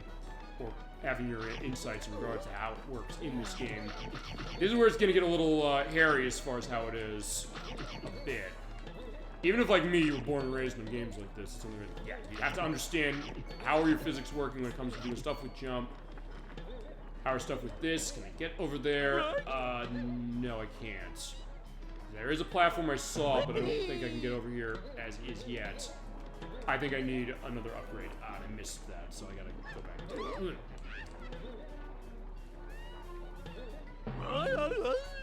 Okay. Okay, I got hit. Oh, but it looked like I launched off screen when I got hit, so yeah, Scooby just went flying. Okay, so yeah, in this case, since I did get everything for this, I can just go straight. Whoop. But also, there's a good rhythm, I'll say this, when it comes to getting the platforming going on just right, whether it's in this game or really in any good platforming game for it, so... Actually, now I'm thinking about it, aside from SpongeBob Battle for Bikini Bottom, and sort of The Incredibles, I would say, I don't know if this company has necessarily made tons of platformers, but there's a good feel as far as how the platform feels in that game, but also in this one. And we mentioned Evil Dead Hail the King as What the Hell Let's Save. That plays like Resident Evil. It's the same concept. Basically, you're going around with static camera angles as Ash, as far as those movies, and they're kind of going along and avoiding zombies, or killing the zombies, the Deadites, as it is. As I said, when we showed Evil Dead on the show, I want to get Evil Dead Regeneration, which is on the PS2 and the Xbox. You ever play that? No. Ooh, it's good. It's definitely the best game based on Evil Dead. It has Bruce Campbell as Ash. He's a million voices in all of them. But in that one, the way that game plays, the controls are terrific. It's kind of like a third-person action shooting game. And it's a perfect fit as far as how that is, with the way that Enterprise goes, but also the way that the controls are. They're really crisp. As opposed to some other ones, like there was a Fistful of Boomstick, which is on the PS2 and the Xbox. That was one where we gotta get locks or keys to open the locks. For that one, it's kind of like a twin-stick shooting case, but I think it's really not good. It shipped at only $20, so it was like a budget game. It's by the people who made State of Emergency, that is being Vis Interactive of Scotland, who also made Powerpuff Girls Chemical Extraction, which definitely eventually play that. And we played it on the PlayStation, definitely. But apparently it was kind of one where people were saying, God, we love this movie or this franchise, and where's a really good game on it? Even the one this company made where they said, oh, captures the feel of the Enterprise, but gameplay-wise, we're not maybe completely comfortable with it. But nothing else does show the idea with this game, because I'm not huge on the game, at least in the Incredibles that they made, but it's something where I look at that and say, oh, that feels like the Enterprise. It feels like it captures it really well. But in that one, I don't know if even like the controls or the camera cooperate the way this game does, or especially SpongeBob does. Yeah, the SpongeBob game's great, and this one is too. And we'll definitely show that off. I don't know. I'll have to talk to people in my circle who's called that game, because I know there are other people who are big SpongeBob fans and are saying I'm not going to deny her that one. As we're pointing out, when we play that, we're going to play because they did remake that one. In fact, the only game of this company that's gotten a remake. That was SpongeBob SquarePants Battle for Bikini Bottom Rehydrated. That game had a lot of bugs when it came out, and the way it runs on its different engine, it was something where it's like, yeah, it's got some issues, especially running on the Switch. Maybe the Switch 2 makes it better? I don't know. But that being said, for Battle for Bikini Bottom, I think we'll do the original. Not that it's a bad remake, but it's also a case where I know they rushed that. I know for a fact that THQ Nordic, they rushed that. Actually, because it's worth pointing out that THQ published this game. I don't know if we actually played anything, but on the show extensively yet. They went out of business in like the early 2010s, and then they came back in business, and now they have that license again as it is. So they published the remake as far as that. They got the license again and published that. But I know they rushed it as it was, so that's kind of a question on how it goes. Although as far as remakes that destroy the original experience, I mean, it's not Sonic Colors Ultimate, as we showed. I did an off-screen thing for that. That was a disaster. It was not... Well, not Silent Hill Silent Hill HD Collection, which is the remakes of Silent Hills 2 and 3, where I'll tell you this, you were talking about rare games going back. They remade Silent Hill 2 and 3 from the PS2, but what happened with those is that apparently Konami didn't give the company that made it, or they couldn't get access to the source code of that to rebuild from. They had to basically rebuild that game from scratch. It had a lot of bugs and glitches to itself, and it was also something that it was so broken with certain things. Konami actually refused to patch the Xbox 360 version. They said, we don't want to pay money to Microsoft for the certification of a patch. So they did not patch it, although they did back compat that one for the Xbox One Series S and X. We talked about the weird case of backwards compatibility for Xbox Original for 360. We can get into that because we haven't really gone into that much yet. And we should with this game, because it's unbeatable if you run this on 360, so don't. That's basically my suggestion.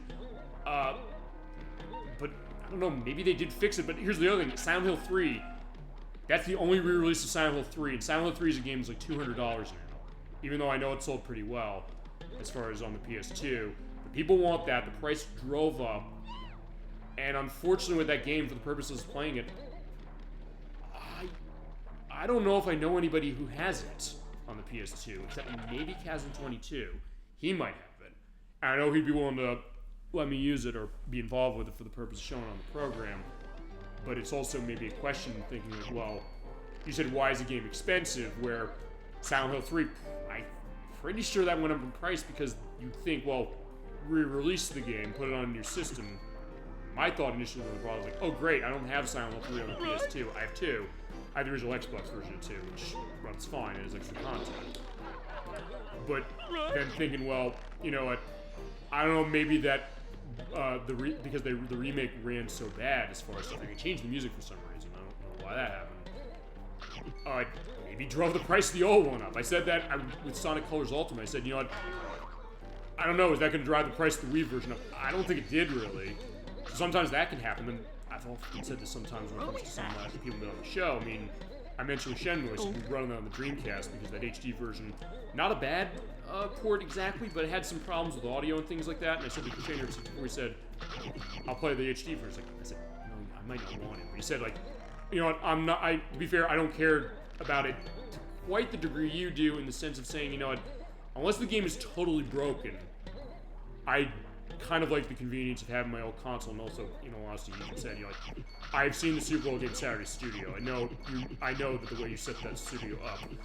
I have every console over in a like a server case over there that's like has glass behind it for the purpose of that. So every console I have is accessible. I have the TV as far as where we stream the show from, as far as what it is on the couch, as far as how we go. So you have all those consoles set to yourself right away for easy access. Like, I don't, so it's a case of saying, if I'm gonna dig up my Dreamcast, that's gonna be a project. So in that case, fair point of saying, hey, you know, I don't know if I want to dig that out just for the purpose, like, fine, if it's something small enough, like, fine, okay.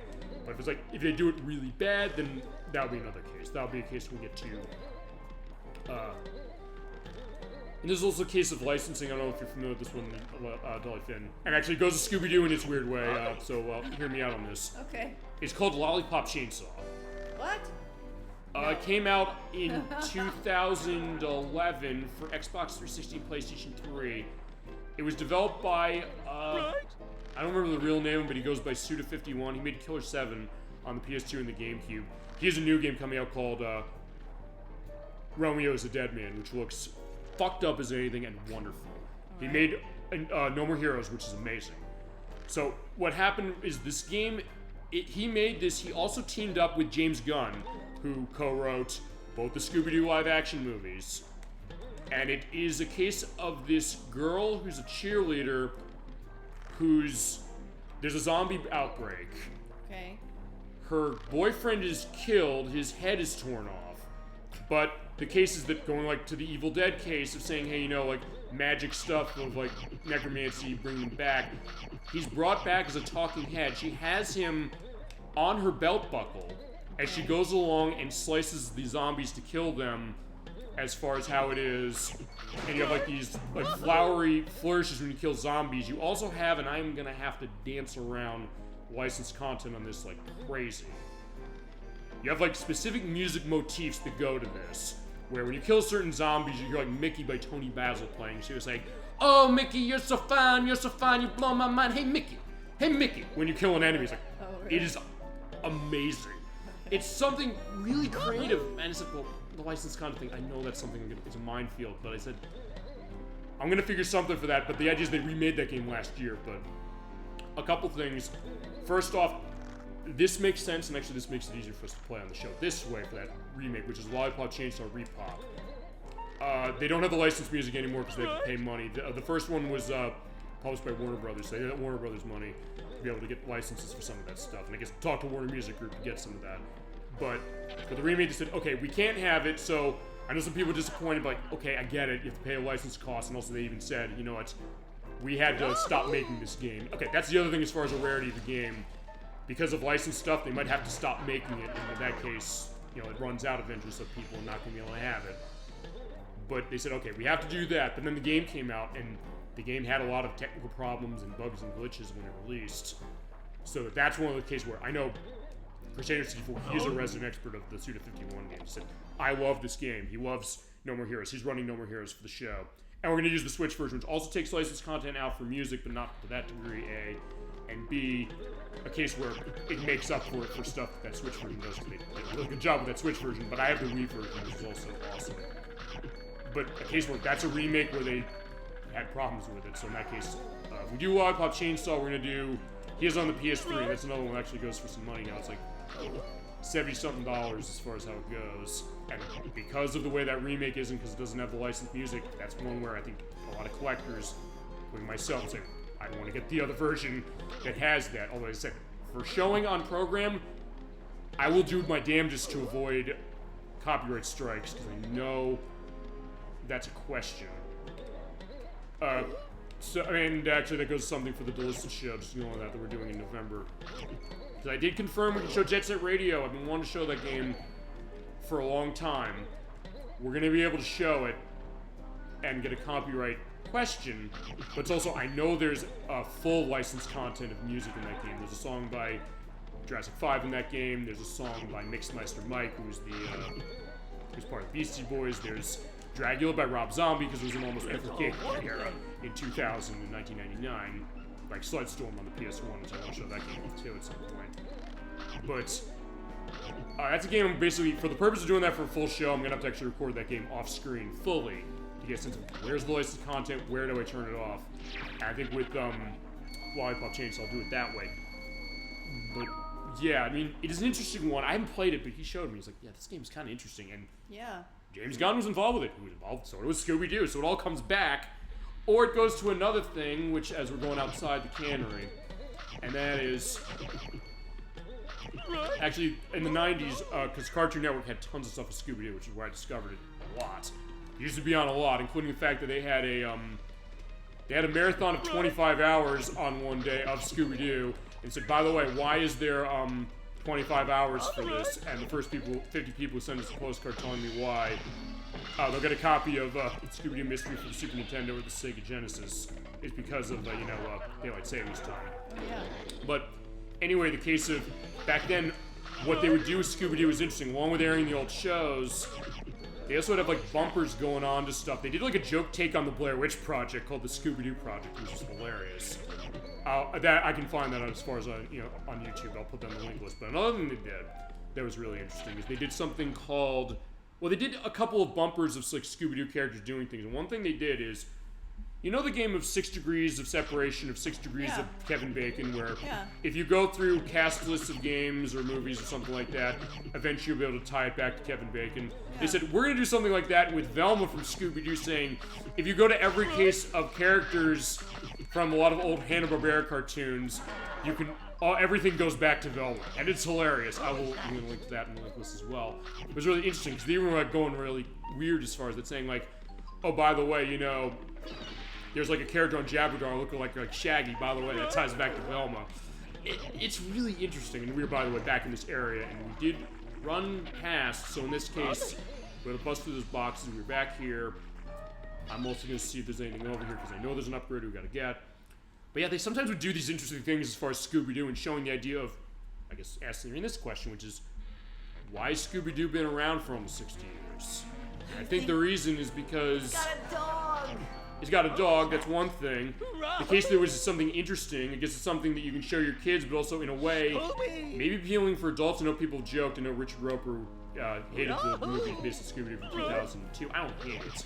I have issues, but I don't hate it. He said, quote, it was nothing more than a diversion to distract children who are hooked on sugary cereal or older kids who are maybe hooked on something stronger. So, I mean, and people say that was SpongeBob also as well, and they have a point. What? He thinks it's... That basically appeals to stoners and children, and he's not wrong. This? This and SpongeBob, they absolutely...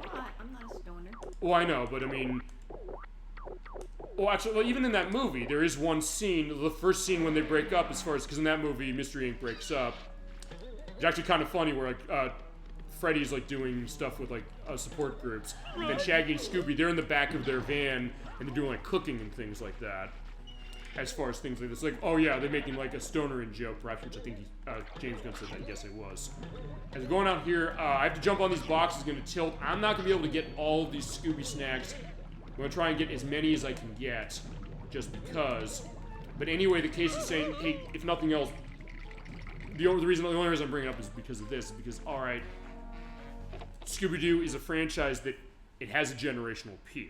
It's a generational appeal in terms of kids and adults, and I guess it's also a generational appeal in terms of eras upon when it existed. It started in the 1960s, as I mentioned, like the idea of the Monkees, the TV show, and then later when they did stuff with music themselves, like especially when they got to the last Train to Clark, they realized it's almost like the Beatles, almost in terms of the quality of what they're really doing with that. But then also thinking, well, in the 70s, we had the new Scooby-Doo movies that said, hey, let's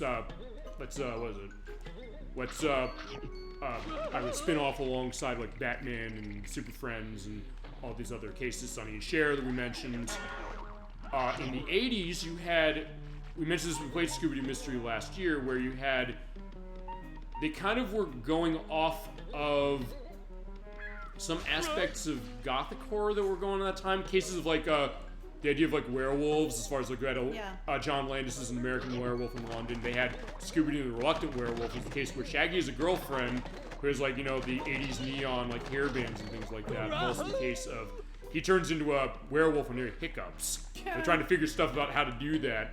You had case of the 13 Ghosts of Scooby-Doo, which is narrated by, as far as the intro, by Vincent Price. Oh, really? Who, of course, he had kind of a little bit of a return in vogue in the 80s because of him being involved with Thriller by Michael Jackson, also being the voice of Ratigan in The Great Mouse Detective at Disney's.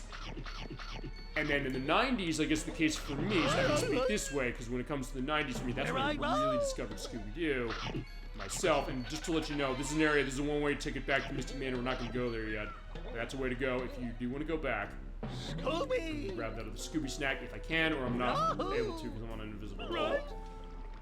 But that case that I guess in the 90s, I guess the thought of saying, well, let's twist this around because we had, Scooby-Doo and Zombie Island. Said, oh yeah, the monster's real now. Okay, I can't get that because I need to pound into it. And I guess if nothing else, across the decades, and I guess as far as age group, they're saying, you know, let's try different things.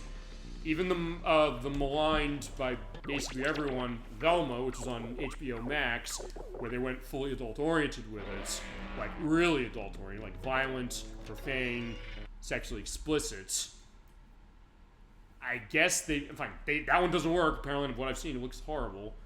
I haven't seen it fully, so I can't completely say as we're going into the cave.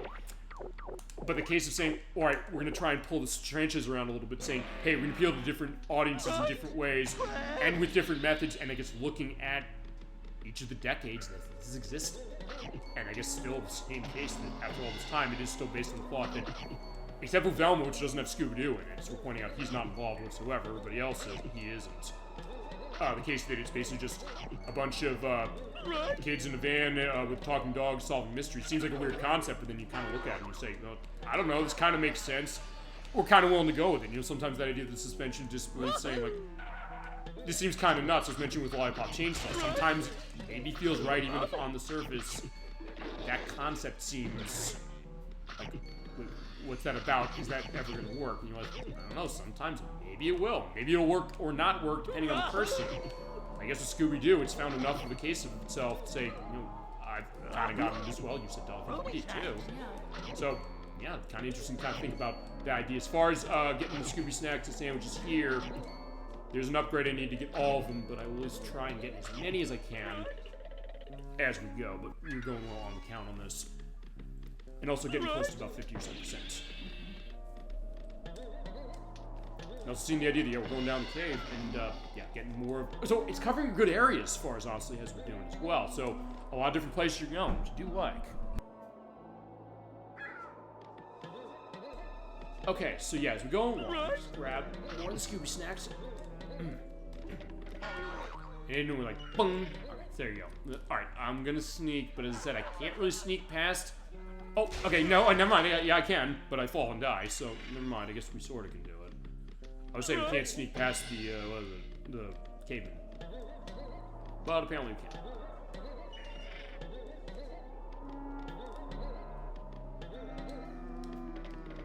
Perfect. Oh, yeah, there you go. Alright, so in that case, I gotta jump over that, and yeah, I can't swing far enough off of the net of fish that was caught in order to get that, but that being said, I can at least get some of the Scooby snacks to go along, and there's an upgrade we're gonna have later that's gonna help us go. And here we are, kind of going into, we're on the side of like the cliffs, but also seeing like the dying trees over there, but we also can't go up this because it is too slippery. So in that case, we gotta get an upgrade. So that's the idea, we have to find an upgrade, but also doesn't, I'll say this if nothing else. When it comes to the upgrading system of what I've played of it so far, and Dolphin, feel free to indicate if you agree with this or not. I do think that it's something where it's not an upgrade system where I get the sense that even when you don't have the upgrades, that the game is either A, holding out on you, or B, punishing you for not having things. I think above anything else for this game, it is good. For example, with the helmet, you can't kill enemies or bust boxes unless you have it. But at least, in the case of that, like, avoiding the enemies, like, alright, you can kind of do that, so I was like, alright. So it kind of, in a way, forces you to kind of change your playstyle to start with kind of just one playstyle, but then it's like, oh, I can just bash these enemies. I can bust these boxes. So in that case, it means that, I also don't have to earn the ability for the game to control, but I can still control it really well, I'd say. Even when you're starting that, but I gotta be careful, because over there is one of those ice blocks.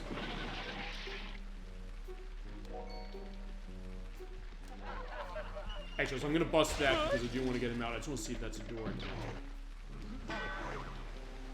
No, it isn't. Okay. So in that case, I could have completely snuck past it. Yeah. I got the keys and on the door. Okay, so going pretty well.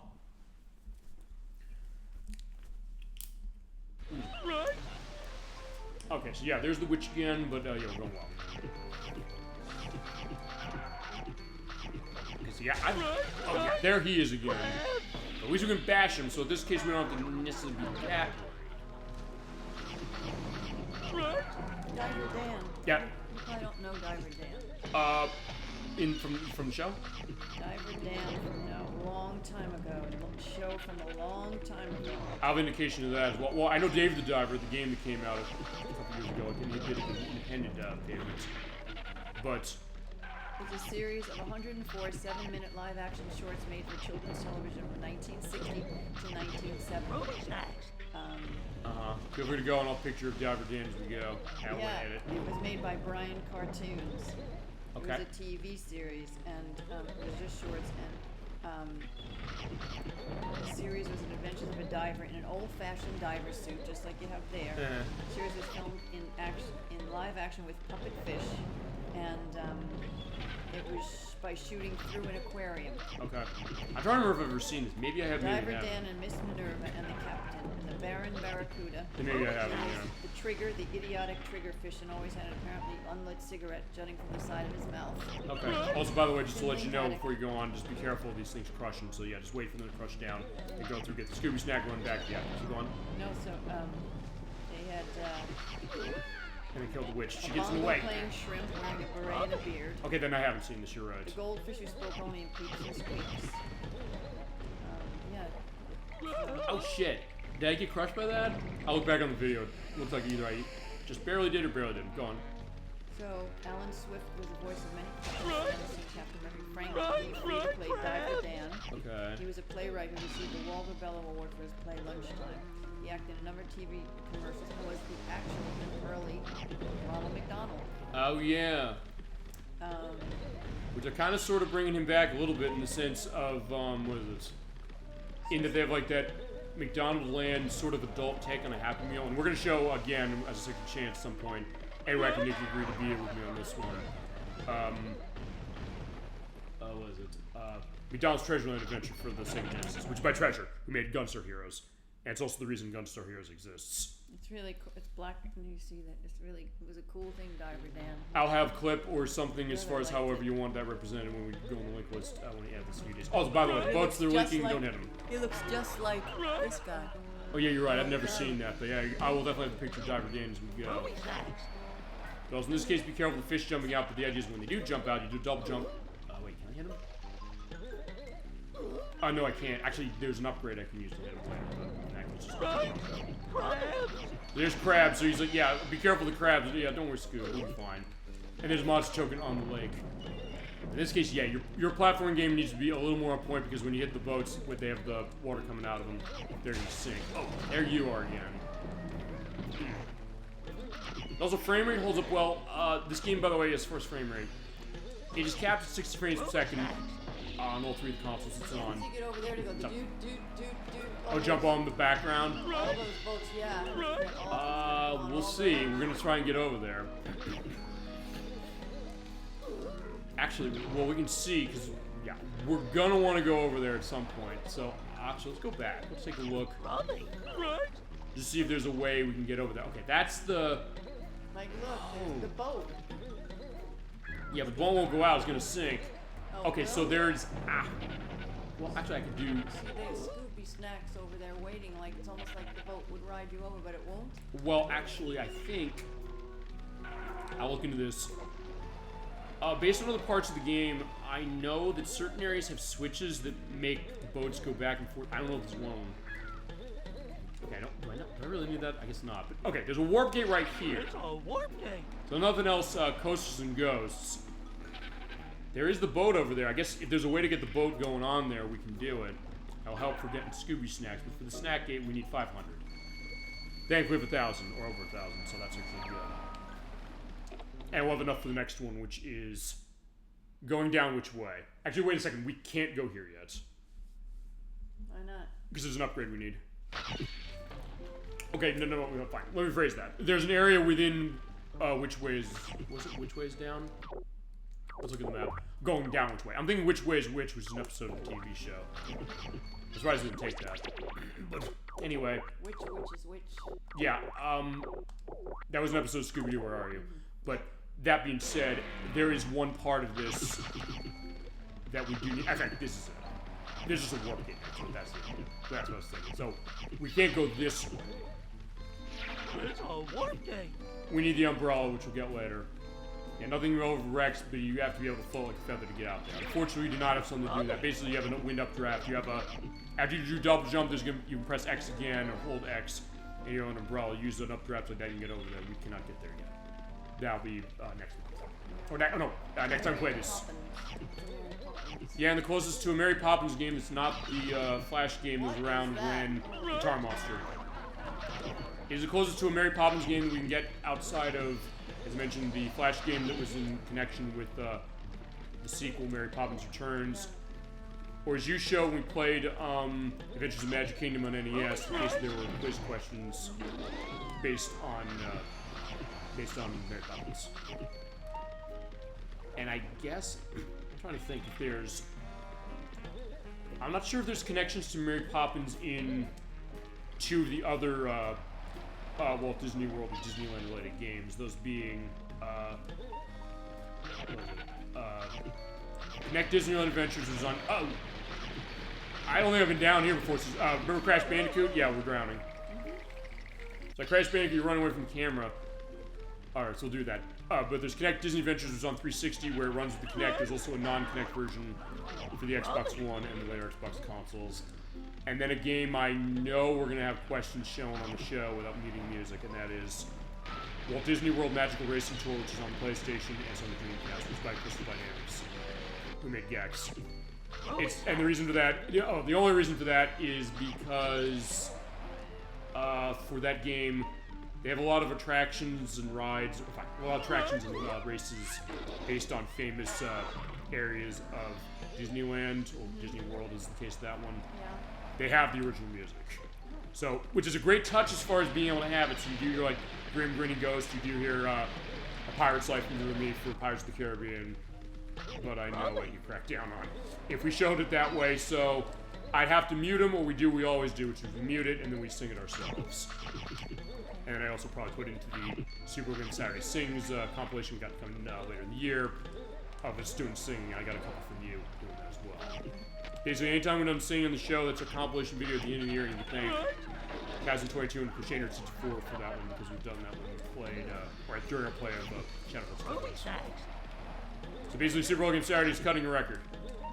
We're getting very ambitious as far as our, in our 5 years of being around for we can stop classic gaming or any kind of gaming business. So, that's it. We've been doing that even a lot of stuff we're doing off screen for that as well. Yeah, we're going good on this, and we'll see where we're at next, because I think we're getting close to like 50%. We're not here. Okay, we do need to climb up here, and there is an upgrade we get here that's going to be very useful. In this case, we have to hit that. We do have to run along the light. So in this case, I'm going to sort of ignore everything for now. I'll take hits from him if I have to. Ouch, and him. Get me out of the way, please. Okay, you get the chomping sounds going. Yeah, I don't care about you. Just double jump over. But nothing else, you just want to get out of the way for now. It's fine. I'm going to do that. Tar Monster will deal with you later.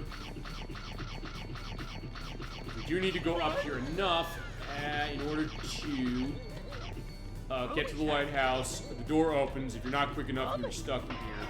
Bust that. Get the lightning bolt. This is the Super Smash. This lets you do a ground pound. You hit the square button when you're in the air. You can do a crash down.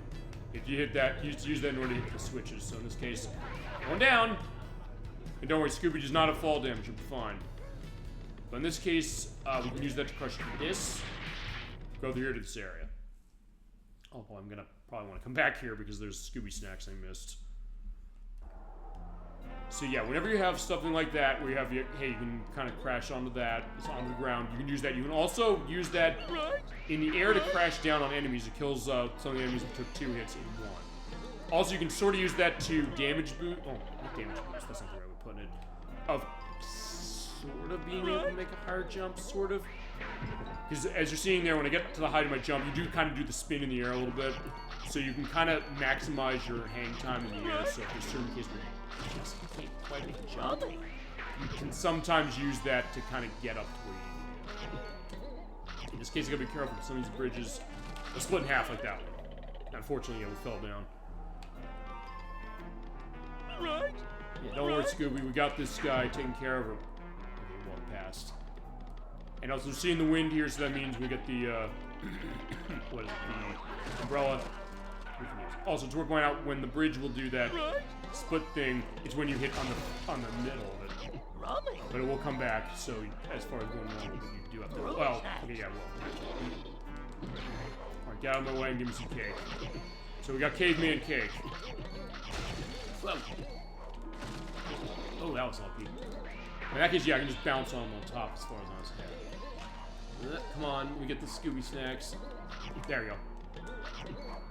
Yeah, so there is some precision you have to have when it comes to this. That's the case where you have the hooks and you have the bridge collapsing at the same time. We're going up, okay, and back up here. You're here, you're gonna die. And then you pound it. Perfect. In that case, we turn that on, which actually, I didn't go there in my practice. But in that case, when I get the umbrella, I can use that to go up there, and there's probably Scooby snacks and things up there.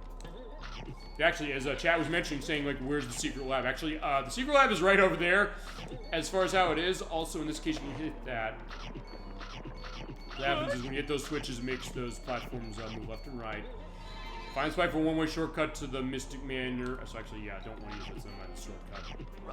That's the way into that. Yeah, let's go in. Or actually, no, this is taking me back. What part is that? No, this is fine. This is going back to the last part of going which way, which means that I can go back to the path, I can go back to the lighthouse, I can go everything we need. There's another door, at least open the door. And I'm trying to think as far as the upgrade. Actually, this might potentially answer your question as far as where we're going, but unfortunately, I don't have the umbrella I need to go out there, so actually we can't go out here yet. But we do have it set, so we know it's on the map. And I'm going to go back to the lighthouse, and then I'm going to see what other stuff we can do pounding on as far as the new ability we got. And then next time I see a save point, I'm going to save. I'm going to see where we at. Alright, that's warp gate over there. I'm going to just keep... Actually, wait a second. Okay, I was trying to think if that's something where I necessarily need to go. Ouch. Rummy. Alright, I'll just keep going on. Yeah, we're going pretty well, honestly, as far as this as well. So, yeah, I'm feeling pretty confident. I mean, I think we should be, in a case, be able to go outside. Oh, actually, fine. One thing we didn't use, and admittedly, we're not going to see doing too much, but you see the flower. Let's do some digging. But now, at this point, mostly is going to be, sometimes it's just Scooby snacks out, mostly going to use it for health. Okay, so Lighthouse, Fright House. So let me go back here, because there's some Scooby snacks and things I missed, because... Fine, the boxes and all that stuff. Because I was so focused on getting the Scooby snacks. In this case, also, nothing's going to live when it comes to this, as far as that. And then... I have to think about where's a good place for using the pound here. Like, that's the way out, as far as on the ground. I mean... Do I need to? In this case, I'm not really concerned about missing it. Although, I guess in my case, now in this case, if there's Scooby snacks going down the way, I'll maybe get them. Yeah, but on Scooby snacks, we're doing pretty good. I'll say this also one other thing. You don't have to get every single Scooby snack in the game for the purpose of going through it. I mean, you get all of them for the purpose of unlocking stuff in the gallery and stuff like that, but... It's not a case where if you miss one, you can't beat the game. So, if nothing else, we should be good that way. There that is, with that again. Alright, so I guess what I'm going to do is we are going to go back, I guess, because there's not much here. We'll go back here. I'll take the warp gate back. I'll see a save point. We'll see where we're at. And also see... Gauging this. Actually, I know that's the case that I'm going to take the death. Just go and get the Scooby snacks. So that's fine. Right. Alright, Jay Bates, let's go on. So yeah, what else you got as far as anything else you want to go into talking about this game or anything else? Just kind of taking it in. I mean, this is a good game to soak in when you really think about it. Sometimes you think, well, what's that going to look like for something like this? But I said, because the way that, as you mentioned, And good suggestion. Thank you again for this request, by the way, just going that once more. But just the case that sometimes you have something like this where it is something that can be really, you can kind of lose yourself. Okay, but here's the secret. Here's the secret entrance. We do need 500 snacks to go in here, and then I know we need 550. We'll do that next time. We are going to take a look at where the final area of the game is, because there's some things we can do in here. In fact, I think I'll do as much as I can do here, which is not going to be too much. Right. Well, in this case, using our move here, we can pound on the switches and open that gate. I think I see a save point. They're around. There's also the ghosts. The ghosts are invincible, but the ones that... oh, there you go. Also, I got to show that, which is that if you get hit by something, if you fall in the water, the water, yes, is an instant death, but if you're flashing like that, you still have invincibility frames as it goes. So in that case, you're able to stand in the water briefly without dying. So you can take advantage of that when you get hit, and like, oh yeah, fall in the water, you're not going to completely have to start over right away if you're quick. In this case, just avoid the rocks and get more snacks. That one, I don't know how to get that. We'll figure it, but as I said, also I'll say this. If we do show Scooby snacks off while we play and we don't get them, as I said, I'll get them off screen. So in that case, we'll have them all reflected in the sense that you see them, but also we'll have them set for the purpose of running the extras and all that. Okay, so here we are in the lab. In this case, you have to be careful on the... it died. So yeah, I just had to say that. On the cauldrons. So the cauldrons have the keys, and this is one of those rooms you gotta pick up the keys. This ouch. I'm already low on health, so I gotta be careful on this, and also use the keys to go through that gate. I'm actually going to try and get... I'm trying to do the double jump across that so I don't get myself killed. Okay, so I do need to do that. There's a way down there for something else, but if I go down there, I can make a very specific jump, and even if I go down there, I can't completely go back. Exactly, but that's fine soon enough. It's a Robbie. Yeah, let's get the Robbie and get the Robbie. In this case, going through, check the rooms as far as how they are, but the good news is that there are going to be a lot of items in here, including food, snacks, and food, and there's another zombie, get him. And also nice picking up the chicken. In this case, you can also bash through that to go through this room and get into this one, because here's Shaggy. So I have to get him in the main key corridor, and then we can get him out. And that Scooby snack, there is something we get way later. That's gonna be next time.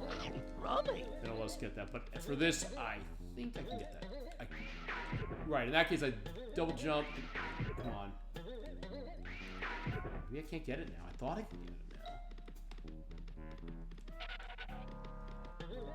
now. I did unlock this before I did my test. Hang on, let's see something. Or maybe I just say, you know, get it later. Because the idea is that I open that, we can't actually go into that, because that's where the end of the game is. But we're not going to be able to go into that for some time. So you know what, I will make a jump down here, go through here. Make that very specific jump, go here, hit him, hit the hamburger. And go through the door, and I think this will also take us to a save point, because I haven't seen one in a while. So let's...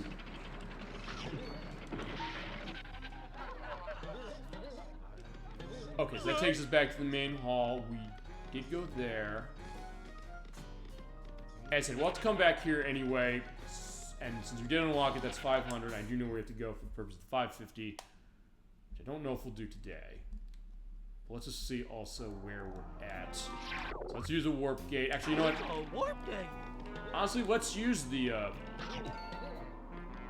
Before I do that, I just want to make sure the bridge doesn't collapse on me. Okay, that's fine, because in that case, I go back to the door I was at. I was going to say, we're going to use the warp to go back to the manor, because in that case, there's also save point. And we got that already as far as those. Let's go in there. Let's take this back. Actually, can I go back? Oh, I have to hit the switch, and then I can go back. Oh, it's college? It's collar. It looked different to me. Oh yeah, there you go. So let's take a look at that. It's kind of a subtle detail, though. If you see him without it, sometimes it's weird. Yeah. The second act felt like something was around his neck. Okay, maybe we can't go that way yet. Okay, so what I'm gonna do then is I'm gonna use the warp gate. We'll go back to. Okay, because yeah, we got a lot of stuff here as far we're set. As far as where we'd go next. For what we use as far as this, we would probably want to go to. Let me think about this. There are parts of the Smuggler's Cove that do have things you can push down. I'm just trying to think of other cases. There is the lab. We can go through that. We'll do that. Probably do that next time. Oh, actually, wait. No, there is one place, and I think in that case, I think I know where I am. But let me just see. What's your save looking like? 42%. Okay, I think I know where we'll end. I'm gonna take the warp gate back to. Where is it? I want to go to. These are areas we haven't gone yet. I want to go to Chills and Spills and Haunted Hell. And the reason I want to do that is because with that smash we got, there's a gate we can open. And unlike on my practice, I didn't have enough Scooby snacks to do this because I need 550. You need to use the Super Smash to bust through here, open the gate. And in this case, what we'll do is I'll get to the end, I'll open up that snack gate, and I think that'll be about 50%. And I think at that point, we'll be good. We'll be set. Yeah, it's 47%. Yeah, that's perfect. Okay. Scared skiff. So in that case, as I said, I think I'm going good. Is it? Although. Look, it's a seagull. Yeah, there's a seagull as well. So you do. Actually, I don't know if you can hang on those. So we'll go through this. It's not going to take too long. And at that point, we'll have a little bit of a shorter show, I think, for this one, and then we'll have a little bit of a longer one for the purpose of the finale. Although even as far as the finale, for the purpose of playing the game, I should say. It's not something where it's necessarily taking me that long, and I will do more practice over the next couple months just to make sure that, because I'm almost at the end of the game for the purpose of practice. So I'll check that again. I got pretty far as I was doing on the stuff I was doing last night. So basically set that off, and then we can do that. And we'll also talk schedule as far as what that's looking like, and then also what stuff's going on, because as I said, Joe's just going this everybody out there. We're going to be off for the next couple of weeks, but I'll have content on the YouTube site we're going to but not too much. In this case, what you got to do over here is you have to kind of go back and forth. You're saying, hey, earlier, you know, how do we get between planes over there? In this case, you have to kind of come over here with the elevator, like the rope bridge thing. Hit the switches, and then go over that way. Ruby snacks. Basically, I have to turn that one on over there. We're seeing it's now moving. It was not moving before, but now when you do that, you go back, and we're able to have that set to get ourselves going toward it. And snack gate here is 550. I do know that as far as that, so we're gonna have enough. But at that point, it might also be a case that after we do this one, next time we're gonna have to go through some areas we've been through before. But that's fine. We can talk our way through it. That's how it always works. Also, why this discussion program? That's why. So the game's never going to be boring because we'll be paying attention to the game. We can go off on like 8 million tangents. We can talk about stuff. You mentioned Diver Dan. Yeah. I mentioned a lot of stuff. So you, Chad, when stuff is that way as well. So in that case, we can balance it.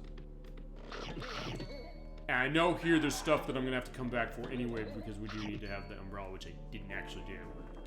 When I did the practice only because I said I want to see how far can this go. Because I'll say this also. We are getting to a point where we're not going to have as many snack doors we have to open, or snack gates, I should say, that we have to open. But there are definitely some that we're going to have to get set, and you do have to have high numbers, as you're seeing. So in this case, I have almost 600. You need 550 for the win. In this case, be careful falling rocks. Then dash the crabs. If you sit back and go, basically just move out of the way. It's not too bad. Whoop.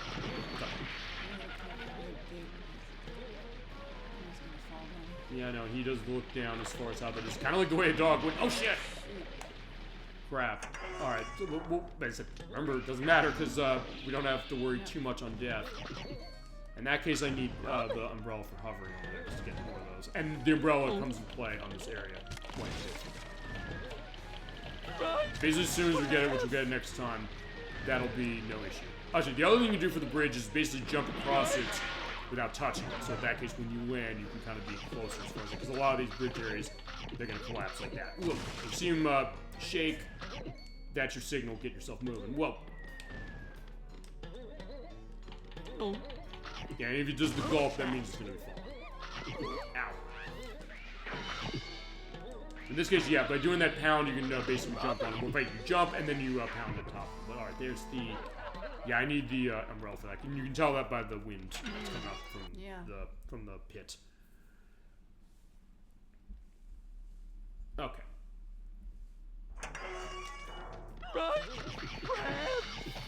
Yeah, but it's interesting also this, I guess, that, yeah, Scooby will keep seeing some of the same things as it goes along. He'll still be being scared of the crabs. Like I said, if nothing else, I guess it's okay in the sense of, I don't mind, fine, it is repetitive, but I don't necessarily mind hearing him say that, number one. Number two, Scooby is scared enough that he probably would keep saying it. Even though it's a case where you know it, hey, you know, he'll be able to make it happen. Okay, so over there we cannot get until we get the umbrella. Yeah. So in this case, we just go along the way here, and as this goes, more snacks. Yeah, we're definitely going well on snacks. And also because of the way the map goes, in the sense that it does show you how many snacks you got into an area, it's something where this game actually does a pretty good job tracking your progress. Sometimes a question when it comes to how does the game do that. Because we had that with Super Mario Sunshine, which came out a couple months after this, where it does not track the blue coins, and it's like, you better be keep track of that yourself, otherwise you're not going to get them all. Or in my case, basically, as I said, Gemini 96, he knows where they are. It was 100% of the game multiple times as far as doing the practice, but then also the case of saying, I have a guide that way to make sure I get all of them, and then as Captain 22 says, like, kill those bluebirds, I want them dead. It's like, what do they do to you? I was like, I said, like, yeah, they just have to die. Like, yeah, you're right. Yeah. They do have to die because otherwise I can't get blue coins. And, you know, Mario's going to be the case of saying, hey, you know, we're going to be... Now we go. Actually, I want to see something, because... Well, actually, before I do that... Whoa! Okay, no, I will do that first. I'll come down, because I... Okay, I think I have to go down there, but I think I have to... I have to go up here first. I have to turn on... Okay, there we go. So good... Oh, no! So, like, Scooby's like, yeah, I'm going down. I don't care anymore. I was like, yeah, take me to the great beyond. But yeah, Scooby's fine. He's like, yeah, I'll still live, you know? I mean, even in the case of, I'm saying that we're dying, but then again, even in the case of the last game, when you get your, as for that we played, Scooby Mystery on Super Nintendo, they just get really scared and run away. And if you get a game over, they basically just look really disappointed that, yeah, they didn't solve the mystery. So it's not really even a case where, you know, they're dying. Whoa. Okay, so yeah, we'll get those other ones next time, but yeah, in that case, crab can go away. And yeah, these platforms, they'll kind of tilt. They do have a good physics to it, so you can kind of use it to get yourself higher or lower. Also, sometimes you gotta be careful, otherwise, you know, you can fall. Alright, bye-bye to the tar monster. Yeah, who was in Scooby? Yeah. So yeah, fitting that way. Actually, of all the, you know, the old monsters we fought, actually, I think that's the only one that these two games share. Now I think about it. Because there was One-Eyed Matt. For some reason, I couldn't blow over the trolley. I never saw that in like my 30 years of playing that. And the case of, yeah, when you're recording yourselves, only on this show that we see something like that. There was the creepy clown, the evil clown. There is the Dracula guy, Count. I'll have his name down because I know we saw him for that. And that's it, because there are only 4 mysteries for that game. And the Genesis game only has 2, but also they can be really long because, as I said, if you're not good at those LucasArts Scum Engine point-and-click games, you have to use the bubblegum on the cannon in order to make a music note or something, or a sheet of music appear or something like that. Yeah, you're not gonna get far on that game, and I sure didn't when I played it in, actually 30 years ago. I did rent it. I don't know where the hell I'm going, and that was the first time I'd ever played a game like this. Like, The Secret of Monkey Island, which you do need to show on the show, or Grim Fandango, or, well, actually, in all honesty, Nikki's showing off the games she's shown from Humongous Entertainment, like the Pajama Sam games, the Freddy Fish games, and the Putt Putt games. Well, first off, the people who made that worked on Secret Monkey Island and things like that, number one. Number two, they do kind of have that same way of playing, saying, hey, you have your inventories, you have to use stuff on certain things, and they go along. Yeah, not too far of a concept, honestly, going off. Alright, now for this area, the idea is that the water's here. That's the snack gate. I'm gonna open it before I do, or after I do that. One of the last things I do before we go in there and see the save point, I think at that point will be go as far as this. Yeah. I'm gonna hit this. That's gonna lower the water. I do have to be quick going through this in order to get the Scooby snacks. Basically just hold the run button and go along. Oh no, no! I already missed him. I don't want to miss him. Right? Yeah, in that case, you also have to be very specific as far as like jump as far as you can before you do the thing for that. Also, oh, I missed it. Okay, so I missed the box of Scooby snacks. There's an island out there. There's a box, but you know what? It's only 5. I think we're good. Oh, actually, in this case, yeah, I do have to wait because yeah, you are seeing down there. You will see down there. You're hearing the sound. The water is rising up again. So it goes down right there. In fact, perfect. I'm glad we showed this then. In case, yeah, it does drain the water, but then the water comes back in, I guess, from like the mountain or something. In this case, now we have to wait for that in order to get on the boats. Yeah, we'll tip, of course, and sink. In order to do that, we want to get across the way again. Or, but you know what? I'm gonna try once more. I think I can. We're gonna see how many jumps I can make. 1,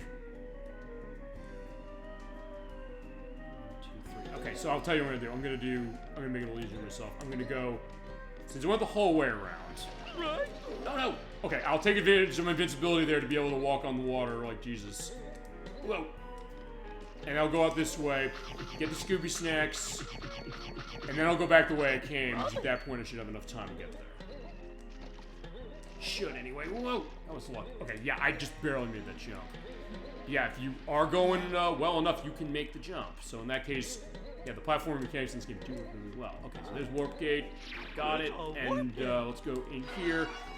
In this case, as soon as I see the next save point at Misbehave and Cause a Cave-In, I think we'll be at over 50%. Yeah, because this is about what we got last time. We have a case of that. I think at that case would be good. We can go into schedule, and there's a monster token, which we'll have to get. And we'll get all of them as far as when we come back. I think we'll be good. So, here we go. So, Scooby, what do we got? So, at 48% as far as when I last saved. What I'm going to do is I'm going to do that. I'm actually going to grab that box. As we're pointing out, you do have to either wait for that to stop spinning, or in this case, I'm actually going to leave and come back in. Just in order to get it going again. I think you do have to wait on an interval, but I'm not going to wait. I think we're basically going to be there. So in that case, yeah, with 4 hours, not bad. No, it's great. Misbehaving, cause a cave. It's cool. Alright, that's 49%. That's almost there, so we can do the other 51%. Next time as far as that. Alright, so in that case, I think we're good as far as part 1 for that. So there's Scoob. So you're sniffing around the cave as far as anything else. What are we going to see next time as far as the next part of Scooby-Doo Night of 100 Frights? So yeah, in that case, even if I went further, by the way, it's worth pointing out than this, we would still need 2 parts for this case. But it is a good case, I think, for that. Yeah. So alright, in that case, that is going to be the end of it for part 1 of Scooby-Doo Night of 100 Frights for the PlayStation 2.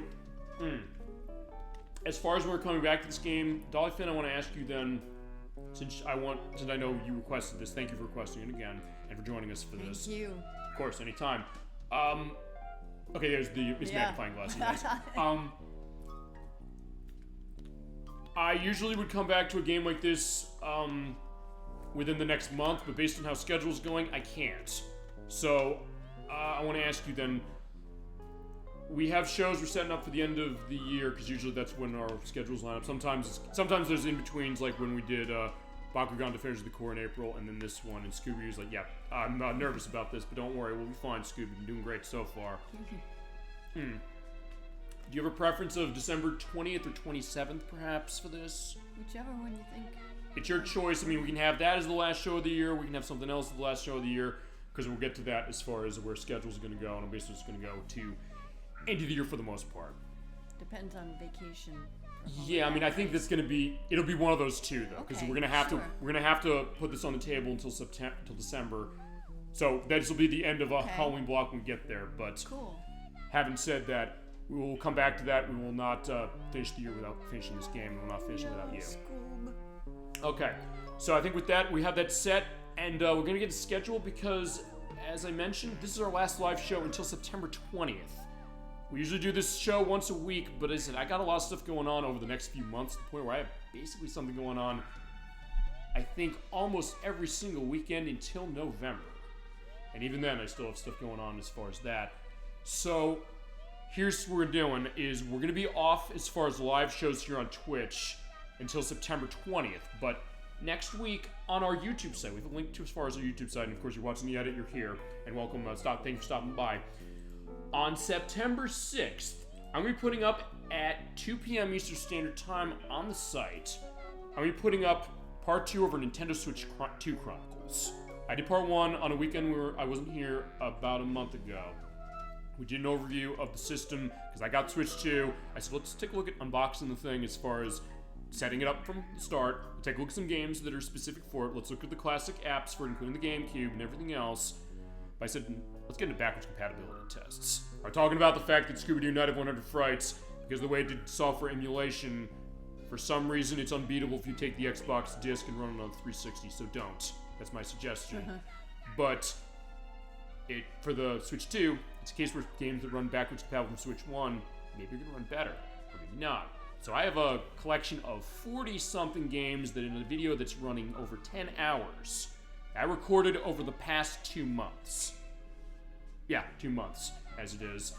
So next week I'm uploading it. I'm also going to put it up instantly, so in that case, usually you could live premiere it, but I'm not gonna, because otherwise it goes through the entire video linearly. In that case, we have so many cases, I'm gonna have stuff in the description of timestamps to jump to any game you want to see. You want to see how we're taking a look at how Pokemon Violet runs on this system. Perhaps how Strange Horticulture runs on this system, because I did show that. Perhaps other things like Cruisin' Blast, or stuff where I have the demos of the games, but we showing like what do they do. Or even some entries of series we have not yet shown on this show. And even some genres we haven't shown. That's going to be our case as far as our YouTube exclusive, because yeah, when I have stuff going on, or we have stuff going on for the case of that for show and we can't be on live, I do want to have something for all of you, and I like making it myself. I even like when we do stuff off screen. Yeah. I've done stuff off screen that way too, and we'll probably going on as is. So I have that going up next week at 2 p.m. Eastern Standard Time on our YouTube site, so stop by there. There will not be a schedule in Twitch. I'll be deleting it, so you'll not see anything to it until the week of September 20th for that show. But then what about the week after that? Well, I'm also going to be off. I mentioned last week one of my cousins is getting married, so I'm actually going out of town. So I have 2 shows next week. They're going up as live premieres, though, on the YouTube site at 7 p.m. Eastern Standard Time on September 12th and 13th. They're going to be our plays of The Wolf Among Us, Parts 3 and 4. You were on the show last year when we did the Delicious Xbox Live Showcase, watching that game in Abject Horror. There's something I have in the Delicious Xbox Live Showcase too. You'll be begging for Wolf Among Us again. But I adore that game, but because of the fact that that game has nudity that's visible, I cannot stream that. I can stream anything violent, anything profane I want on this channel, but I cannot show anything when it comes to nudity that's visible, where it's like anatomically correct. That game it is. So what I did is I said, I love this game so much, I want to show it. We previewed parts that I knew I could show last year, but I said, I recorded the game off screen months ago. I already edited out the nudity, so you see censor bars all over the place. It's not easy to do that, but I want to show this game that bad, I love it. So I have parts 3 and 4. I'm separating for each episode because there are 5 episodes of this game, so we did 1 and 2 already. Episode 3 is going to be on September 12th, and September 13th is going to be episode 4. And then we're back on September 20th here on Twitch at 3 p.m. Eastern Standard Time for part 6 of Shadow Hearts Covenant. Crusader 64 and Chasm 22 are going to be coming back. Also get a sense as far as Crusader 64. I don't know if I'm going to push that because I know he's sick. I hate to say this, he has COVID as far as how it is. But I talked to him today. He's doing all right. We always send our best wishes. We always do. We did that when Nocturne had COVID as well. But that being said, he's doing okay as far as how it is. And we'll be taking care of that as far as everybody, as far as it, but I think by then it'll be okay. We'll see. I'll play by ear. If it has to change, I'll have to change. It's either way. Don't worry, I can adjust in this program on the flip of anything, really. But we'll do that. But right now, as far as how the thought is going to be 3 p.m. Eastern Standard Time on September 20th, but subject to change, is going to be Part 6 of Shadow Heart's Covenant. We're going 9 hours through the rest of the side quests. There are tons of them. And at that point, we'll have only one part that's going to go on October 18th at 3 p.m. Eastern Standard Time. But as far as the rest of September, the other live show is Nocturne, speaking of her. She's coming back at the end of the month on September 27th. We're going to be completing Croc Legend of the Gobbos. We started it last year. We had to put it on the shelf for a year because we're trying to unlock the final levels we get for collecting all the Gobbos. As much as her and I tried on her case the Saturn version, me on the PlayStation version, we could not do it. But the good news is that there was a code to unlock those extra levels, and it was shown. It's also going to be our second chance because I want to show off the Croc HD release, although it's worth pointing out I got an update on that because I mentioned last week, I said we're waiting on our physical versions of Croc Legend of the Gobbos HD to be pre-ordered from Rocket Games. Dolly feels like on the screen here. I have an email from Rocket Games, an update of it. Last week I edited in saying they pushed the date back. It's supposed to be this summer. They said Q4, but I did get this email from them saying, quote, for the PlayStation 5 version, the version we have on pre-order, we now have the most current build of the game from Argonaut Games, because Argonaut's back, baby. They're in the final stage of coordination and approval from Sony, because remember, they have to go the sign-off as far as that to make sure that when it happens, we'll have another advisory coming out when we have the game officially in production. I will say this, if we do get our physical editions in time, we'll show it off on the PlayStation 5. We'll switch between the Saturn version of extra levels and then show it off, because there's a lot of nice, neat extras in that game for that HD release. If not, I will be buying the Switch version. We're downloading the Switch version. We're on through Switch 2. We're going to show that game as far as Croc HD one way or another. And I'm definitely looking forward to doing that, and she's looking forward to getting back to that as well. But I do have to tell her. I will let her know, probably after the show, what's going on with that, just to let her know what's going on. Then October 4th, we're going to be off again. So as I said, I have a show planned on the YouTube site on October 4th. Finale of Wolf Among Us. We got that going up. And we'll complete the game as far as that will get started in Halloween Block officially. And then for Halloween Block, we have the finale of Medieval, which we played 2 weeks ago. Started that. Having a great time playing that. I know you were really liking what you saw. We're going to be continuing that. I did say October 11th. I'm going to have to keep you updated on this. I might be pushing that to the Friday, October 10th. I might have something going on that weekend as far as Saturday. I'll let you know, but for the purpose of that, we're going to continue the game. We're going to finish it. We also have a live reading the instruction manual, because remember, we're running the downloadable version for the PlayStation 3. So that going, that was I'm laughing at that request. We'll have it finished then. Week after that, assuming we are able to have Shadow Hearts coming on the 20th, the finale will be on the 18th. That will definitely be the end of the game. As far as how it goes, let's finish the story. Maybe some extra stuff. We'll see how that goes. And then Nocturne's coming back on October 25th. This was a show like first wanted to see for our second chance for October. Mega Man 7 for the Super Nintendo. You play that?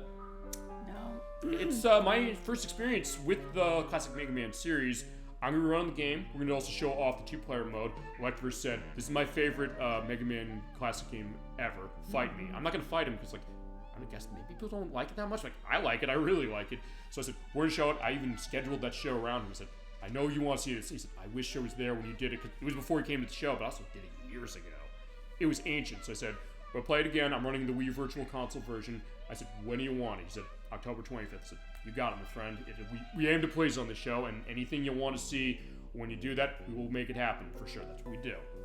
And then the week after that, Halloween night, we have the viewer request that's also in Like Bruce's case, Castlevania Chronicles for PlayStation. It is a remake of Castlevania from NES that was on the Sharp X68000. There's also a remake of that remake. We're showing both of those. I'm going to be practicing like a madman, including when I'm out of town and taking my flight out 2 weeks from now. I have my PSP around with me. I used to practice that. It's like, I got to be ready for this game. And people's like, what are you doing? I'm playing Castlevania Chronicles. I got a show. Our best channel on Twitch wanted to see it. We're going to do it. Halloween night. So yeah, in that case, we're going to have a show. It's going to be great. And then week after that, I'm not going to have a show either, but I'm going to have another case of Switch 2 Chronicles for back and pat tests. I don't know if it's going to be 10 hours, but I'll have stuff set for that. And the week after that, we're going to have our second chance for Shadow the Hedgehog on the day it came out 20 years ago. my gosh. That's going to be on November 15th. It's the first time I played a Sonic game and said, yeah, this is not good. That being said, I did unlock the Expert Mode, which actually acts as a little bit of a sequel to that game and a prequel to Sonic 06, the infamous Sonic 06, that on taste grounds might be better. But that being said, we're going to go into that. We're going to take a look at going through all the levels, because we didn't last time, because basically it was a case where we just went through the path of the game and then did the final story. As far as that, we'll have that going for our second chance. We're going to use the Xbox version, because it's the best one, quote-unquote, but still some issues. And then in November, on November 22nd, Duffin, we got your viewer requests for our annual pre-Thanksgiving Disney game. Playing Pinocchio for the Super Nintendo. Yes. Good suggestion also on that one. Also another case of a license being reflected really well. One I missed when I was growing up. And on your request, I picked up the Super Nintendo versions also on Genesis and Game Boy, and it was going to be on the 32X. I mean, just think if there was a 32X version of Pinocchio, but it did not happen. We're playing through on Super Nintendo. That will be that night, and the week after that, I'm going to start this one early. We have our Holistic Xbox Live Showcase Volume 2. We did Volume 1 last year. Volume 2 is going to have a bunch of stuff. I have 36 games set. I have my list curated. I got a bunch of stuff ready to go. License check stuff going on Jet Set Radio, which I'm announcing we got that. But of course, this is spearheaded by AJ42. He wanted to see Penny Arcade on the Rain-Slick Precipice of Darkness. We got it. We have Fancy Pan's Adventure, which Nikki wanted to see. There's Sega Rally Online Arcade, which I want to show. Outrun Online Arcade. We have Bastion. We have Limbo. We have Castle Crashers. We have a lot of big games. And like last year, where I said, no, we're not playing anything that's not backwards compatible on the later Xbox consoles. That's not the case this year. We're playing a lot of stuff that if you bought it in time, you can play it on the new Xbox consoles. If you didn't, I'll also tell you maybe we can find them. Or maybe you can't find them, or maybe cases where you might not want to find them. And also, Dolly Finn will make you. I'm making up for a lot of things from last year, but also I will make up for this. Remember I put you through NBA Unrivaled? Mm-hmm. Well, I do have a game from the same people who made that, but also I have a better basketball game for you. Oh, okay. We have NBA Jam on Fire Edition, so we're going to play that. That's a good game. And I know you're going to have a good time playing that one. But if assuming, I don't know, you can be involved in that show? Maybe. I know we talked about that, because I know you've been on a couple, so we'll see that. If she's not, we'll figure it, but that being said, we'll try and figure it out. Sometimes, mostly, I'll tell you this, a lot of our schedules tend to kind of go around the time of holidays, so it kind of goes that way. And then getting to December briefly, I'm starting Yoshi's Island for the Super Nintendo. We're celebrating 30 years of that game. You bet I'm not going to miss that anniversary. We start the game, there's going to be multiple parts. Playing through the Super Nintendo, but at the end of it, I'm also going to show the extra levels the Game Boy Advance version has, but it's going to be going into next year. For our viewer requests, I realized we have not played a Nintendo 64 game in 2 years. I did not realize that. But I also realized that for the past 4 years, we've been playing a Tetris game every December.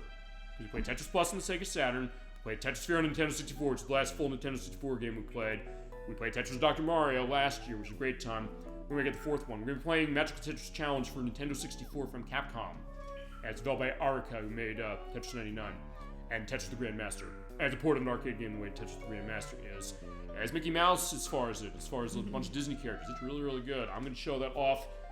And then at the end of the year, some of this is going to be a little up in the air, but either December 20th or 27th, we'll be having the finale of Scooby-Doo Night of 100 Frights here, and the other one, I'm talking to my brother in Inherent Knocked as far as maybe doing a second chance of something that we've already done, or I don't know how I'll do that. Maybe I'll do a second chance. We do Magical Tetris Challenge with him or something. I don't know how that's going to go, but I did float some ideas. I'll talk to him as far as, and I know we were I was thinking maybe of some ideas as far as Castle Illusion for the Sega Genesis, or also Power 64, because I clearly love that game too much as it is. Like, I guess I need another reason to play it, but I played that game like 3 times in the show. I've shown it, I've played it 3 times in the show. I have played it 3 times already, but he wasn't in on either one of those. So maybe that, I don't know. I'll figure that. We'll have that idea going. But also, lastly, 2 more things. On December 31st, our last video of the year is always a YouTube exclusive. We do Super Old Game Saturday Sings this year. We're going to have a bunch of stuff where we're done singing. I'm also going to cut some stuff out of this show that we did singing. It's going to be into a bit of a smash cut. We'll have an introduction talking about, hey, the great year we had, all the stuff we had going on, Chasm 22 and Crescendo 64 will be involved with that recording for the, hey, welcome to our YouTube site and we're doing singing, let's explain it. But also, cases where we did singing, it will not violate copyright laws because of the fact, or copyright questions on YouTube or anything, because A, we're doing the singing, and B, of the stuff I have where it's a case of a question on that, it's a question, not a strike. So we'll have that going, and that'll be our last video. And then the only other case is next year, just to mention this because we talked about this off screen. The name of this officially is pending because Nikki's going to come up with it for us. She said, I'm working on it. I can do it because she came with the name of the show, Super Old Game Saturday. So I said, for our show next year, there's some really long games that I know we want to get to. I know Chad has asked for. I want to give demonstrations, maybe stuff I want to show, but other people want to show. And I know Montague UK, he hasn't been on the show for a while, but not for any untoward reason, just because of the fact that he's been so busy. I know I want to satisfy his look at the Elder Scrolls 4 Oblivion at some point.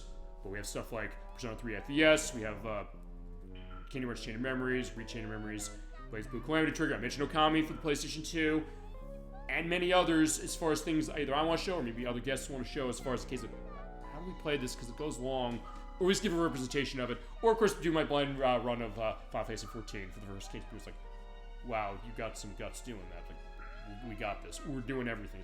You're gonna take forever if you play that game. So I was like, it's fine. We're gonna at least show it. I'm not gonna ignore that. We don't limit ourselves on the show as far as how it is, and that's gonna be the idea of what we're doing into next year.